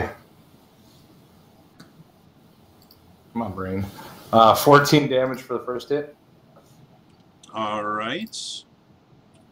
And that technically counts as magical damage because of the thing, right? Yes. It's magical damage. 4 of it's fire and 2 of it's radiant. Okay. Sorry, this one's a little bit more difficult, so you're going to have to list each different damage type. So, grand total of just the piercing damage, how much is that? Piercing damage would be 8. Okay, 8, and then 4 fire. 4 fire, 2 radiant. And 2 radiant. Yeah, correct. And that's my first attack. Okay. All right, go ahead and make your second attack. Right. 9. That would be a miss. So your first one, you fire, and the arrow very quickly sets on fire and plants itself into her shoulder. She shrieks in pain and just kind of goes about her business. The second one, she kind of dodged out of the way, and it goes past. Then she turns to you, and she looks at you and looks deep into your eyes, and she goes, "Stop that." And I'd like you to make a wisdom saving throw. I have advantage against charmed. You are being charmed, so you have advantage on this. Where are we? 20. All right. So she sits there and she looks at you, and you kind of shake it off, and you can feel this hold, and then you shake it off, and you're actually immune to her charmed for 24 hours. Nice. and she just kind of she shrieks at you and just gives you this look of pure hatred. I'm used to it. And she flaps her wings and she flies back to the edge of the room. The second one takes Dema and just flips him around and stares deep into her eyes, and she goes, "Stop resisting." Dema, same thing. 19. 19. All right, so same thing. You're now immune to it. You can feel the pull of this creature, and you kind of shake it off, and she just stands there seething with anger. I'm just making sure I'm not missing anything about this particular creature. Cool. That's no fun. Next up is going to be Dema. You're up next. She is right in your face. Okay, so just for fun, can I just do history to see if I know what the hell it is? Sure. Go ahead and roll a history check. 17. 17. With a 17, you're fairly certain that this is a succubus. Ah, there makes sense. Got it. So how is Camilla in relation to all this? I know she tried to Eldritch Blast the first one. Technically, she's about 5 feet next to you. Like, she was right next to, she was about 5-10 feet away from the other one, and so she's right next to you right now. Okay. Child, behind me! And I draw 2 short swords, and then I'm going to go for 2 strikes. Okay. All right. First one. 19. 19 is a hit. Okay. And hasn't taken a hit yet, so no Colossus Slayer on the first one, just 8. Okay. Cool, gotcha. Okay, second one. All right. 17. 17 is another hit. Okay, now this one will have Colossus Slayer on top of that. Okay. Shit, only 7 on that one. All right. And then bonus action Hunter's Mark. Okay. So as you thrust your blades into her, you notice that as they pull out, you notice that the wound itself does not look anywhere near as deep as you thought it should. It's still done damage, but it's just not doing as much as you think it should. And she kind of grins at you a little bit. Next up is going to be Camilla. Wow, really? Yeah. Well, the other guys have gone, and so have the succubi, so... Oh, that's right. Okay, so I am going to take Dima's advice and go back to back with him and cast Protection from Evil and Good on him. Okay, cool. There you You'll go. have to remind me the next time I make an attack roll against him exactly what that does. Cool. So the succubus that just flew away... Oh, easy enough. The succubus just threw away, looks at you, and goes, "You're being an insolent child. Stop!" And Camilla, I would like you to make a wisdom saving throw. Okay. I'm pretty good at those. I see in chat somebody wants music, so I'll gladly do the bup bup bup bup bup bup bup. Sorry, I don't have the ability to play like. You can. I was not able to prepare enough to prepare a soundtrack for this. So play music in your head or listen to one of the new playlists that Geek and Sundry is now posting on their website for the different D&D peoples. I believe Percy's playlist is up there now. Free shilling for Geek and Sundry. Also, that's a 17. 17. All right. Same thing. The coolest aspect of these guys is the awesome stuff that they can do. So you are now immune for another 24 hours. Huzzah. That's no fun. Okay, that's fine. That's fine. That's fine. That's fine. That's fine. It's fun for us. Yeah, I know. So she kind of just shrieks in anger, and she is just really upset. So the one in front of you that you just hurt, do you really? Is that the only thing that it can do?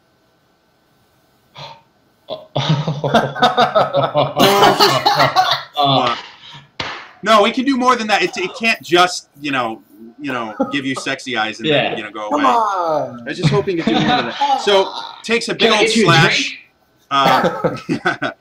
You notice that it has these wicked-looking claws, and it takes a big old slash at you, Dema, and does a... So before you tell me what it is, remember I can add defensive duelist to it, so that's really I'm a 17. It will be more than a Protection 17. from evil I and rolled a good. 17. Oh, then there you go. You break my AC. Gotcha. And protection from evil and good. Target is protected from aberrations, celestials, elementals, fae, and undead. If they had tried to attack him, they have disadvantage. Did you say fiend? No. No. Okay. So the attack hits and does 6 slashing damage. That was a feint. Okay. And that's all she does. That's all she wrote. Murder, she wrote. Yeah. Next up is going to be Meros. Actually, I think Meros is supposed to go first, so sorry about that. Meros, go now. Next time you go before the succubi. Okay. Which one looks like it has more damage done to it? The one that you've shot has more damage because your attacks seem to do the full amount of damage you expected them to. Okay, I will shoot at it again. 16. 16 is a hit. All right.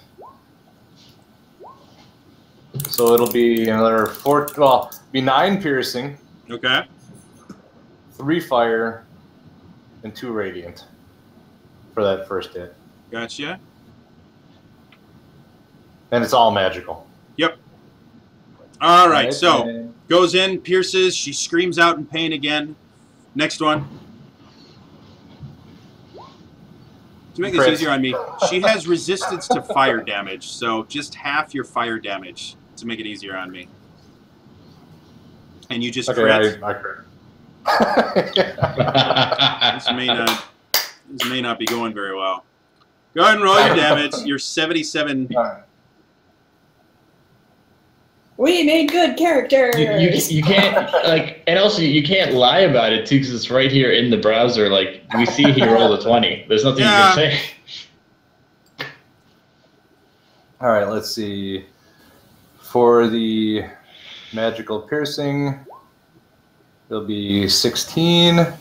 All I want you to do from now on is whatever you roll for the fire damage, half it. Everything else just give me it as one big thing because it makes it easier on me. Okay. Normally I try to be a little bit sneakier, but no. This is far too much math. Okay. That'll be 22 damage altogether. So you again aim down your bow. It fires off. It erupts into flames, and it hits her right in the chest, right below the clavicle. And you can see smoke pouring out from the wound as it cauterizes. She screams out. You can see blood is now dripping from the wound. She's looking rough. Next up is going to be Hamina. The way I like them. That's right. There we go. Dema, you're up.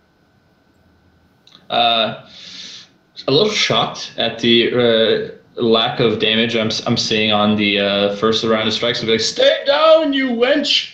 And I'll try to do more strikes. Go for it. Because he doesn't know that much about life. That's an 18. 18's a hit. Okay, so that will be the plus Hunter's Mark plus the Colossus Slayer. Oh, that was awesome. That's 19. Halved is 9. All right. So, again, Pearson comes out, and the wound just doesn't look quite as deep. She's still grinning this evil grin at you.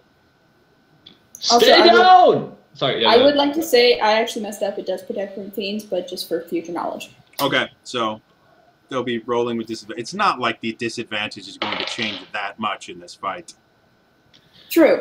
And 12 for the second strike. 12 for the second strike is a miss. All right, fair enough. All right, so next up is Camilla.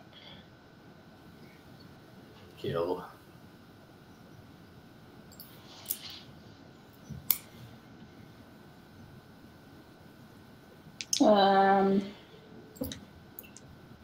How far away is the one that I was talking to? About 20 feet away. She's at the edge of the room now. 20 feet? Yep. Okay, I would like to cast Sacred Flame on her from my grimoire.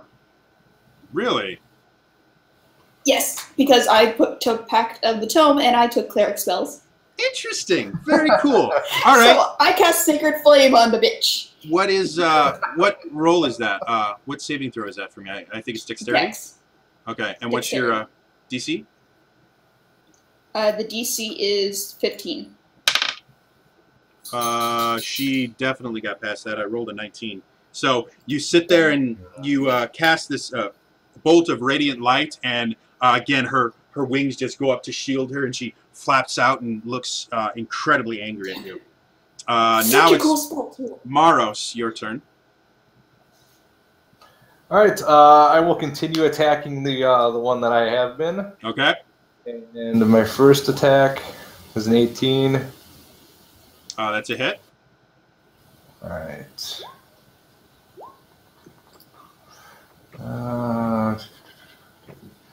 14 damage. All right. The arrow pierces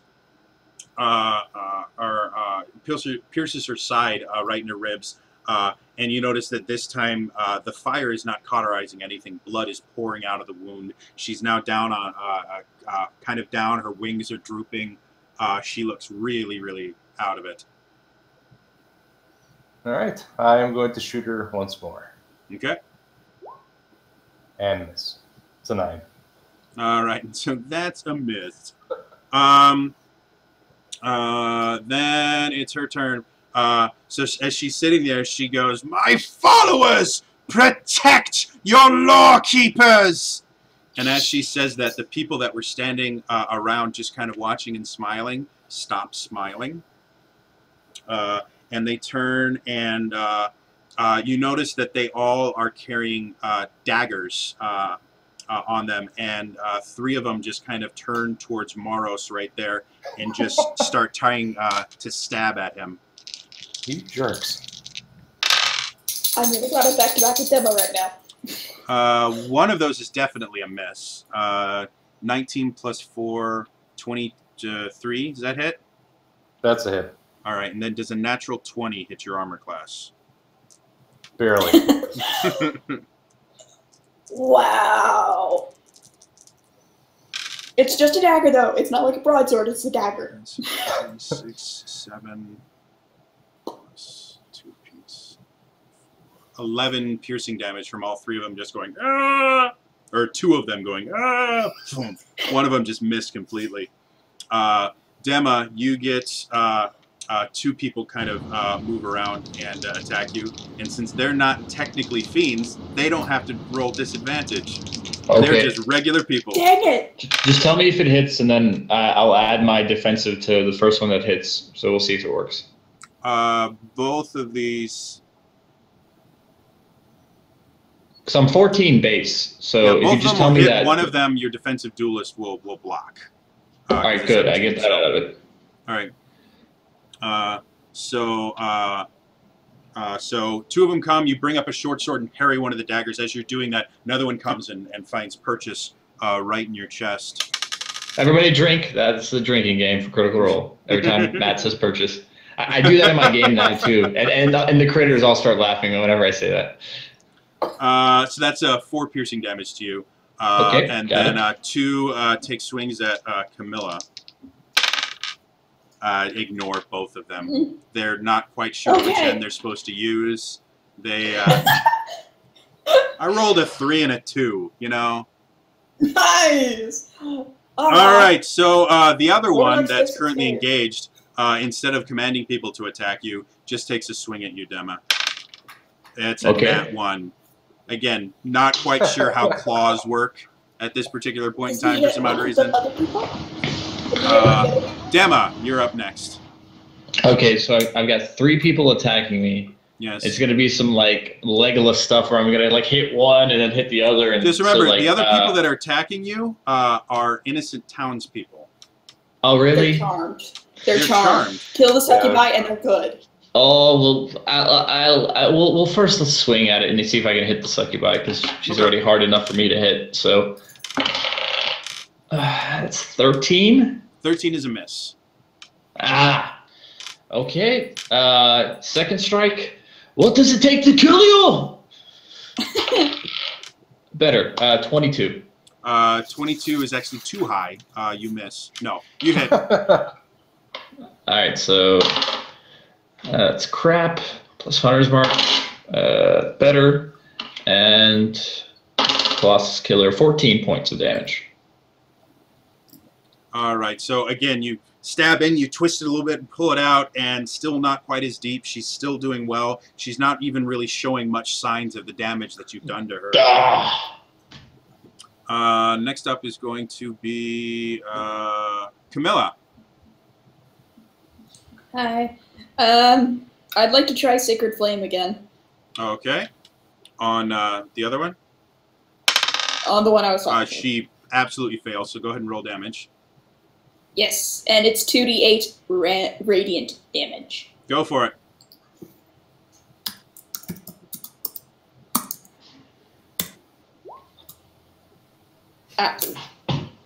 That failed. Okay, so. Nah. No, I think the math's wrong.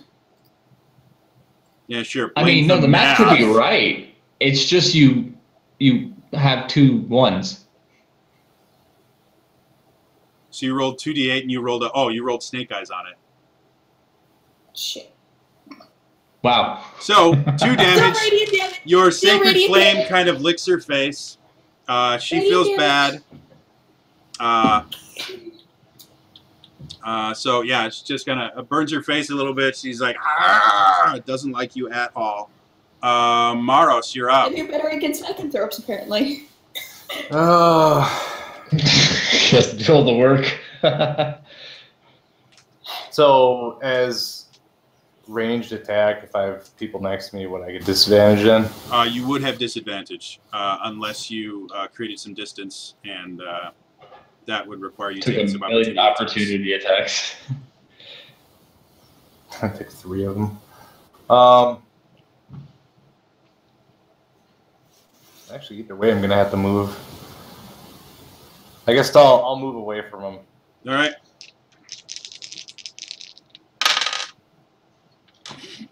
Remember, I'm the one rolling. Ignore all 3 opportunity attacks. Nice. Just ignore them. 3 guys, all like all of them just raise daggers up like Carrie, or I mean Psycho, and like reach. And by the time they actually bring it down, you've already left. Nice. We still love you, Jody. I will then take my bow and shoot the one I've been hitting. All right. 20. 20 is definitely a hit. Go ahead and roll damage. That'll be 10 damage. All right. As the arrow streaks through the air and goes right into her sternum, you can see her scream, and you can see smoke starting to pour out of her mouth and her nose, and she slowly collapses upon herself and hits the ground unmoving. Next up is going to be Dema. I still have one. Oh, you still have another attack. Yeah. Ignore what I'm saying. So that one's dead then. That one's dead. That one's very dead. Do I notice the ones behind the people behind me acting any differently? You notice a few of them are kind of like shaking their heads a little bit, but you notice most of them are still gripping their daggers like they're ready to fight. Okay, I'm just gonna attack the last one. Okay, go ahead and roll your attack. 21. Yeah, that hits. Remarkably enough. And then another 14 damage. All right. Math is hard. Math is hard. There we go. So as your arrow goes in, again, it cauterizes the room, but it's starting to bleed a little bit. Dema, now you're up. This is too much. I will disengage. Okay. Grab the girl and Yuri, and I'll try to get us behind Meros for my action. Technically, disengaging would be your action. In order to grab Camilla, you would have to basically grapple her, which would be an additional action. So I'll yell, "Quick behind behind the witch hunter! I don't know how to kill him. Okay. Kill her. Sorry." I guess I'm just going to take. What can I do with a bonus action? Not really anything. I'm not in striking distance, so yeah, that's it. Yeah. No, I can't because we don't. We don't have potions, do we? Nope. Unless you guys bought some, no. There was no magic people in the other town. There is no. I will just pat Meros on the shoulder and say, "Good job," and then run. Cool. Meros. Leave me alone. Camilla. Okay. You are now surrounded by lots of people. They don't seem happy to see you. All around? Yeah, you can get out of there if you want, but yeah, there's a lot of people around you that don't seem happy. And it is my turn now? It is your turn, yes. Okay. Let me lift this up real quick. Okay, well, if there are people all around me, are they all within 10 feet of me? Yeah, definitely. I'm Arms not of Hadar. liking that. What did you do? Arms of Hadar. Hadar strikes again. Arms of Hadar. What does that one do? I'm not There's familiar with hunger that. and there's arms. What's that one do? That one, you invoke the power of Hadar, the Dark Hunger. Tendrils of dark energy erupt from you and batter all creatures within 10 feet of you. Each creature that is in that area must make a strength saving throw. On a failed one, they take 2d6 necrotic damage and cannot have reactions can't take reactions until its next turn. On a successful save, they take half damage and no other effect. All of the humans around you that were attacking you are hit by these tentacles and hit the ground dead. They're really weak. Even if they made their saving throws, they would have dropped. Like, they're super, super weak. Shit, however, killer. the succubus, which has an awesome strength score, by the way. What's your DC? It was a succubus. It was 15. The succubus fails it as well, so go ahead and roll damage for the succubus. Okay, and since that is casting it as a 3rd level spell because Warlock, I get to roll. The 3d6 then? Yeah, because it's one extra d6 for each level above first. Okay. Oh no, so that's 2 additional. So that's yeah. 46. That's 46. So there's no possible way these humans would have lived through that. Like, impossible. Go ahead and roll I'm 46. Sorry. Succubus did it. Yeah, Fine. that's what we'll blame it on.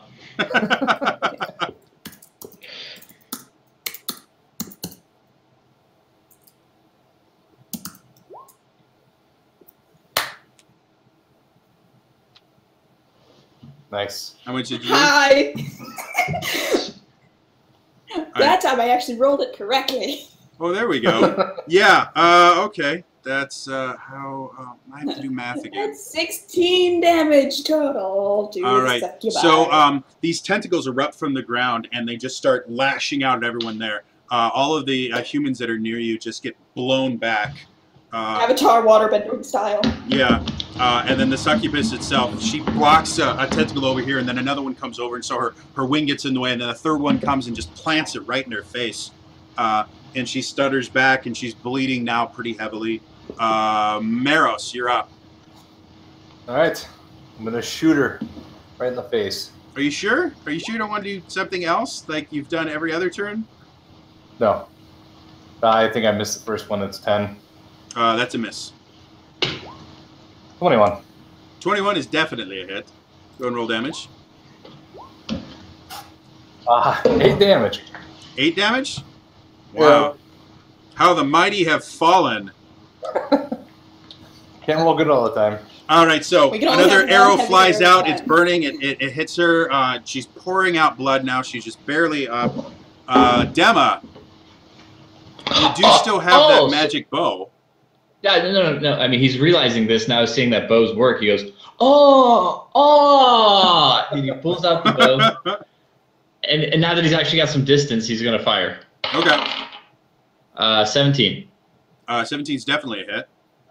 Okay. So that plus the Colossus, where's the D8?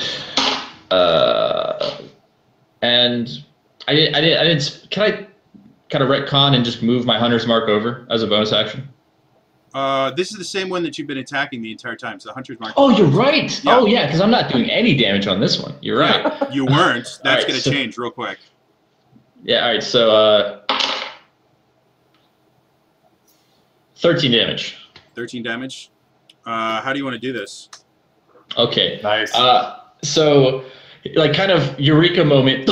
Oh! And he kind of pulls out the bow and goes, oh, this is going to work. Poof, and just flies and right in the middle of the temple. Okay, so you sit there and you've become really frustrated with the fact that nothing you were doing was doing anything to her. So as you get back there, you reach for your bow thinking, oh, his arrows do something, maybe mine should too. And as you sit there, you kind of concentrate on just the gold thread that now is the string of your bow. And you notice that the arrow itself changes from the arrows that you have been using to just this pure light, a bolt of light. And as you fire it, it goes straight and it hits her right in the temple. And you watch the light just kind of drain into her forehead to the point where you can just see this kind of yellow dot of golden light. And then the back of her head just goes, boom, and the arrow flies out the other side. And she just goes, plop.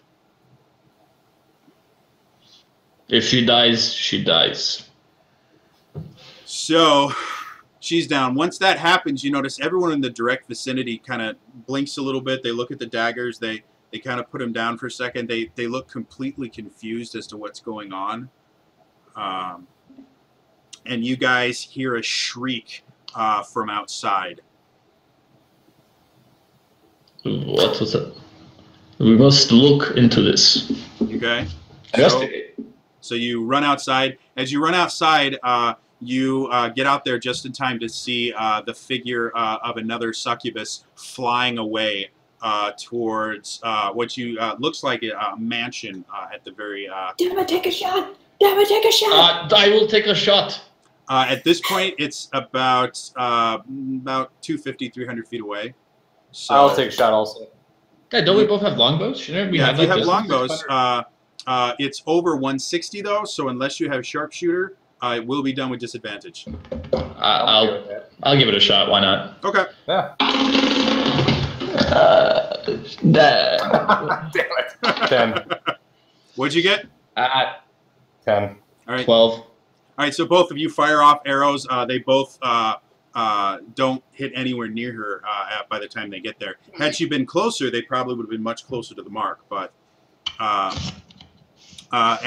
she flies off to this mansion in the distance. You guys are starting to notice that the people of the town are wandering around, you know, kind of like this. They seem really, really groggy, but none of them are smiling anymore. Do I see the elven woman that found us when we first came to town? She was actually in the building with you, so you have to go back in there and see. She's laying on the ground right now. She's tired. So what I'd like you to do is pick even or odd. Even. So as you wander into the room and you see the bodies laid out on the floor, one of the bodies is the woman that greeted you. I'm so sorry. Wait a minute. Wait a minute.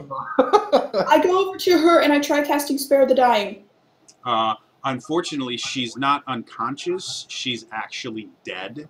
Spare the Dying will basically stabilize someone that's unconscious. You would need some sort of resurrection spell. I don't. And when I speak with the dead?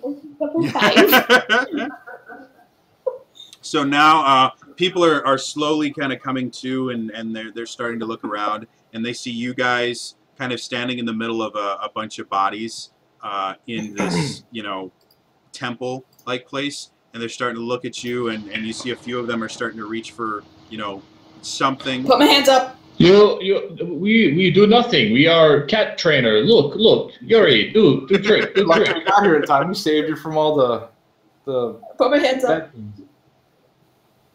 Couldn't get here in time to save everyone, though. You notice that the people that are trying to do anything are having an incredibly difficult time with whatever task they're doing. Like, you've had some people that have come over and have tried to kind of grab you and take you somewhere, and their hands just are incredibly limp. Their grips are so weak that they can't really move you anywhere.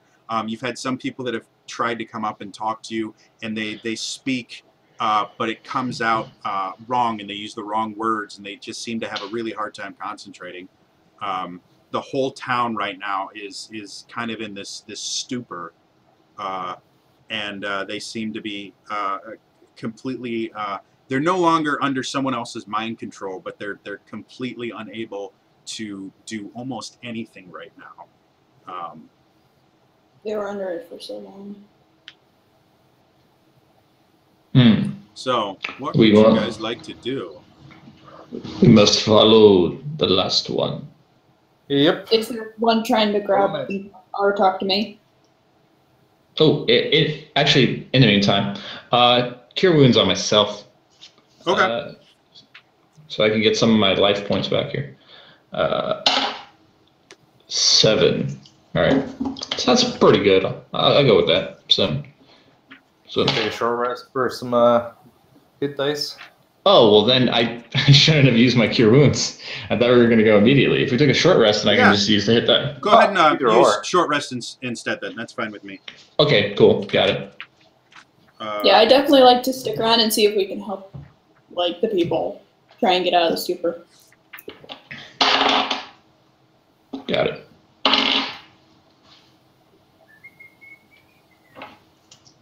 I still have taken no damage.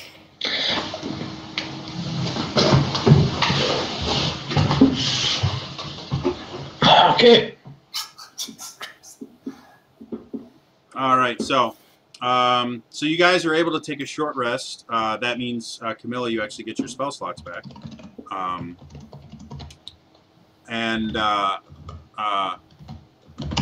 The situation hasn't really changed all that much for the rest of you guys. Like, you've had various people coming up to you and trying to talk to you, and it's not working. You've had a couple people that have been able to get complete phrases out, and the only thing you can really pick out is like "help us," and people pointing towards the mansion in the distance. We will.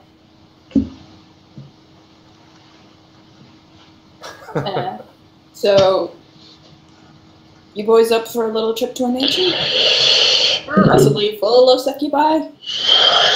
Well, hopefully it's better than this situation. Probably won't be. All right, so the mansion is incredibly simple for you guys to get to. You have no problems getting there because there's a path directly from town.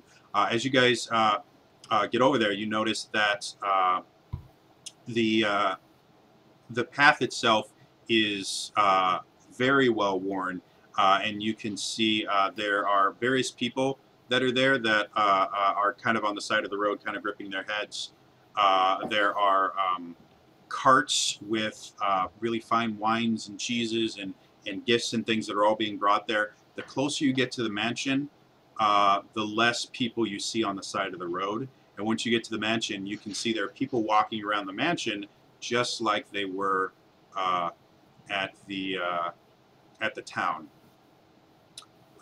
Go ahead. On the way there, I'd like to say that anyone we cross by who's just wandering around in a daze, I'd point towards the town, trying to tell them to go to the town. Okay. They're still having a really, being this close to the mansion, they're not quite as coherent as the people in the town. So they're just like, oh,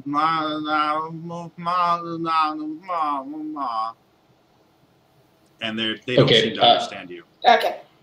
Okay, before we go into the manor, I'll walk over to Camilla and say you must be safe, and Barks skin her again. Okay.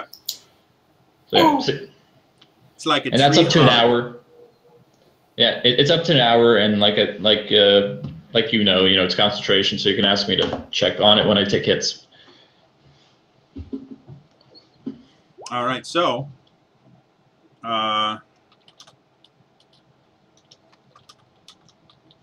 In the meantime, while Jody's busy setting things up, just reminding everybody that we've been going now for about 4 hours, 15 minutes. We were going strong. We're halfway through this 8-hour epic D&D session. And all this was kind of brought to you by the efforts of Jody and so many other awesome DMs in support of Extra Life. And in particular, the Children's Hospital of Los Angeles. We chose Los Angeles because it was related to the Critical Role people. That's where they film. And obviously, we're all big critters and Team Human and things like that.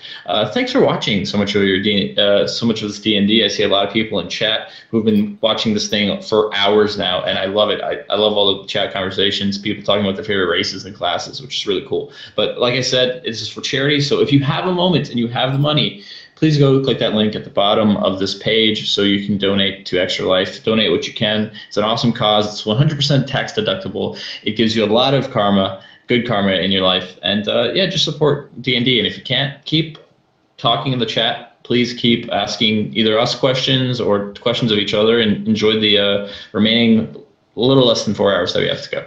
Mm-hmm. As an update, if you do donate, you get Yuri. Huh? Go ahead. If they donate, they get a pet from you. If they donate, they get to pet Yuri. Yuri loves everyone who donates. Very nice kitty. Just as an update, we're at 1329 right now. Our original goal was $1,000. We blew that out of the park. Now we're trying to get for $2,000. So yeah, the Critters and Team Human have shown time and time again that how good they are at kind of rallying people to raise money for great causes. They helped raise over $70,000 for Geek and Sundry when they did their Extra Life event. So I'm confident we're going to be able to get to the 2,000. Just please, if you can donate, please do. We really appreciate it. If you can't donate, spread the word. Tweet out the link to our Twitch channel. There's a button right below that you can click on that'll take you directly to the donation link. But just keep tweeting it out and keep letting people know that this is what we're doing. And we still have another, after this adventure is done, we still have another 24 hours of Dungeons & Dragons that we're going to be playing. So, with that said, let's go ahead and start again. So you guys have been able to get to the excuse me. You guys have been able to get to the temple itself, and or the mansion itself, and you're noticing those people with those sickly smiling faces walking around, and none of them, like, as soon as you guys get there, they all stop what they're doing and they just turn and they look at you smiling, not moving, not going for weapons. They're just looking at you and smiling. I don't like that. Yeah. Let us not make it. I don't. It is uneasy. It makes me feel weird. Not many beasts in the world will smile at me. I live in woods, so not many people, period. Let us try not to make too much sound. I say be quiet and stealth. Okay. There's really no, like, there's nothing to hide behind where you could stealth. Like, everywhere you walk, there are people. As soon as you get close to them, they stop whatever they're doing and they just turn and smile at you. They're looking right at us. Very weird. Very weird. Should we perception to see where we should be going, or where the? It's fairly obvious. Like the mansion itself is it's big, but these people are kind of blocking off just by standing there all but one kind of path through this mansion. When you guys get in, you get into this very large vestibule with these just massive descending spiral staircase that people are just sitting there smiling, and they've created a path for you. Gemma, use primeval awareness to find the succubi. Technical question. Okay. I know primeval awareness is concentration. I already have her bark skin concentrated. Oh, So yeah, that would turn it off. Yeah, so I mean, I could just concentrate and then go back and burn it again, but then I'm all out of level 2 spells. So if you want me to, no problem. Like the only 2 level 2s I spend is my vines, which we're in a mansion, not gonna happen, and my spark skin. So I could just do it and then rebark you up. Whatever you feel comfortable with. All right, sure. I'll drop it, sit down, concentrate, primeval awareness. All right. You get an incredibly strong feeling. Basically, at the very back of this mansion, up on the 2nd floor, you get an incredibly strong feeling of something there. You have no idea what it is, but it's stronger than anything you felt when you were in the city. And there was a total of 3 succubi there, and this blankets them out completely. Okay, and I'll mention that to the rest of my party and say, you know, we're going into something serious. Prepare yourself. Bark skin on Camilla once again. Okay. And at Meros, whatever you need, prepare yourself. Got it. Let us do this. We're going to it. Go to the room. Let's go. All right. So kick open the door. You go up there. You guys get there. As you guys get to the room, you notice that this room is very different from what you guys were expecting. You can see as soon as you walk into the room, you're hit in the face with massive amounts of humidity. As you go in, you notice that the room itself is just simply, it looks like almost like a giant bathhouse. You can see there are water fixtures all around that you can see this deep, dark liquid just pouring out of. You can see when you come in, you can see this woman that's sitting in what looks like just a giant kind of jacuzzi type thing with this incredibly dark red liquid all the way up to her chest. And she's just sitting there kind of reclined, smiling at you, going, "Ah, my guests have arrived. So lovely to see you. Please come closer so we can speak." No, you come closer to me. That would you Gemma, really stop. force me Gemma, stop. to clothe myself simply to have a conversation? I feel that I am at the disadvantage here. You also notice that all you can see is above the chest, but she doesn't seem to be wearing anything. Gemma, stop. I repeat, no, it's sorry. You watch Gemma just gets beat red. Yuri, and I'll just pet Yuri. Oh, what a precious little creature. I'm afraid Covering its eyes. you've caused me incredible hardship, and I just can't have that happening. So you're going to tell me why you're here, and then you are going to leave. And you guys get this very strong pull to do exactly what she says. But you still have enough kind of brains that you're not completely compelled to do it. But you can tell she's putting persuasion behind it. Okay.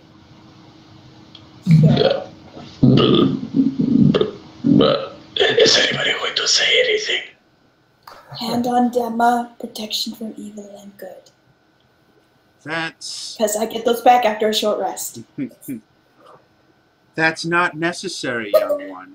I don't wish to harm you, but I can't allow you to continue causing me problems.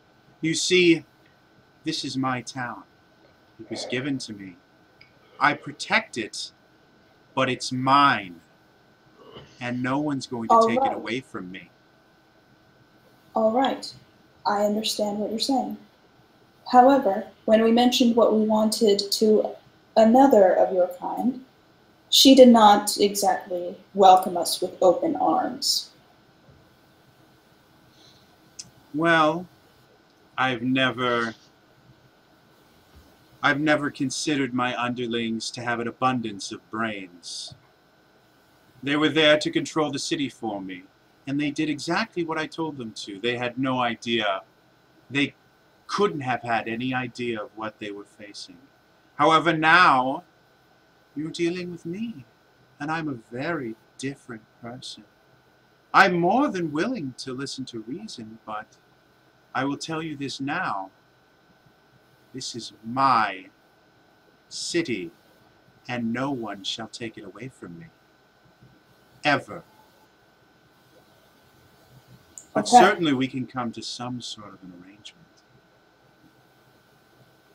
And what you guys hadn't noticed, because you were kind of fixated on her, is that there actually are other beings in the pool with her, but they're slumped over, almost unlifelike. And so she just gestures to one of them very smoothly, and they instantly kind of perk up, and it's a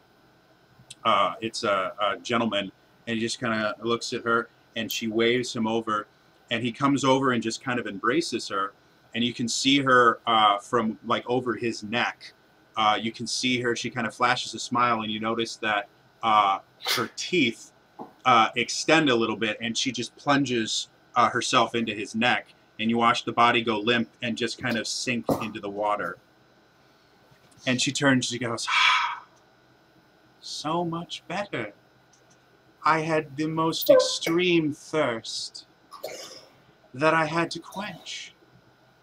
So, what can I do for you? Right?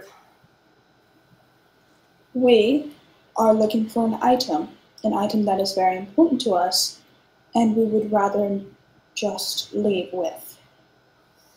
What is this item that you refer, to which you refer? We are looking for a holy symbol of Duina, a special one. And as she, as you say that, you see kind of recognition dawn on her face. She goes, so, you're looking for those brats items, aren't you? Well, I'm very sorry, Yes. but I don't have it. You don't. No. Can I do an insight to see if she's lying? Go for it.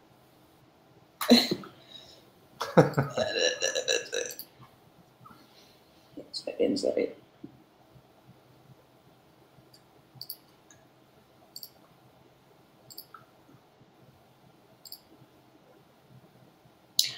So yeah, that's a 6. So as you kind of look at her, she doesn't show any signs of lying or anything. Like, it doesn't seem like anything she's saying is untruthful. But she's so calm and resolved that she's very difficult to get a read from. You actually don't know what she's saying is truth, if fiction, or anything. She's so calm that you can't get a read off of her. All right. I'm so sorry you've come this entire way to find nothing. All right. It's just whenever we mentioned this to your underling, she attacked us. Again, they're not gifted with an abundance of brains. If you're referring to this one, and she motions over, and you see now again in her more human form, comes over, and she looks like she's in pain, like she's attempting to resist. She goes, this one has upset me greatly. And due to the fact that you've caused me so much trouble, I'm just going to have to, I guess, find better help. And with a twist of her finger, you notice that the girl just immediately jerks her head around, and you hear this sickening snap, and she drops to the ground. It's so hard to find good help.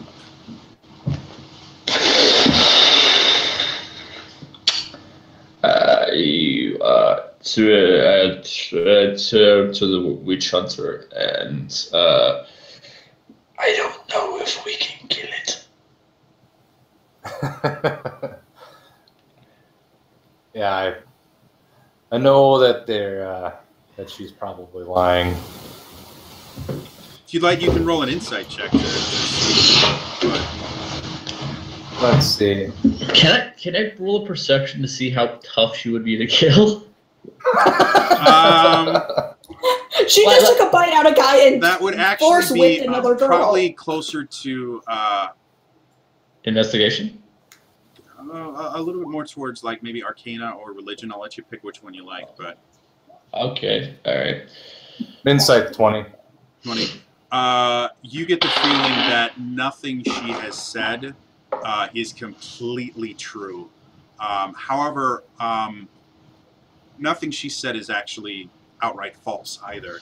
You get the feeling that she is a master of weaving truth into all of her lies, and that she is just a masterful liar to the point where it's very rare for her ever to go fully on one side of the spectrum or the other of being actually truthful or completely dishonest.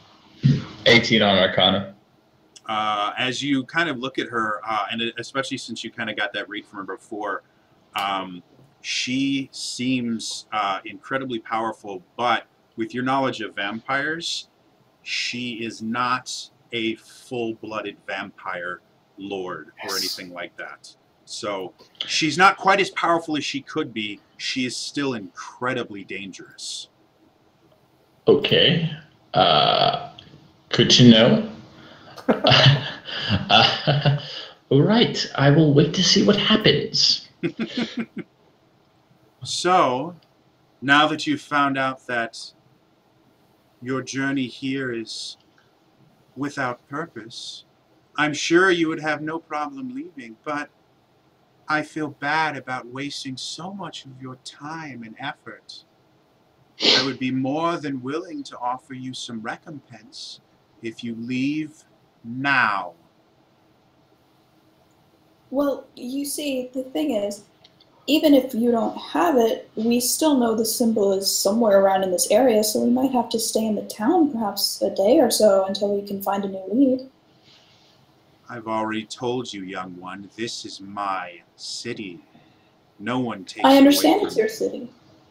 I'm not going to take it away from you. I'm just saying, like, in this general area and where we're supposed to stay, it's... There is nothing here. You need to leave now. Maros, go ahead and roll another insight check, seeing as you did so before. Even better.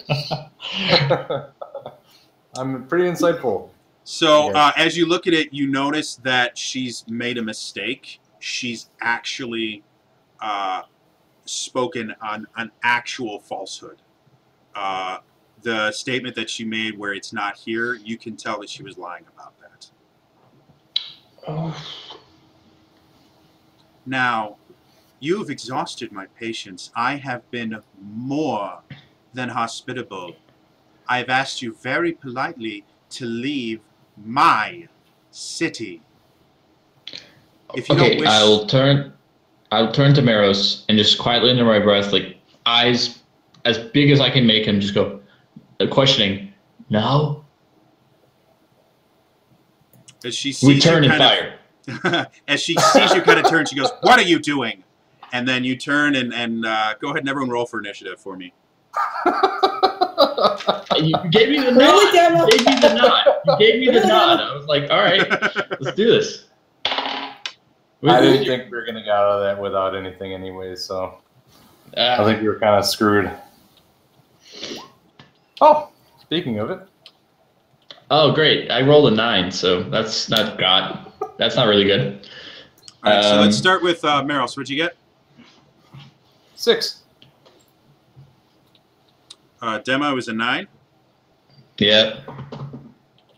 And Camilla. 14. I just realized she has a rather inopportune name. What? What? As she gets up, and I'll go ahead and let Dema go ahead and fire one shot at her before she's able to act. Sure. As you said, you fired. Fire bow. Okay. 22. That remarkably enough, that's a hit. All right. There's no hunter's mark or anything, so it's just the natural radiant. So 11 damage. Do you have anything cool that you can do? You don't. Okay. You said 11 damage, right? Correct. Radiant. All right. So the bolt flies and it hits her, and she shrieks out in pain. And as she stands up, the blood that is in this pool kind of forms itself into what looks like hard, almost like metal armor plates around her. And she looks at you completely angry, and she says, "No one strikes Camilla, the lord of this town, and lives." And comes down. Hunter's mark as my bonus action, then?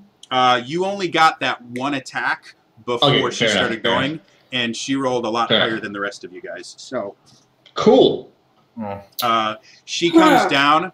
And she comes down with a strike with her claws and grabs onto your shoulder and makes an attack that theoretically has the possibility of hitting. Disadvantage. All right, disadvantage, and remember, I'm a 17 with Defensive Duelist. All right, so 15. So it comes down, and you block away with Defensive Duelist, and it misses just barely, and now she is seething with rage. Go ahead, Camilla, actually, you're first up. The second Camilla. Camilla part 2. And you notice after you strike away her claws, you notice a single tear drops from her eyes, but you notice that the tear itself is blood. Oh, brilliant. Let's see.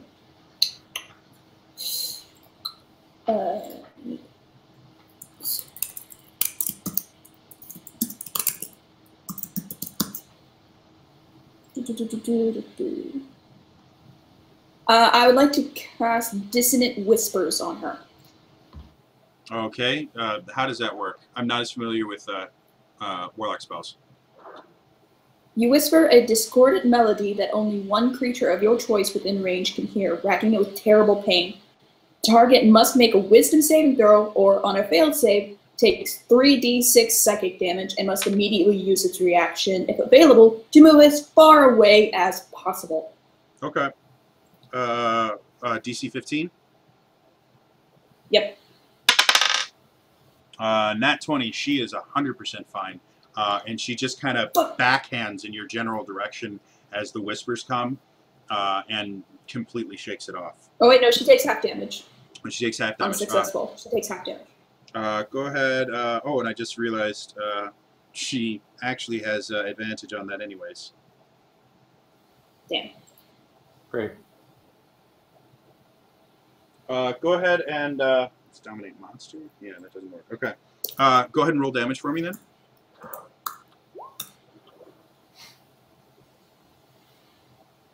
Seven. I have to do math really quick. Hold on a sec. 3, Jody. It's 3. Now, I know that. That's not what I'm talking about. I have to factor something else completely. Well, do you have an iPad by chance? I don't. Really? No. No, I'm just saying. There's this really great app that my DM for my now I'm shilling out. Just gonna throw this out there. There's this really great app called Game Master, which has all of the information in the player's handbook and monster stuff, and it tracks everything for you. You seen that? I'm familiar with it. I don't have any sort of tablet, so what it is, it's neither do I. It's complicated. I'll explain after the round why this math is more complicated than normal. All right, we'll do it after the game. So that was if 7 damage, we correct? live. You said 7 damage, right? Psychic, yes. Okay. Yes.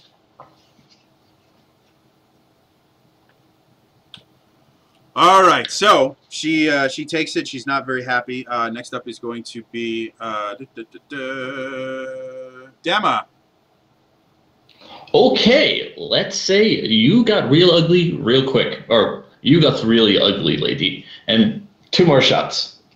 She is right next to you, so those will both be done with disadvantage. Ooh, got she it. Came up and right. clawed you. Remember? You're right. You're right. Good point. But this is like the only thing I've seen that works on these chicks, so I gotta do it with disadvantage. That's fine. All right. That one. So the first shot is wrong. Okay. 13. 13 is miss as well. Okay. Hunter's mark. Now a hunter's marker, at least. Okay. All right. So you again That's whisper, "You die next." You die first. In this you case, die first. You die. Okay. In this case, you die. You know. All right. Next up is Meros. You guys were all kind of next to each other when the combat started, so you're all within 5 feet of her currently. Fantastic. I'd like to roll a check to see if I can determine if she's a full vampire or Okay. spawn vampire or something. Let's call that Arcana or Religion, whichever you'd prefer. Technically, she's not natural, so you wouldn't. A nature check wouldn't help. 17. On Religion, I guess. Even though I do have advantage on checks, we call information about Fae, Fiends, and Undead. Yeah. Technically, she is undead, so you would have advantage on this. Let's see if it matters. No, it does not. Okay, so what was it? 17. 17. So kind of studying her, she obviously has some vampiric tendencies. You don't think she's quite as powerful as like a full vampire lord, but she is more powerful than anything that you have dealt with thus far. Great. In your studies or anything. So she's one bad mamma jamma. And then it's Then can I? Oh wait, no, you still have lots of things you can do. Never mind. Yeah, I was just seeing if I could see anything about the general area. Is there anything abnormal or out of place? Basically, there's the tub that she was in full of blood, and then there are little water fixtures all around this room. There's a path about 10 foot wide that goes from the door up to her little jacuzzi, her blood jacuzzi.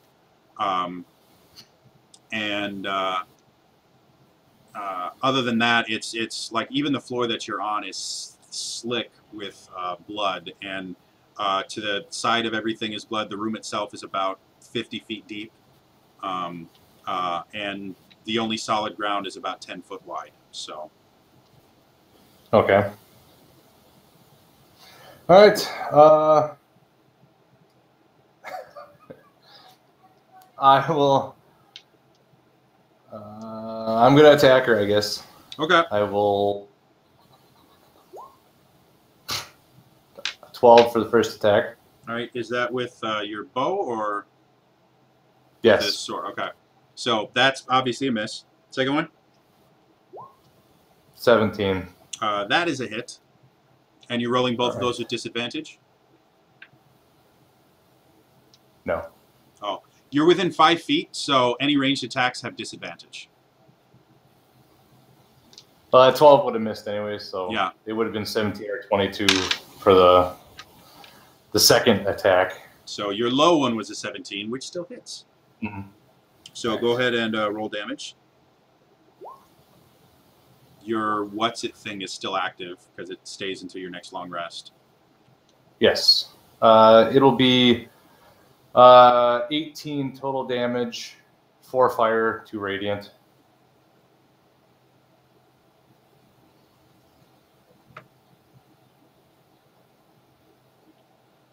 Stop that. Don't do that.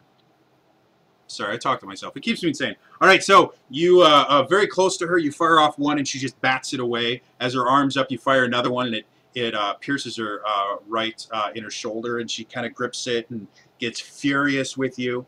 But due to the fact that she can tell that one of you is conjuring magic right now that is making her life more difficult, she turns to Camilla and again attempts to attack Camilla this time. And we're all within 5 feet. It's not an opportunity attack or anything? No, she would have to move outside of your range to do that. Got it. Unless you have a feat that says otherwise. She's still attacking me, though. Say it.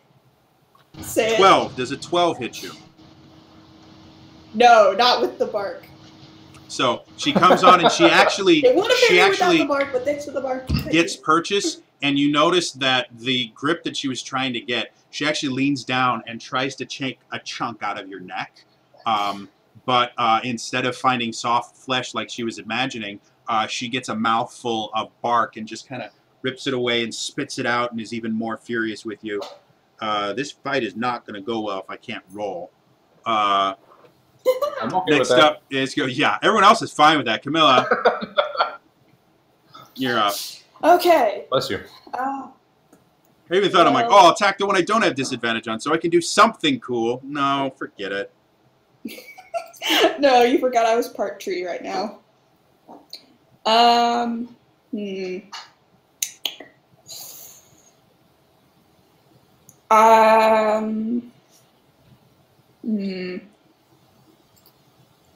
I have a couple things I could do, but I'm not sure. Well, while she's deciding on what she's going to do, again, we're doing this to support Extra Life, which is a charity that helps children's hospitals through the Children's Miracle Network. The hospital we specifically are helping is the Children's Hospital of Los Angeles, in honor of LA, which is where they film Critical Role and all of our other favorite Twitch shows. If you guys haven't yet, please, there is a button underneath the stream that just says donate to Extra Life, and there's a button that says Extra Life. Click on it, it'll take you right to our donation page. They're 100% tax deductible, and they will help us to help these hospitals give sick kids the aid that they need. So please, if you have the means, please donate. If you don't, please share. Go on Twitter and say, hey, come over, watch them play D&D and help raise money for a good cause. The more information we can get out there, the better we can do. And tag it, #critters and #teamhuman. Let's get those trending across Twitter. I'd love to see #teamhuman get global trending. And we have people literally from all over the world playing in these things. So yeah, anyway, Camilla. Is there anyone against, like, the wall on my right? You and, other than, like, the bodies that are in the blood jacuzzi, you and the vampires are the only people in this room. Okay, and of course she's within range, so if I move, she gets an attack of opportunity unless I disengage. Yes, she does. However, I currently have an AC of 16. So, go ahead, give it a shot if you would like. Fuck it. I try moving to the right wall. So, she takes another grab at you. How about a 13? I rolled one higher. Another chunk of bark for the vampire. Yep, and now you are out of her range. And I would like to cast Sacred Flame on her. All right. It's a dex saving throw against 15. And your dex sucks. Yeah, she misses. Go ahead and roll damage. Yes. Okay.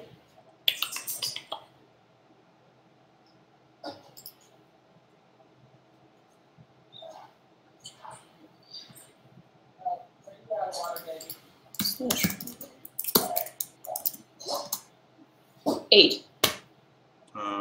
Right. 8 radiant damage. So you, again, kind of point at her, and you see this light come out of nowhere, and it comes down, and as it contacts her skin, you can see it start to bubble and boil, and she recoils from it instantly. And you can see that there's a fresh burn mark there. Next up is Dema. Okay, so I just saw a little child run away and do damage. I try same thing. Run, go do your worst opportunity attack. All right. Ignore it. Just ignore it. That die is going in Too quick. That die is going in the screw-off bag. Ah, the old man still got some pep in his step. Hey. So, now, aim, 2 strike, go! 1, 2 strike against the man. There is some similarities in their accents, yes. I couldn't help it. I'm with you, What's your attack roll? Fucking 9. First one was crap. Second one is a 20, though. That's better. So, not that, 20 just hits. 20 with the mod. Yep. So, D8, another D8 for Colossus, and then Hunter's Mark. 17. All right, so as your arrow pierces her, you can see that the tears that she was crying of blood are now not the only blood on her body. She's now starting to pour blood out of her wounds, but this is different. It's this dark, almost brackish blood that's pouring out of her. It doesn't look like the crimson tears that she's been crying. Next up is Moros. You're the only person next to her anymore. And correct me if I'm wrong, she can only do 1 opportunity attack a round. Technically, yeah, you are right. So she should have been able to. It doesn't matter. She missed, but she only has 1 reaction, and she's used it. So okay, I will. Next battle, Then 1,700 guys. One of them will hit. This is like Scooby-Doo. We all just away from the big bad. Yeah, apparently. I'm gonna move my full movement 35 away from it, and then I will shoot it. All right, cool.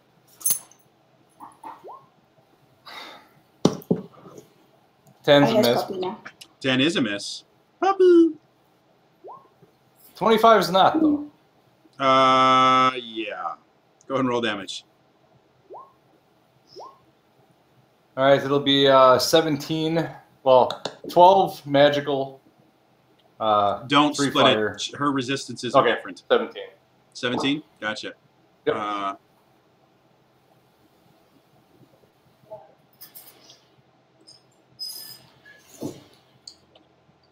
All right. So as you hit it again, she just screams out in pain, and you can see blood starting to come out as well.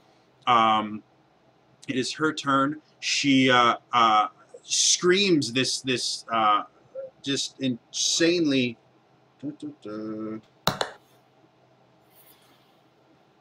this insanely loud cry of anguish, and she just turns to you and goes, "No!" And you guys feel your heads, just this incredible weight and pain on your heads. And I need everyone to make a intelligence saving throw. Oh, great. I'm not intelligent. I actually am, yay. I'm not the smart man. Maros, what do you got? Oh, 1. All right, Dema, 4. Camilla. 14. All right, you said 14, right? I don't. 14. Yeah, I've got enough of those. That'll be fine. 1, 2. I don't like Never a that good sign. sound. No. He's like, oh, I don't have enough die for this. 3. I've got to have one more. No, it's okay. Yeah. You can do it without that one. Well, while we're You waiting don't on need that, actually, one. That's totally fine. quick, fun DM story while we're waiting on that. I recently had I've my got party it go all. up against an set. Oh, okay, gotcha. It's you take 22 psychic damage, And you are Wow. all now All of stunned us? for 1 minute. Everyone? All of you are stunned for 1 minute. For like what game? In game 1 minute? In game 1 minute. So each round is 6 seconds. 10 turns. 10 turns, yes. 10 turns. Oh. we all took 22 points of damage. 22 points of damage. Affirmative. I'm almost dead.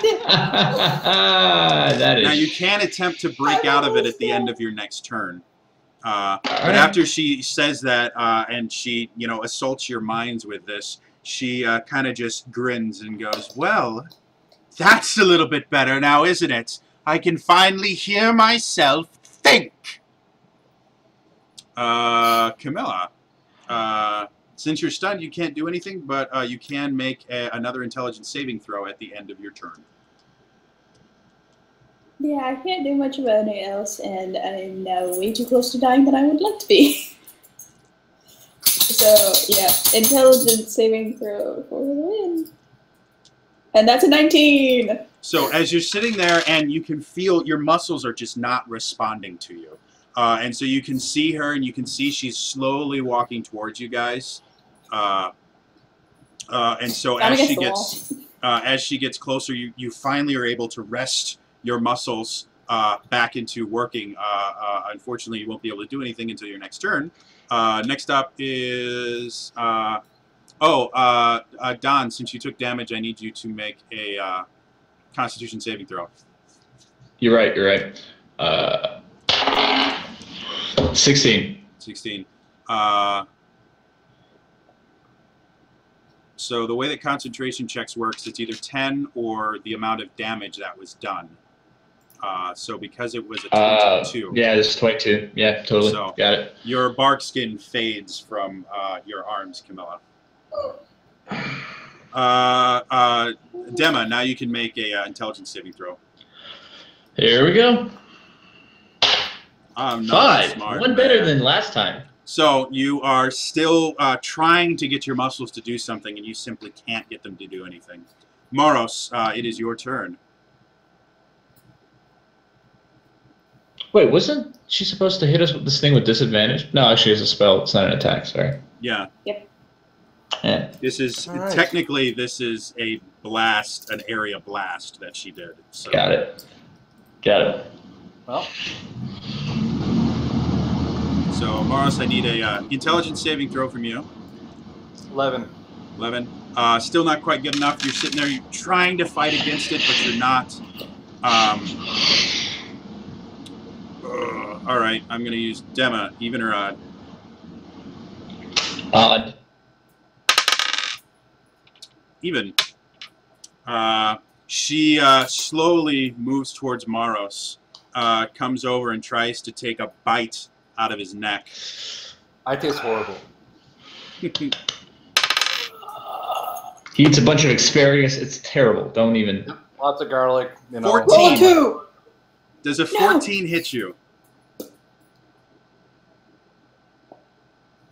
Moros, does a 14 hit you? What's your AC?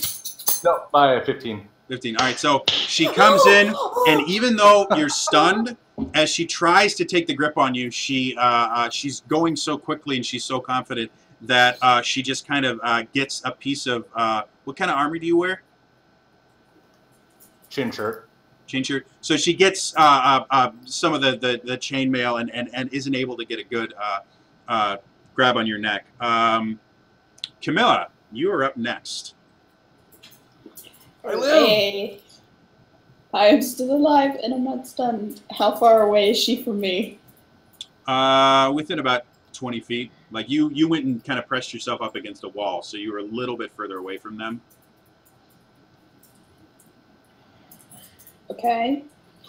I want to slide my way down the wall as far as I can. Okay. Just to get more. You are distance. wading through blood at this particular point in time.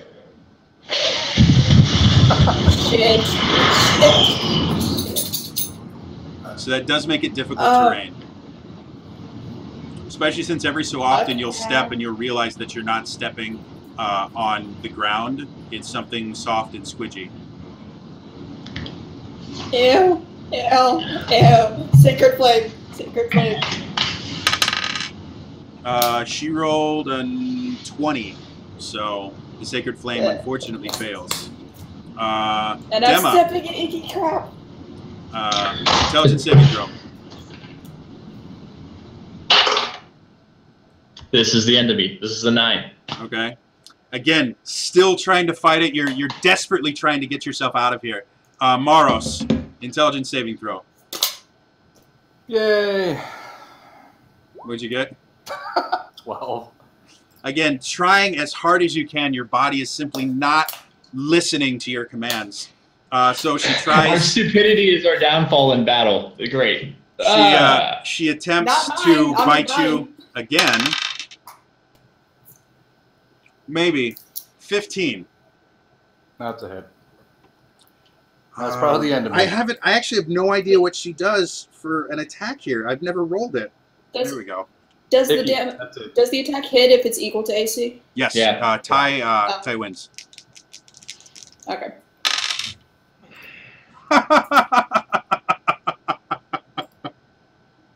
Hoping for all ones. You're right. With the Yeah. modifier, you take 6 damage as she plunges her teeth into your neck, and you can feel that she's starting to draw blood from you. Well, that sucks.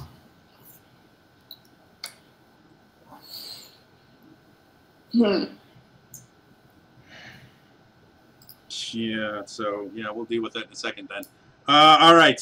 Normally, you would make an intelligence saving throw to see if that stunned you. You're already stunned, so we're just going to leave you stunned. Camilla, you're up. Can I get out of the blood pool? Yeah, there's a walkway in the middle. It's about 10 feet wide that you can get to. Unfortunately, anything outside of that walkway is blood pools. Okay, I get out on the walkway. Okay. And I want to try chill touch. You'd need to get close enough to touch her. So you can do that, but again, you're going to be right next to her. Wait. That's right, I'm sorry. Eldritch Blast then. Go for it. Roll your attack. Okay, so.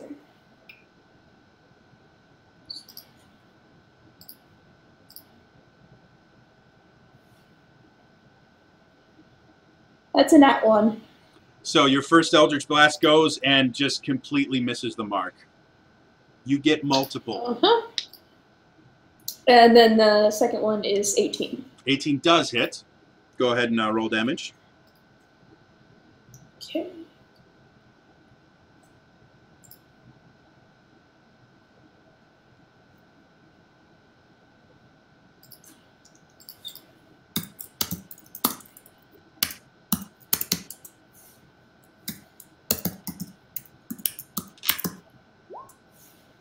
Seven. 7. All right, so as it hits her in the back, you hear her kind of scream, but the fact that she's drawing blood out of Maros kind of deadens it. That turns through that. And you can see she's bleeding rather heavily now. She looks rough if it weren't for the fact that she's attached to one of your friends right now. Dema, intelligence saving throw.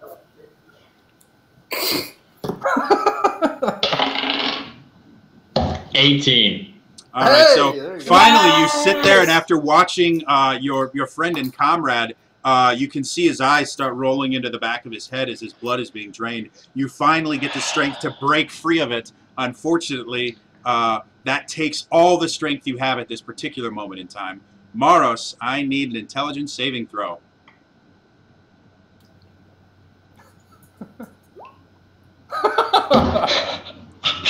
A 1! A 1. My guys, I've had enough.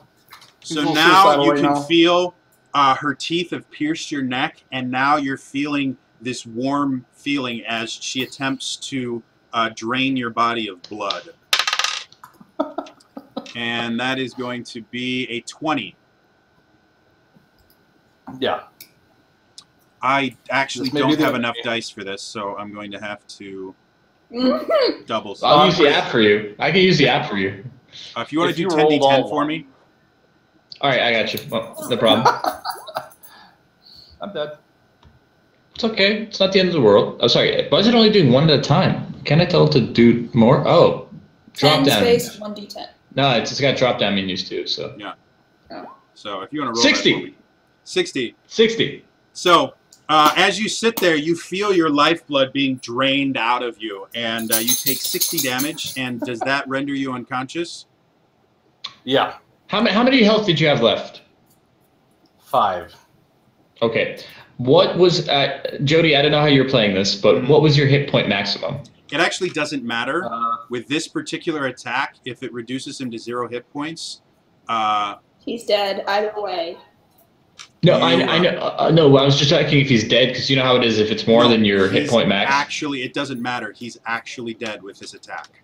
So as you okay, so there we go. He's literally dead. As you as she matter. drains the corpse, you can see his body just kind of drains and gets down and just kind of drops as an empty husk. However, Now we have a vampire witch hunter. Camilla, it is your turn. We are screwed. What would you like to do?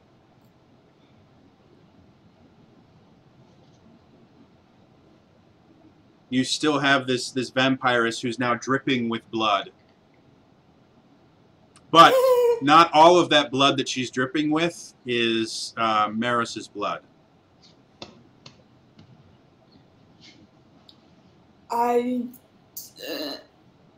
Eldritch Blast again. Go ahead and roll the attack.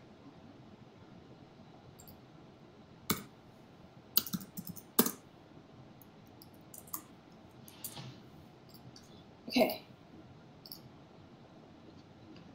That's a 9 for the first one. That's a miss. Second attack. And a 23 for the second attack. That's a hit. Go ahead and roll damage.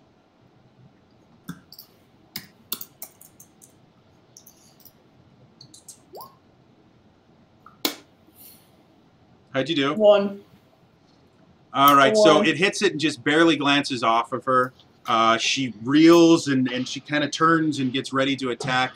Dema, go ahead and attack. All right. I don't know if the Hunter's Mark's still there. Still, as my bonus action, Hunter's Mark. Okay, Just in case. go for it. I assume it's concentration based, and I was stunned, so it's off. So now it's back on. First strike.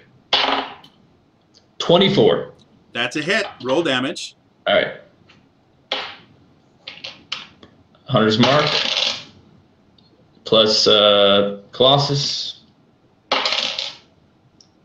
15 damage. How do you want to do No, this? actually, sorry. Oh my God, perfect. Oh, so How do you want to do this? We still... I see my man go down, enraged. Mm-hmm. I use God, and just blast off. Try to take her whole head off. Okay, so you see your friend, and not only does he go down, but he is a husk. His cheeks are now concave. His face is pure white. You can see him just lying on the ground in this very unnatural position, and it gives you this rage that you can't contain. And you cry out in your native tongue words that you normally would not repeat in mixed company, and you draw the bow back, and in your fury and anger you let it go, and you notice that the arrow itself turns into a bolt of light that streaks towards her immediately, and she turns to it and she screams, and it comes in right in the center of her head. But the force is so powerful that as soon as it hits it, you see the light shatter into 1,000 pieces, and her head gets blown off and hits the wall behind her. Her body contorts for a little bit and hits the ground, and then slowly starts to disintegrate. First things first, Camilla, walk over. I've got 4 freaking cure wounds. Whatever it takes to get her back to full health. Okay, So, cool. So I'll just give you the numbers, and Camilla, you tell me when you hit full health, okay? Okay. Cool. All right, so 7 plus spellcasting, 12. Okay. Next one is 11. So 7 and 11. No. She did. The first is 12 back to you. The second one was 11 back to you. So that's a Tell me when you hit your hit point maximum. Okay, so Math, people, it really is essential. Later in life, you're going to use it. See, guys, stay in school. Math is incredibly useful. You can use it to raise money for charity, like we're doing right now. Speaking of raising money for charity, All right, good. You all good? I'm going to run over to Meros, and, Okay. it might be a lost cause, but I don't care. My last 2 cure wounds, just see if I can get anything out of them. They're not reacting. You might as well be tossing a cure wounds on a rock. As you're doing this, you notice that the door in front of you kind of bursts open, and you see some of the people that were smiling before have come in, and they see the remains of Camilla slowly melting away, and they kind of look at you and they go, did you, are you the, and they're making clear words now, but he's so overcome that he can't come up with a coherent sentence. I run over to Morose and I'm just like, please help us. He's dying. He's turning to help us, please. And so he looks down and he's like, and he runs out immediately, and you hear him just screaming at the top of his lung, priest, priest, and you hear just chaos outside as people are running around, and you notice they're removing the robes that they were wearing so that they no longer have like these clothings that had her symbols on it all over. And eventually you see a man come up and he comes over and he goes, what has happened to this person? He's, oh, she bit him, did she?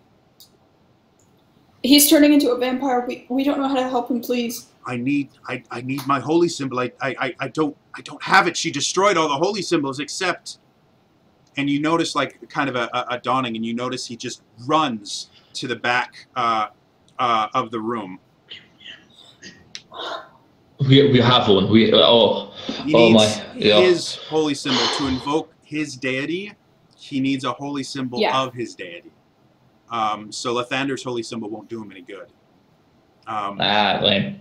So you see him run back look. To the back, and you see him dive into that pool of blood that she was sitting in.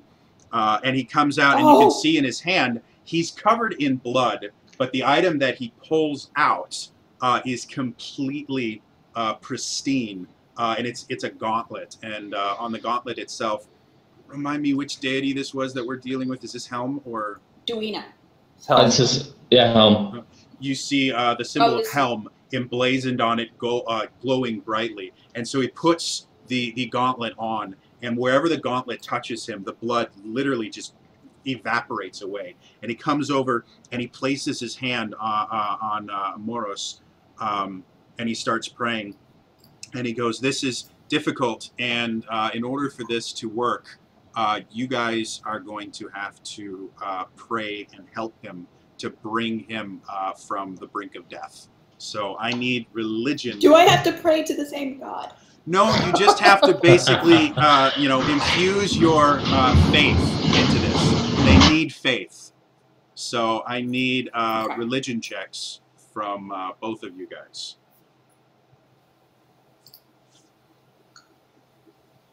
Demo, what'd you get?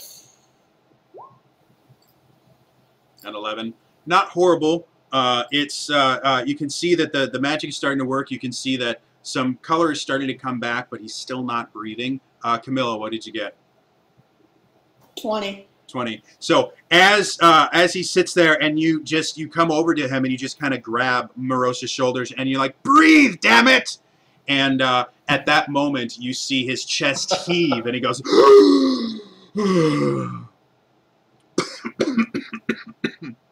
and I totally just I'll talk while you get your breath. Best roleplay ever.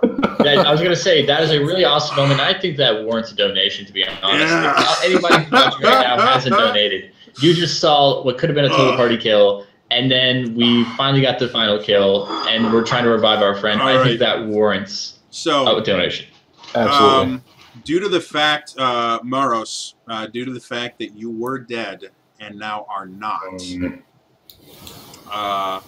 I need you to make a Constitution saving throw. Great.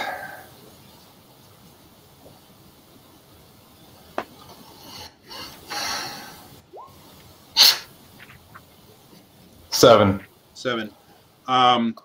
Now that you're awake and you're getting your feeling back, you notice that you are incredibly thirsty. And as you kind of move your tongue around your mouth, you notice that 2 of your teeth are slightly longer than they used to be. And even though they were able to save you from the brink of death, they weren't quite able to prevent you from developing vampirism. So, with this, because of how it worked, you are not a full-blooded vampire, but you do have cravings for blood, where if you don't feed on the blood of something at least once every 8 hours, you will have disadvantage on attack rolls, basically first level exhaustion.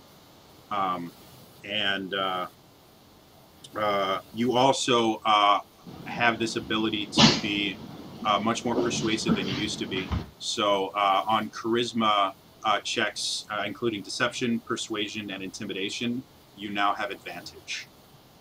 Huh. Also, if you're in direct sunlight, you are weakened as if you have level 1 exhaustion as well. So your mind is your own. Well, shit. Well, at least there's that. We now have a vampire witch hunter. So you've basically changed from Geralt of Rivia to Blade. So Yeah, I was gonna say, like, now he's Blade. He's the Daywalker. So, yeah, you guys have enough time to take a long rest. The city has been saved immensely, and you have the holy symbol, though a lot of its power was used to save Maros. So it doesn't glow quite as brightly as the greatsword that you had. So you're not exactly sure how that's going to affect you trying to remove the barrier. Just because we have a little bit of time, if any of the players need to, excuse me, need to get up to get anything, that's fine. I am going to talk about why we are doing this again, which is, again, we are doing this to donate money to Extra Life. We are a bunch of critters and Team Human that have gotten together and are playing D&D for 48 hours in order to raise money for Extra Life. Our original goal was $1,000, and you guys are so amazing that we were able to get $1,000 in 5 hours. So we're super, super thankful for that. We're super happy that you guys have been doing that. And because of how awesome Team Human is and the critters are, we're sure that we can do better than that. We always show up every single goal that Geek and Sundry's ever set for us, so now we're setting our own goals. So we increased the goal to $2,000. I think within the next 24 hours, we still got another day of this. We can definitely hit that goal. So in order for us to do that, we need people to donate. If you have the means, we would love you to click on the button underneath the stream. It says Extra Life. It'll take you directly to our donation page. All donations are 100% tax deductible, and they go specifically, ours are going towards the Children's Hospital of Los Angeles in honor of the city where Critical Role was filmed. If you do not have the means to donate, we still incredibly appreciate you coming here. Please come, enjoy the stream, cheer us on as we're fighting these many demons and creatures. And please spread the word about it. Please tweet about it, hashtag it critters, hashtag it Team Human, so we can get those trending throughout Twitter. And let's see how much money we can raise for Extra Life. I'm going to go ahead and do a refresh real quick to see where we're at. We are still at 1329, which is still a very impressive goal, but that does mean that we're a little over $600 shy of where we want to be. So definitely spread it to your friends, colleagues. You know, if you guys have been waiting to donate, definitely now is a great time to do it. I am going to check Twitter. Brain is just about gone right now at this point. So I'm just checking Twitter to see all the other stuff that's going on. Thus far, we have had some amazingly awesome stuff happening. We've had, obviously, we've had this. We had, I think we've got six or seven different DMs, most of them creating custom content. The only person that's actually running a pre-written adventure is me a little bit later. I'll be running an official D&D Adventure League adventure because I am a local coordinator for it. Otherwise, this is all custom content that these guys have spent hours writing and creating. We have players from literally around the globe. We have some people from Australia. We have people from Germany, the Netherlands, the UK. We have 16 different states from the US all represented. We have 8 different time zones that are all playing Dungeons and Dragons together. It's absolutely phenomenal and amazing. And none of this would be possible without the many amazing critters and humans that have been helping us out with this. So just kind of a blanket thank you to everyone that's been involved, everyone that's come to watch, everyone that has tweeted about it, everyone that has donated. You are all amazing, lovely, wonderful people. So I think I've got most of my players back now. So you guys were able to take a full rest, kind of recover from your wounds. What would you guys like to do? Again, Meros, you now have this vampirism that you have to deal with. I'm gonna go look for something. What?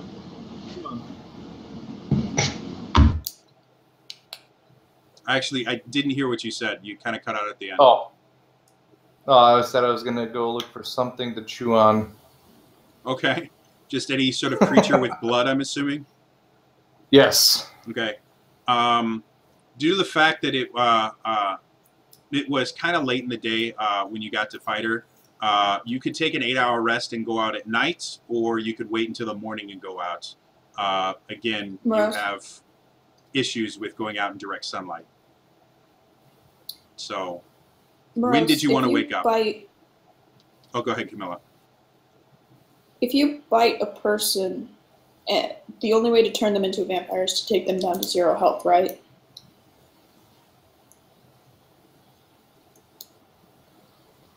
You're actually, if you want to try and roll a history check, you can try and figure it out. You're actually not sure how that works. Okay. So, Moros would probably be the only person with enough experience with vampires that he might know, but it would take a pretty high history check to remember it. Okay. I'll give it a shot too. 18. You're not 100% sure how it works. Yeah, to be blunt, you're not sure if biting another human being would turn them or not, or exactly what is required to turn one, or even if you have the ability to turn another person into a vampire. Again, your experiences in your situation is very unique, and that's why you don't have all of the advantages and disadvantages of being a vampire. So, I was wondering because if we really needed to, I could get some blood. I don't know if I want child to give blood. I'm an older man. I've seen life. I have more health to give. So, I mean,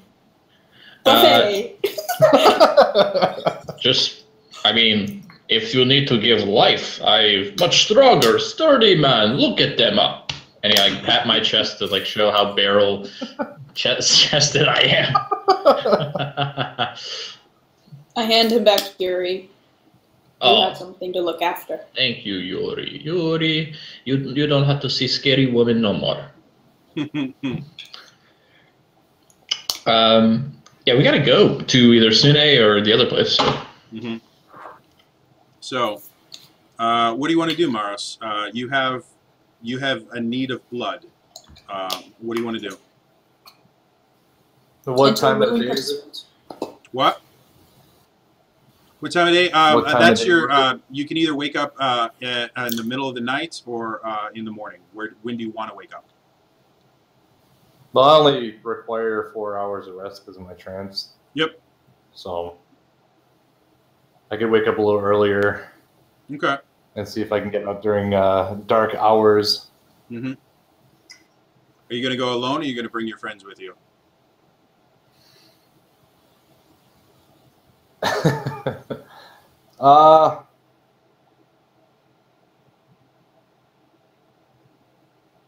Do you guys need a long rest? I mean, yeah, we do. So we're probably going to be asleep when you're doing this. Well, technically, I could just have a short rest to gain back my spell levels because Dema brought me back up to full health. Oh, there you go. But I just need a short rest. I don't know. I just really need a short rest to gain back spells. I'll join you too. I'll take a short rest because I don't want the child walking around. Okay. All right. So, as you guys go out, there are. You notice that at night, as you get outside of town, there are corpses walking around everywhere. If you don't want to encounter them, I'm going to need stealth checks from everyone involved. Fantastic. Zombies. Lovely. 21. All right, so you're good. Dema and Camilla? A bit of a sneaky. Nat 20. I had that. Oh, wow. I got a 9. Nat 20. So while you two got a are like 9. ninjaing your way through the woods, Camilla's just kind of skipping along behind you. Luckily enough, you guys are ninja enough that you were able to get there. You don't really have a whole lot of trouble finding some creature that had actual blood in it, because zombies don't, and feeding on it. And you can feel that intense thirst kind of satisfy itself for a little bit. So for the next 8 hours, you're fine. Could I grab one for later?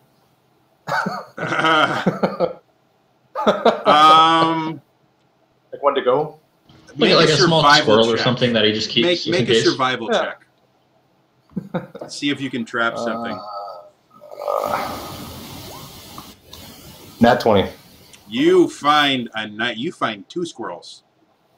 All right. Nice. However, in order for you to be able to feed on them effectively, they have to be alive before you feed on them.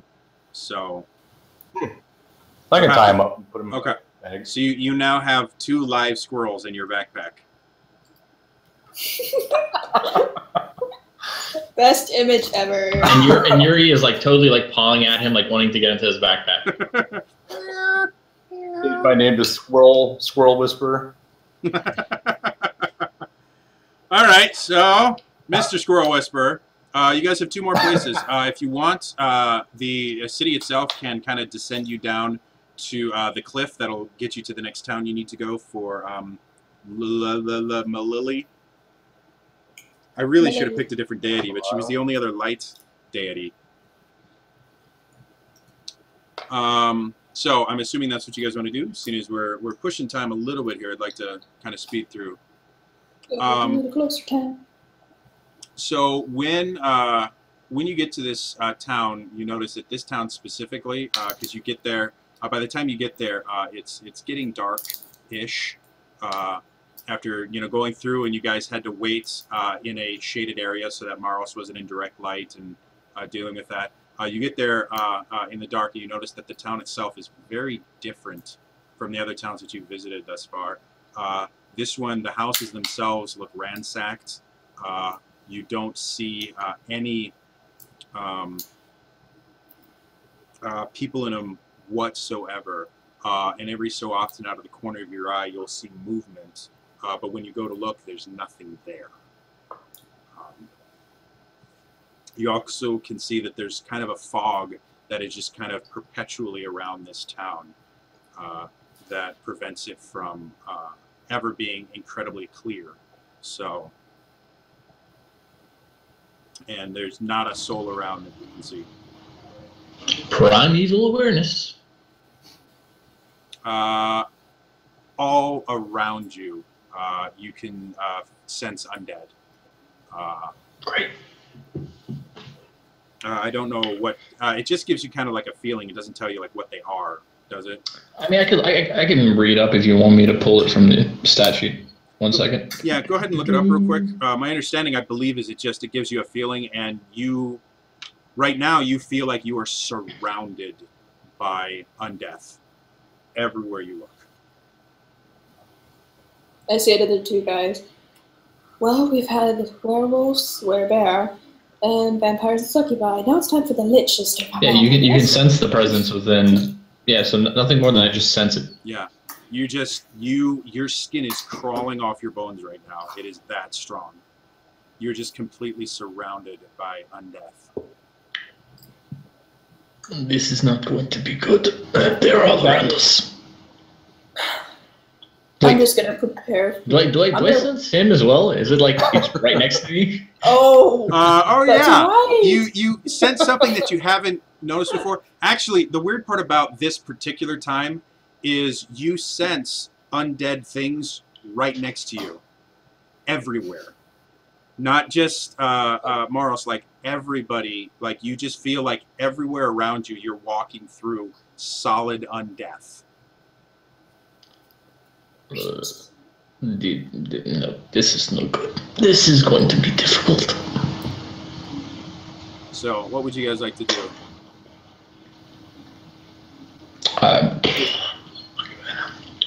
I say we sneak into the town, see what we can find.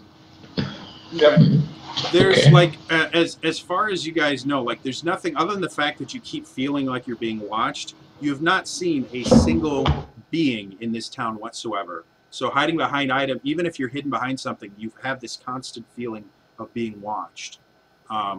So as you wander around the town, you notice that the town itself was not very large, around the same size as Jova. You can see the houses themselves have been ransacked, they're in massive sense of disrepair.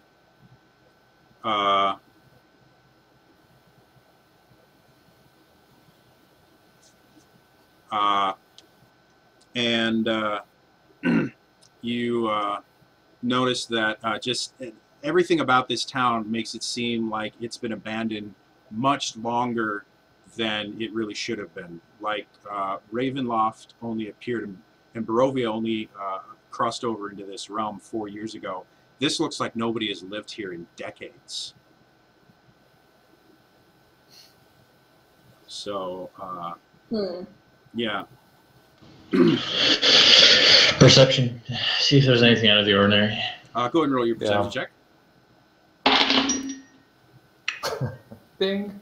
Yeah, I hit the glass. 16. As you look around, again, nothing is really catching your eye. You can see that the town itself seems to kind of, like, you can see the town is kind of pointing you towards a certain area. Like, you'll notice that there are signs that are broken, but they're pointing in a certain direction, which, again, is really weird. You've never seen debris that actually said anything. It just normally looks like debris. But it's pointing you towards the center of town. Follow the path. So as you keep going deeper, the feeling that you're being watched gets more and more intense, to the point where now you guys are almost paranoid about what's going on. Like you always feel like there's something there, and you're not quite sure. And every time you turn around a corner, you see faces and things like that. And as soon as your eyes adjust, there's nothing there. And you keep walking deeper and deeper, and eventually, oh, go ahead. Can I do an arcane check? Can I do an arcane check to see if this is like a spell or a curse or something? Yeah, definitely. Go for it.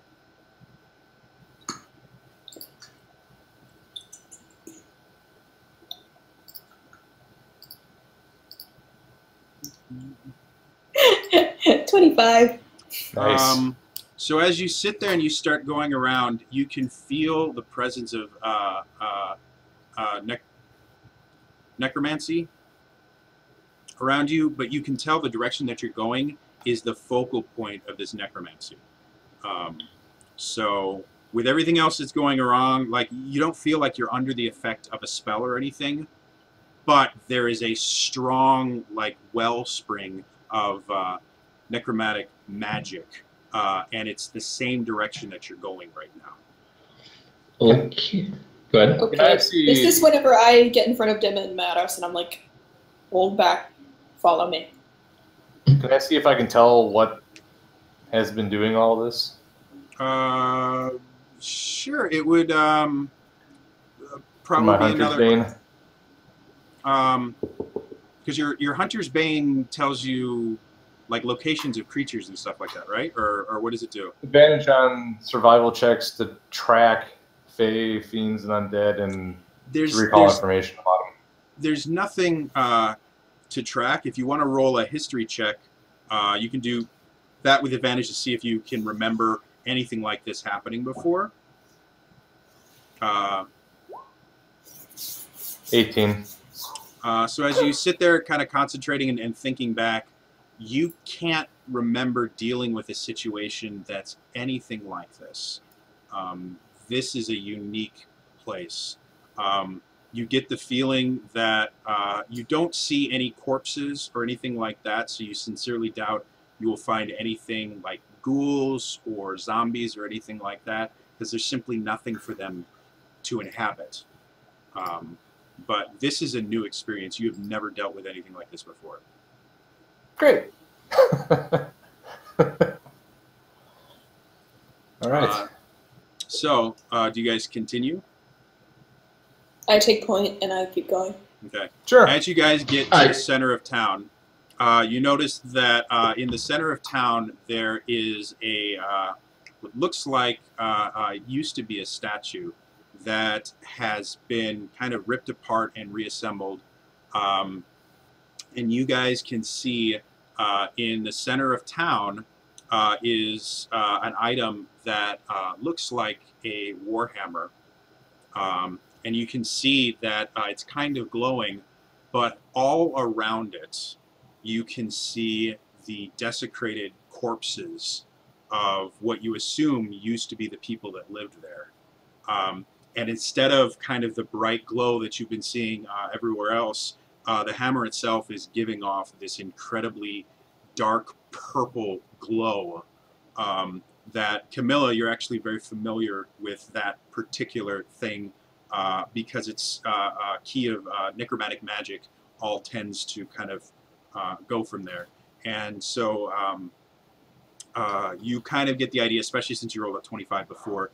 You haven't voiced this even in your own mind just because you didn't want it to be true, but you're fairly certain someone has taken a holy artifact and used it as a spellcasting focus for an incredibly dark necromantic ritual, which has corrupted the item itself and has caused this this incredible like wellspring of just dark necromancy.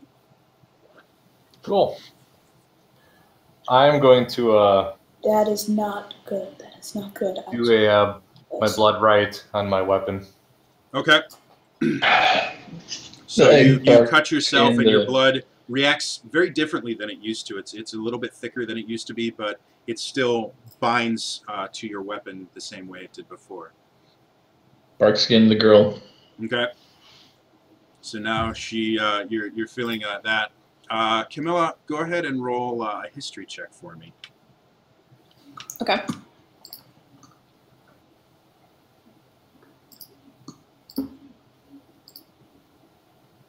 That is a 15. 15. All right.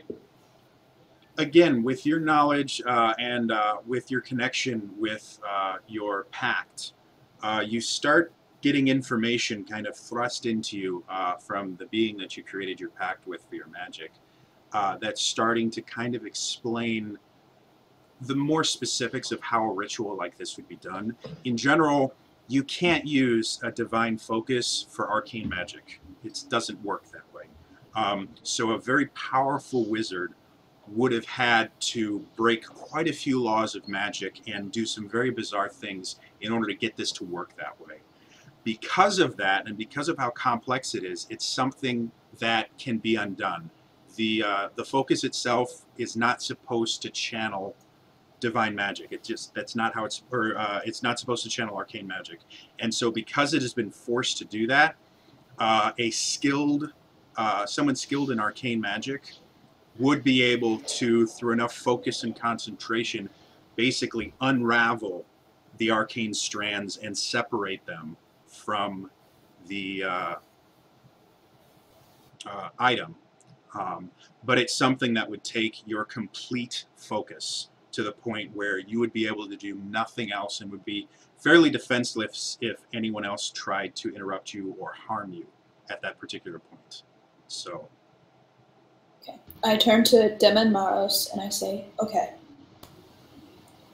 my pact is telling me that someone did a lot of bad things with that artifact that we need.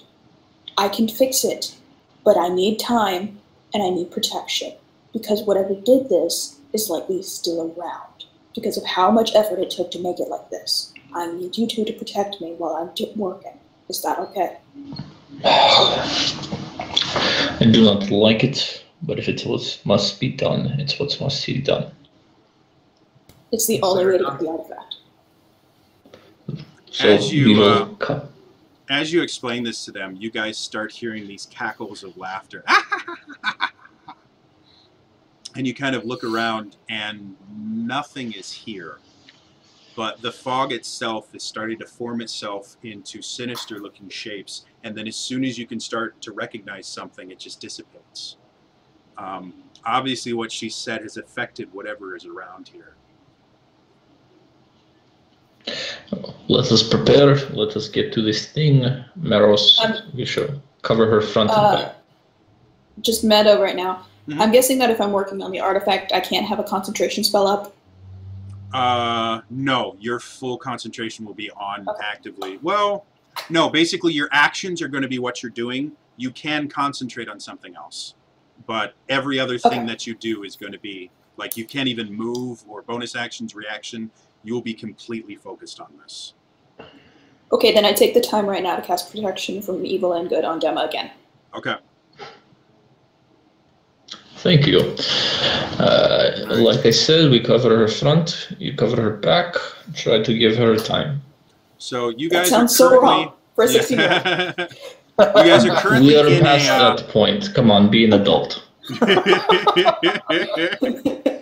You guys are currently in middle of town. You can see about 6 different roads converge in this area, and the whole area is it's a circle, about 60-foot radius circle in the center of town.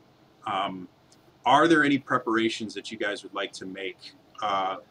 Physical, like, you know, setting traps or anything like that? Or, yeah, I want to get as many barrels and boxes and things to kind of barricade the path and make it like you can't have a straight line. You'd always run into something. So every like 5 feet you'd bounce into something, so you have to go around it or over it to kind of slow down the pace. I don't know if I can do the spikes because I believe that's concentration as well. I mean, I'll double check it if you want me to. So maybe double check. I actually don't think it's a concentration spell. I could be wrong. No, it is, because I did that to somebody. They used it, and I hit them, and then it got away, and they were upset, and I was happy. Okay, so I can't do that much, but I still want her to have that concentration because she's a sitting freaking duck. So yeah, I'll just start making like obstacles to the path, and also it can also double for me as half cover if I need to like duck behind it, a box or something. All right, so he's setting up boxes and things like that. Maros, is there any preparation that you would like to make? I'll help him. Okay. So you guys, there is enough debris and things around here that it's not very difficult at all to basically make a bunch of barricades around there. So before you guys get started, I haven't eaten all day, so I need to very quickly go get something to eat. My blood sugar is super low right now. No, so no problem. We'll talk with the chat in the meantime. Yeah. Yeah, sure. Well, thank you very much. Again, Jody, because he is our awesome DM. He's also one of the people who brought this gigantic, great event together. 48 hours D&D, all for charity. It's very, very, very cool. Right now, let's just go back to the people who are playing with us. And also, and if anybody in chat has a question, please pop us a question. Hi, Phobos Pod. How's it going? We're doing fine. Sweet. P-L-O-V. So right off the bat, what was your first introduction to D&D? I know Camilla, you said this is only your second time playing. Is that right? Yes. Well, I had been introduced to the idea of D&D before, but it was mostly in like, hey, let's make this Pathfinder game and just screw around for 3 hours and not really get much anything done or actually do any of the math or anything. But my first actual real introduction to D&D was actually through the Critters community, because I fell in love with Critical Role and I was like, I want to play! So I found a group and we've been playing for about 2 months now. Okay, very cool. And to answer some chat questions, hello Mobius, it's good to have you. What location realm are we? We're playing in Ravenloft. So Ravenloft, I think, is the name of what we're doing. To Maros, same question. What was your introduction to D&D? I started playing it when I was really young. I started playing 2nd edition with my brother and our friends. Cool. So I've been playing for a while, off and on. I took a break during 3rd edition.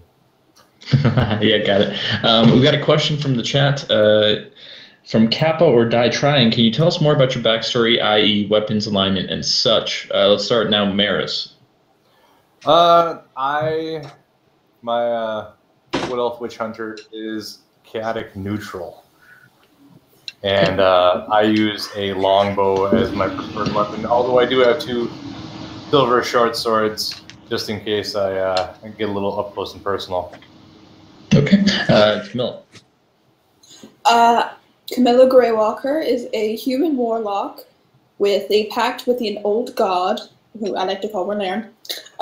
And she mainly uses her own spells, but she does have a silver dagger that she lovingly calls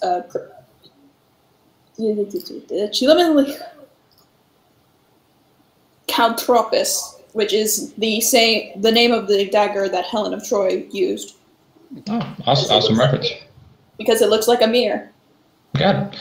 And Dema is a neutral good. He uses primarily his longbow, being a ranger. However, sometimes you got to get nice and dirty, so he dual wields short swords when he's up in the fray. And so yeah, that's what basically he uses a ton of. And most of his also spells are kind of nature-based too, naturally being a ranger. So like bark skin, spikes, things like that. And then some cure wounds and hunter's mark, because that makes sense. Let me see if we have any other questions. Do you know who the Lord of the Land is? I think Jody knows who the Lord of the Land is, right? You mentioned this when we started, right? Yeah, you guys, sorry, you guys are aware that what is it, Baron von Stroud, I think is his name. So yeah, you guys are aware of that. Yeah, Baron von Stroud then is the question. Let me see if we have any more chat questions. Does anybody know of any chain stores that sell D&D books in Australia like Target? I'm sorry, I don't know. Actually, I got all my D&D books through Amazon. So if you have Amazon in Australia, you should probably try that. Though I hear you guys get gypped on the shipping prices. So I'm really, really sorry for all the Aussie fans. I saw a question saying, what's Yuri? Oh, what is Yuri playing? Okay, sure. Yuri is playing a black cat. The very, very minimal equipment, because Yuri is all about speed. Not many hit points for Yuri, only 2, but Yuri is chaotic neutral. Yuri's can be sometimes really, really harsh and really, really mean, but other times really loving. So that's the beauty of Yuri. What else do we have?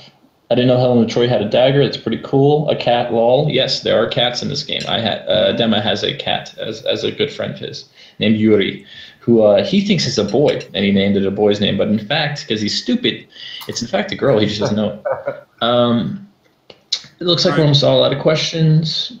Got it. Yes, so it is a cat. Yes, it is chaotic neutral because it is a cat.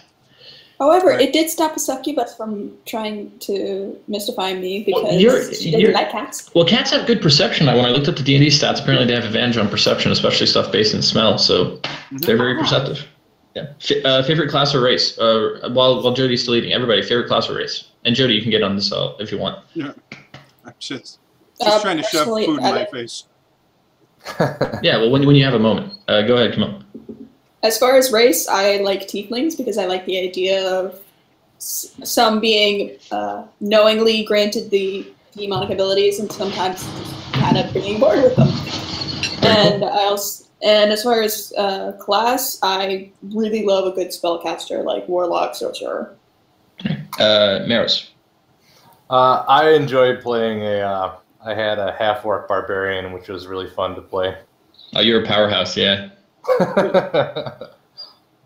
Yeah, for me, it's because I DM and I've played. I mean, my only real my own generated character, because in all the previous games with Jody I did on Skype, it was him giving me characters. The first one I ever did was a human monk, and I loved it because I got to kind of do my best Buddhism / Avatar / Bruce Lee stuff, which I thought was really, really cool. But I really want to play bards. I know people are like, oh, they're only good for RP and they really suck in battle, but I really like the idea of playing like this bard as jack of all traits. So I'm kind of, my current flavor of the month is the bard. How about you, Jody? What's your favorite class race combination?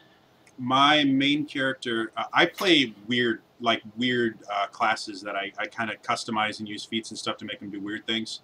My current main character that I play in the Adventure League is a high elven way of shadow monk, and I love monks. I have always loved monks. I think they're a ton of fun to play, and they're really creative.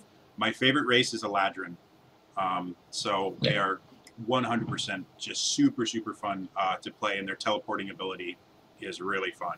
So yeah. Okay, I'll do a short question and a long question. We have: do you prefer squirrels or chipmunks? Me personally, chipmunks. Anybody else? Chipmunks, Squirrels because have more the hometown that I grew in, the only bit of tourism we had was the fact that we had albino squirrels. So I'm completely, totally over them. I like chipmunks. Maris or Jody? Squirrels, totally. All right, Maris. Squirrels have more blood. Okay, and then the longer question is most memorable moment from any of your past games. Anybody have one right at the top? Well, in my last session with my ongoing game, we had finally gotten out of the Underdark after about 3 weeks of running from drow elves. And finally we get to this town and we're in this really ramshackle, poor tavern, and the first thing my character does is rub up against the furniture being like, finally, civilization, and she gets a splinter by rolling a nat 1. Very cool. Anyway, guys, just recently... not to cut you off, but we have a little bit more to do, and we only have about 2 hours left, so I'm going to cool. Well, kind of jump back in. If we have and extra I'll time try at the to end, jump we'll in on answer the more chat, questions. by the way. I'll jump in on the chat to try to answer some of these questions for all you people. So keep asking them. I'll jump in on the chat. I'll be classy_Don. You'll see me. Okay. So, what was I going to say? Okay, so you guys have made your preparations. Now it's basically, the way we're going to do this is we're going to roll initiative like we've been doing this entire time. And I need to change that. So everyone go ahead and roll initiative for me.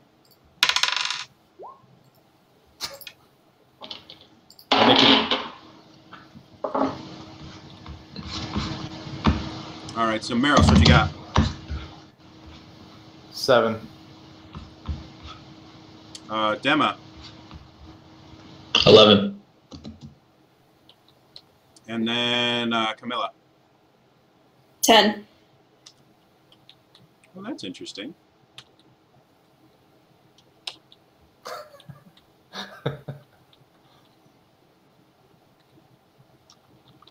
Sounds like you rolled higher.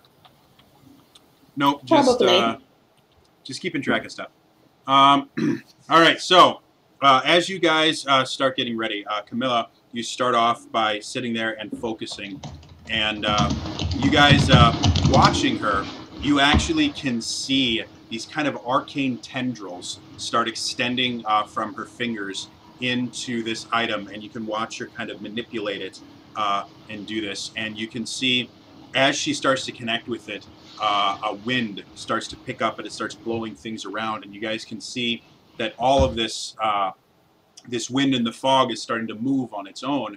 And as all of this happens, you guys notice that from one of the alleys, you see this ghostly figure kind of materialize out of the ether, and it runs over and flies over and tries to take an attack at Camilla, seeing as she's the only person that is doing anything thus far. And we're looking at an 18 to you, Camilla. That hits. All right, I need this, and this, and this. Okay. All right, 10. You take 14 necrotic damage, and I'd like you to make a Constitution saving throw. Okay.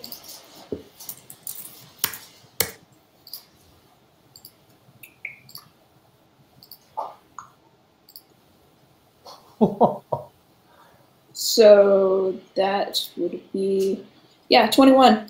You are Nice. 100% fine. You still take the 14 damage, but you are 100% fine. So when that happens, you guys can now see this ghostly figure is going around, and you guys get the idea that there's probably 2 more that are starting to coalesce in other alleys that'll be heading in her general direction. Next up is going to be Dema.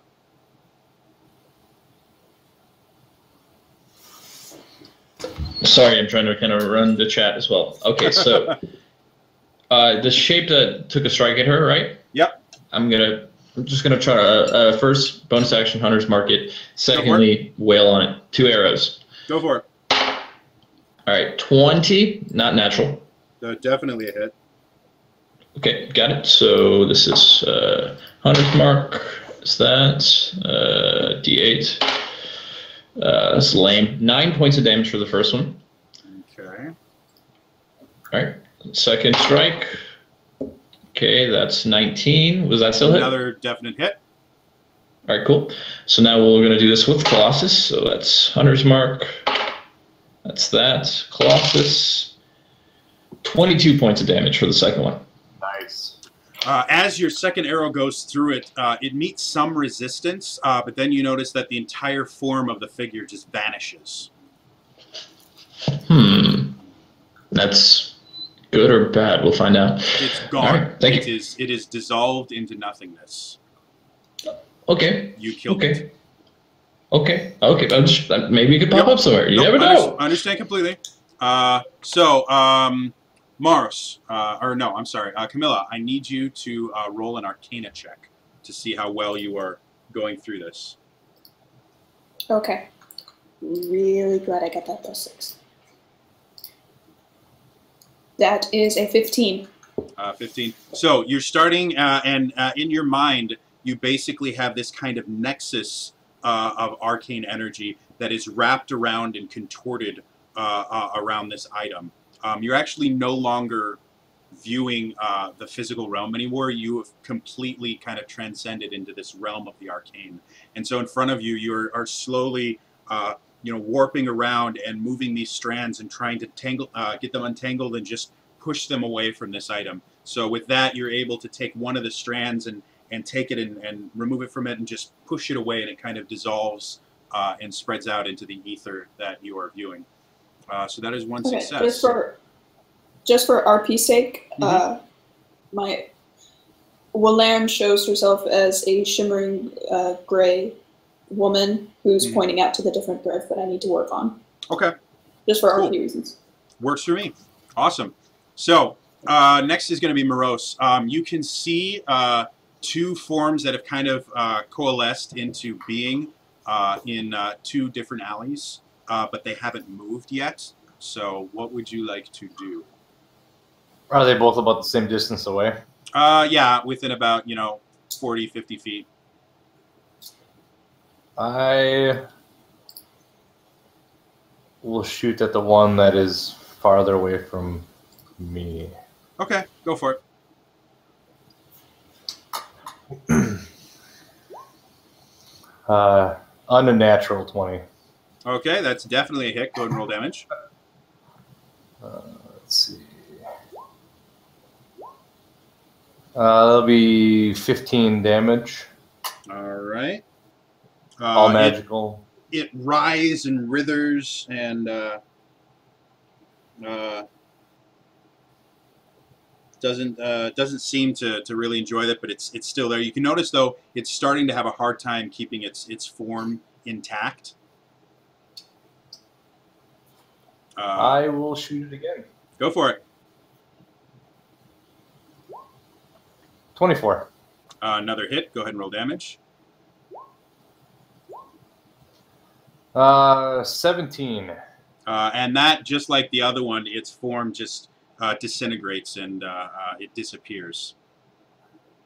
Then it is their turn. Two more of these creatures kind of come out, and since you guys have presented them with such great targets, two of them are going to go for Morose. Hey, we're buds. Come on. Yeah, that's a whole lot of a 12. I'm assuming that misses. Yes. But a 24 hits. Yes. You will take 10 necrotic damage, and I need a Constitution saving throw.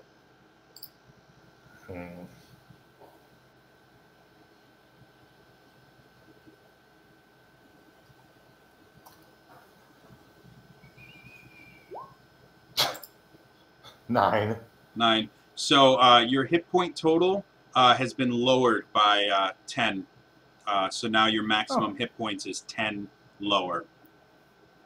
Great. And then the other one is actually going to go after Dema, since he is making trouble. And that's going to be a 15. With my defensive duelist, no. All right, so you bring up your sword, and even though it's an incorporeal being, as it comes up, you just kind of move your sword in the way, and as soon as the metal touches it, you notice it kind of recoils because it doesn't like that, and flies away and misses you. And you also notice two more start to appear after these three have done their attacks. Next up is Dema. You're up. All right, well, there's two coming towards me. Let's try to take them out. Just move Hunter's Mark over as my bonus action to one of them, and that's the first. That's the one I'm going to fire at first. Okay. So, 11. Unfortunately, that's a miss. They kind of move and change their form and get out of the way. Let's concentrate and try to hit that again. Okay. 9. Ooh. Another one. 2 arrows go out, and they both go wide, unfortunately. Do you want to move or anything? Yeah, if I have some boxes in front of me, maybe duck under them for like half cover or some sort of cover, as I know they're coming at me. One of the things that you've noticed is that these creatures can pass through solid matter. So. Brilliant. Okay, so let's just not do that and just anticipate what's coming. Awesome. Camilla, you're up next. Another Arcana check, as your patron is kind of pointing you towards the things that you need to do next. So that is 17. 17. Another one where you've found another cord, and you've been able to separate it and just kind of toss it away. You can now see little bits of light in your mind's eye. You can see little bits of light that are peeking out where before it was just this dark cacophony of necromantic energy. And then Moros. Do I have any near me? You have the 2 that just attacked you. So they're pretty close. Like within 5 feet.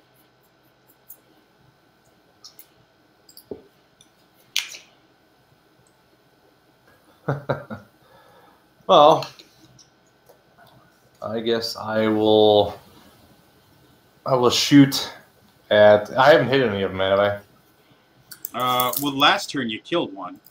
These 2 are new. Okay. They haven't been touched yet. All right. I got to attack one of the closer ones. Go for it. Oh, 8.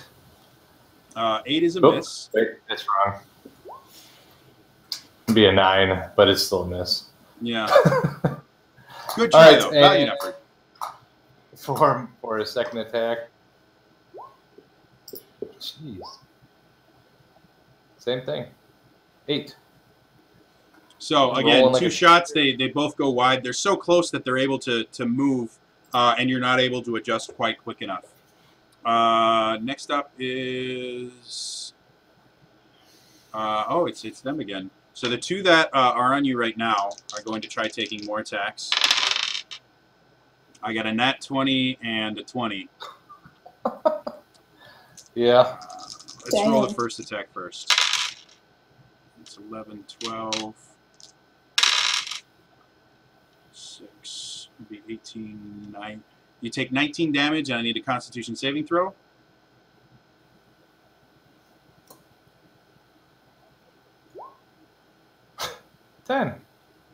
That's actually good enough. You just take the 19 damage. Your hit points don't drop any further. And then the second hit, That's good. you take I'm down there. an additional 6 damage, and then another Constitution saving throw. That will take me down. Okay. You still need to make the saving throw just to see if it changes your hit point total or not. 16.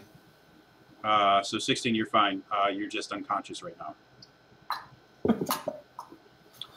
The other 2 are going to try and take swings at Dema real quick. One of them hits. The other one's a 4. Okay, so con roll. Yeah, Constitution saving throw. 18. Wow. Well, you take 18 points of damage, but it doesn't lower your hit points. Got it. That hurts. I don't like that. And then the third one is just kind of, or the last one that kind of appeared is just kind of moving around trying to find a target, seeing as you guys are so kind of clustered together right now. And you're not seeing any more forming just yet. So Dema, it is your turn now. I will, I'll run. I understand I have to take opportunity attacks, but you guys actually set yourself up so that you were right next to Camilla, so you're close enough that you can just reach over and touch him. Sure, I'm going to reach over, touch, cure wounds, heal 11. So you now have 11 hit points. I'm going to take another bite. And I still have bonus action. I have a sword. Can I just pull a sword in my offhand and try to swipe at one of these things like a bonus action? In order to make an attack with an offhand weapon, you have to take the attack action. Understood. Understood. So. Totally understood. So I still have my Hunter's Mark train, so it's all good. Yep. Yeah. All right. Camilla, go ahead and another Arcana check. That's a 10. All right. So as you sit there and you're trying to weave it out, you sit there and start pulling on ones, and you realize that that one specifically is still underneath quite a few other ones, and so you weren't able to do anything this turn. Next up is going to be Morose, who is now recently awake. Let's see.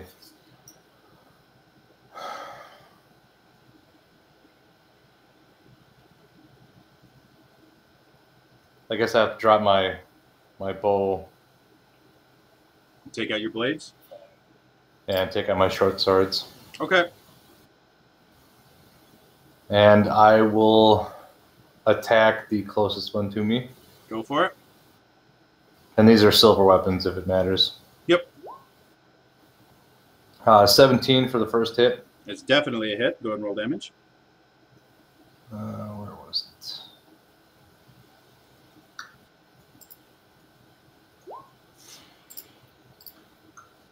And that'll be 7 damage. Okay. So it takes 7 damage.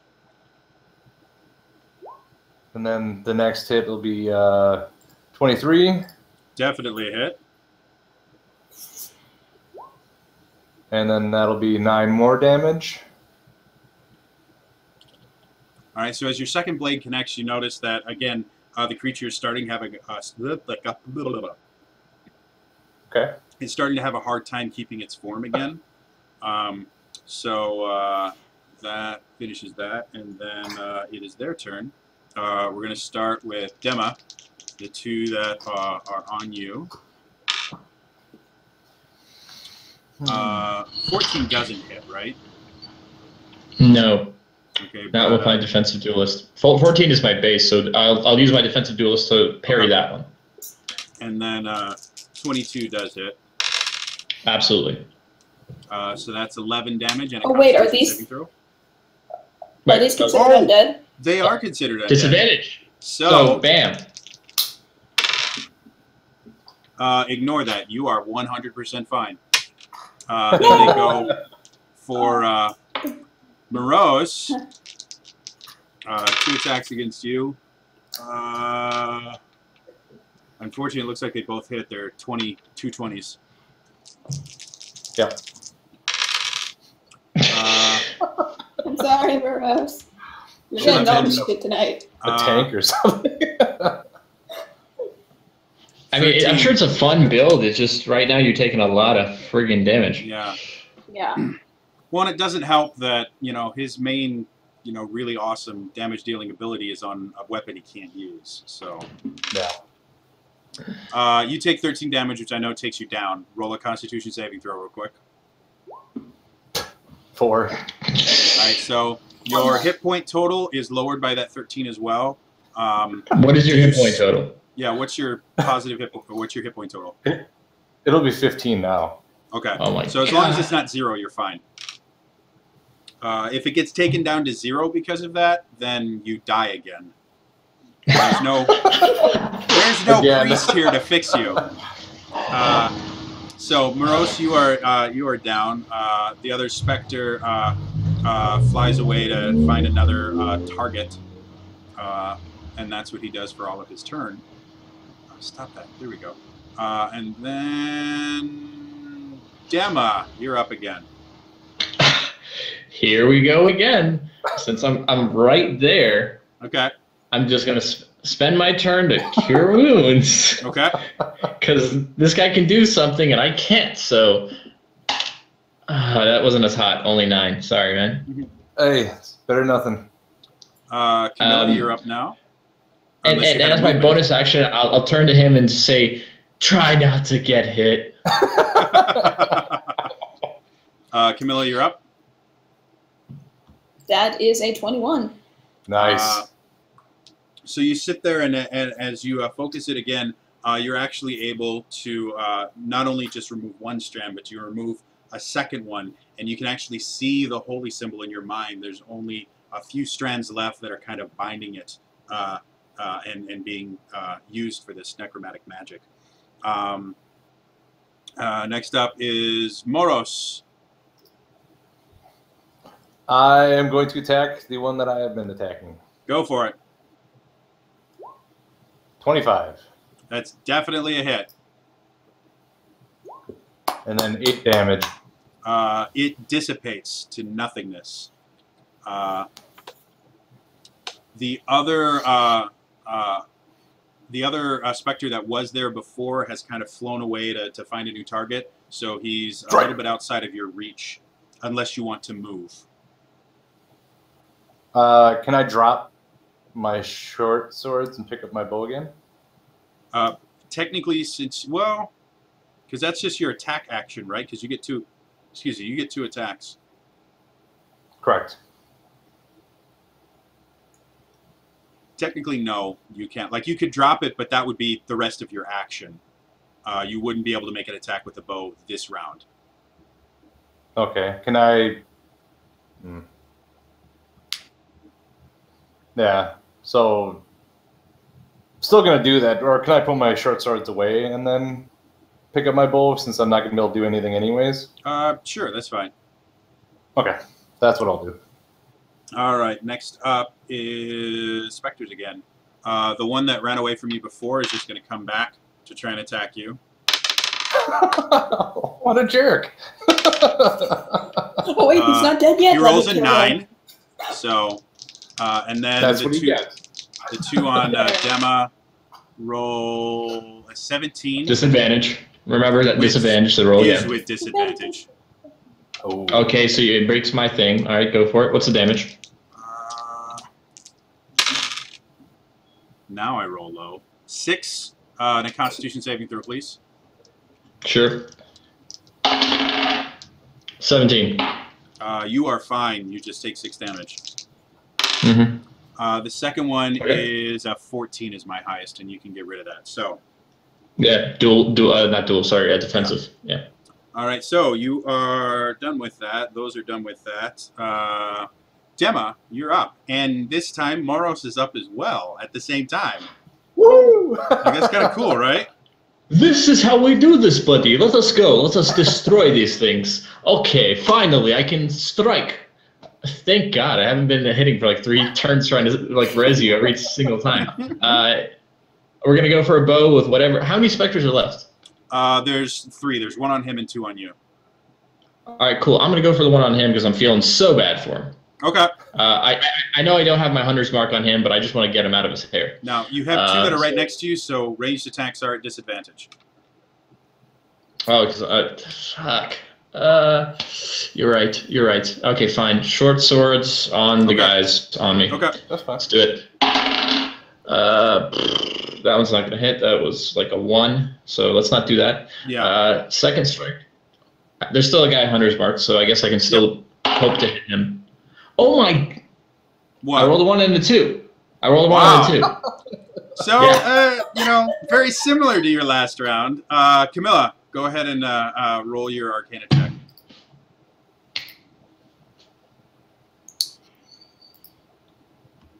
That is going to be a 9. 9. So again, trying to get it, you're just not able to get any of these pieces out of there. They're just still very much intertwined with each other. Moros, you got a dude in front of you. I'm going to drop my bow again and take out my short swords and attack him. Go for it. 22. 22 is definitely a hit. Go ahead and roll damage. Yeah, 10 damage. Not bad at all. All right.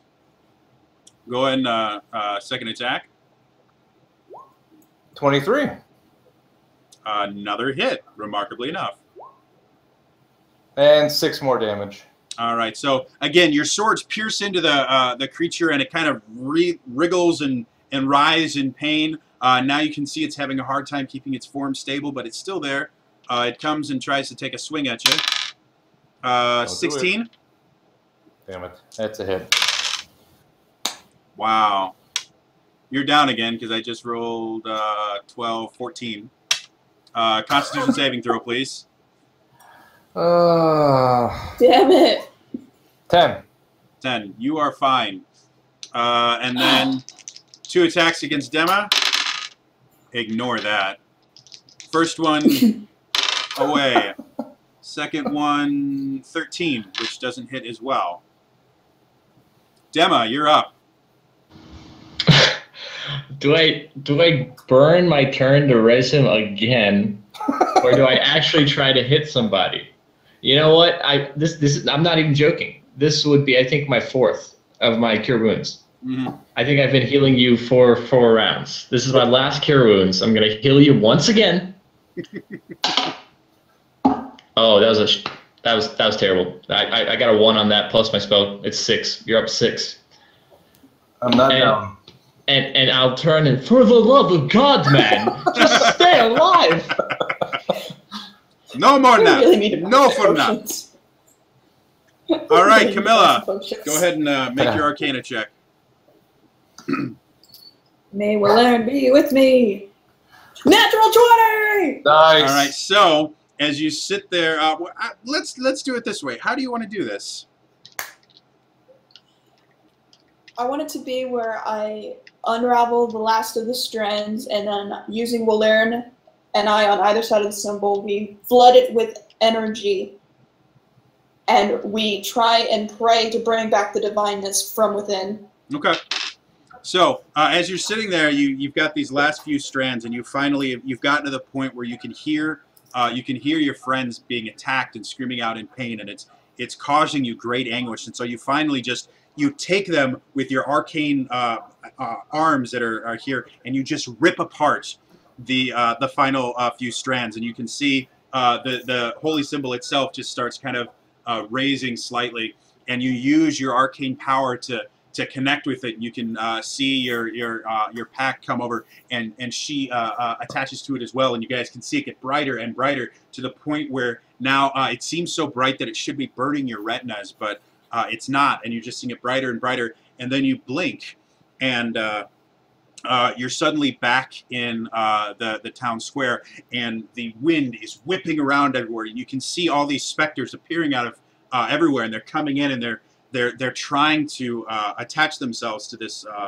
holy symbol. And each time they do, as soon as they touch it, they just disintegrate in blasts of light. You see 1, 2, 3, 5, 7, 12, 14, all these specters coming out of everywhere. And finally, there's this explosion of light, and the unnatural fog that had been covering the town is instantly vanishes. And the sun comes out and warms the area, much to Morose's dismay. I'd like to hear Parker. Oh my! Can we please take like a long rest? Let him eat a squirrel, and we'll or drink a squirrel. Excuse me. So we can go back to that town and maybe find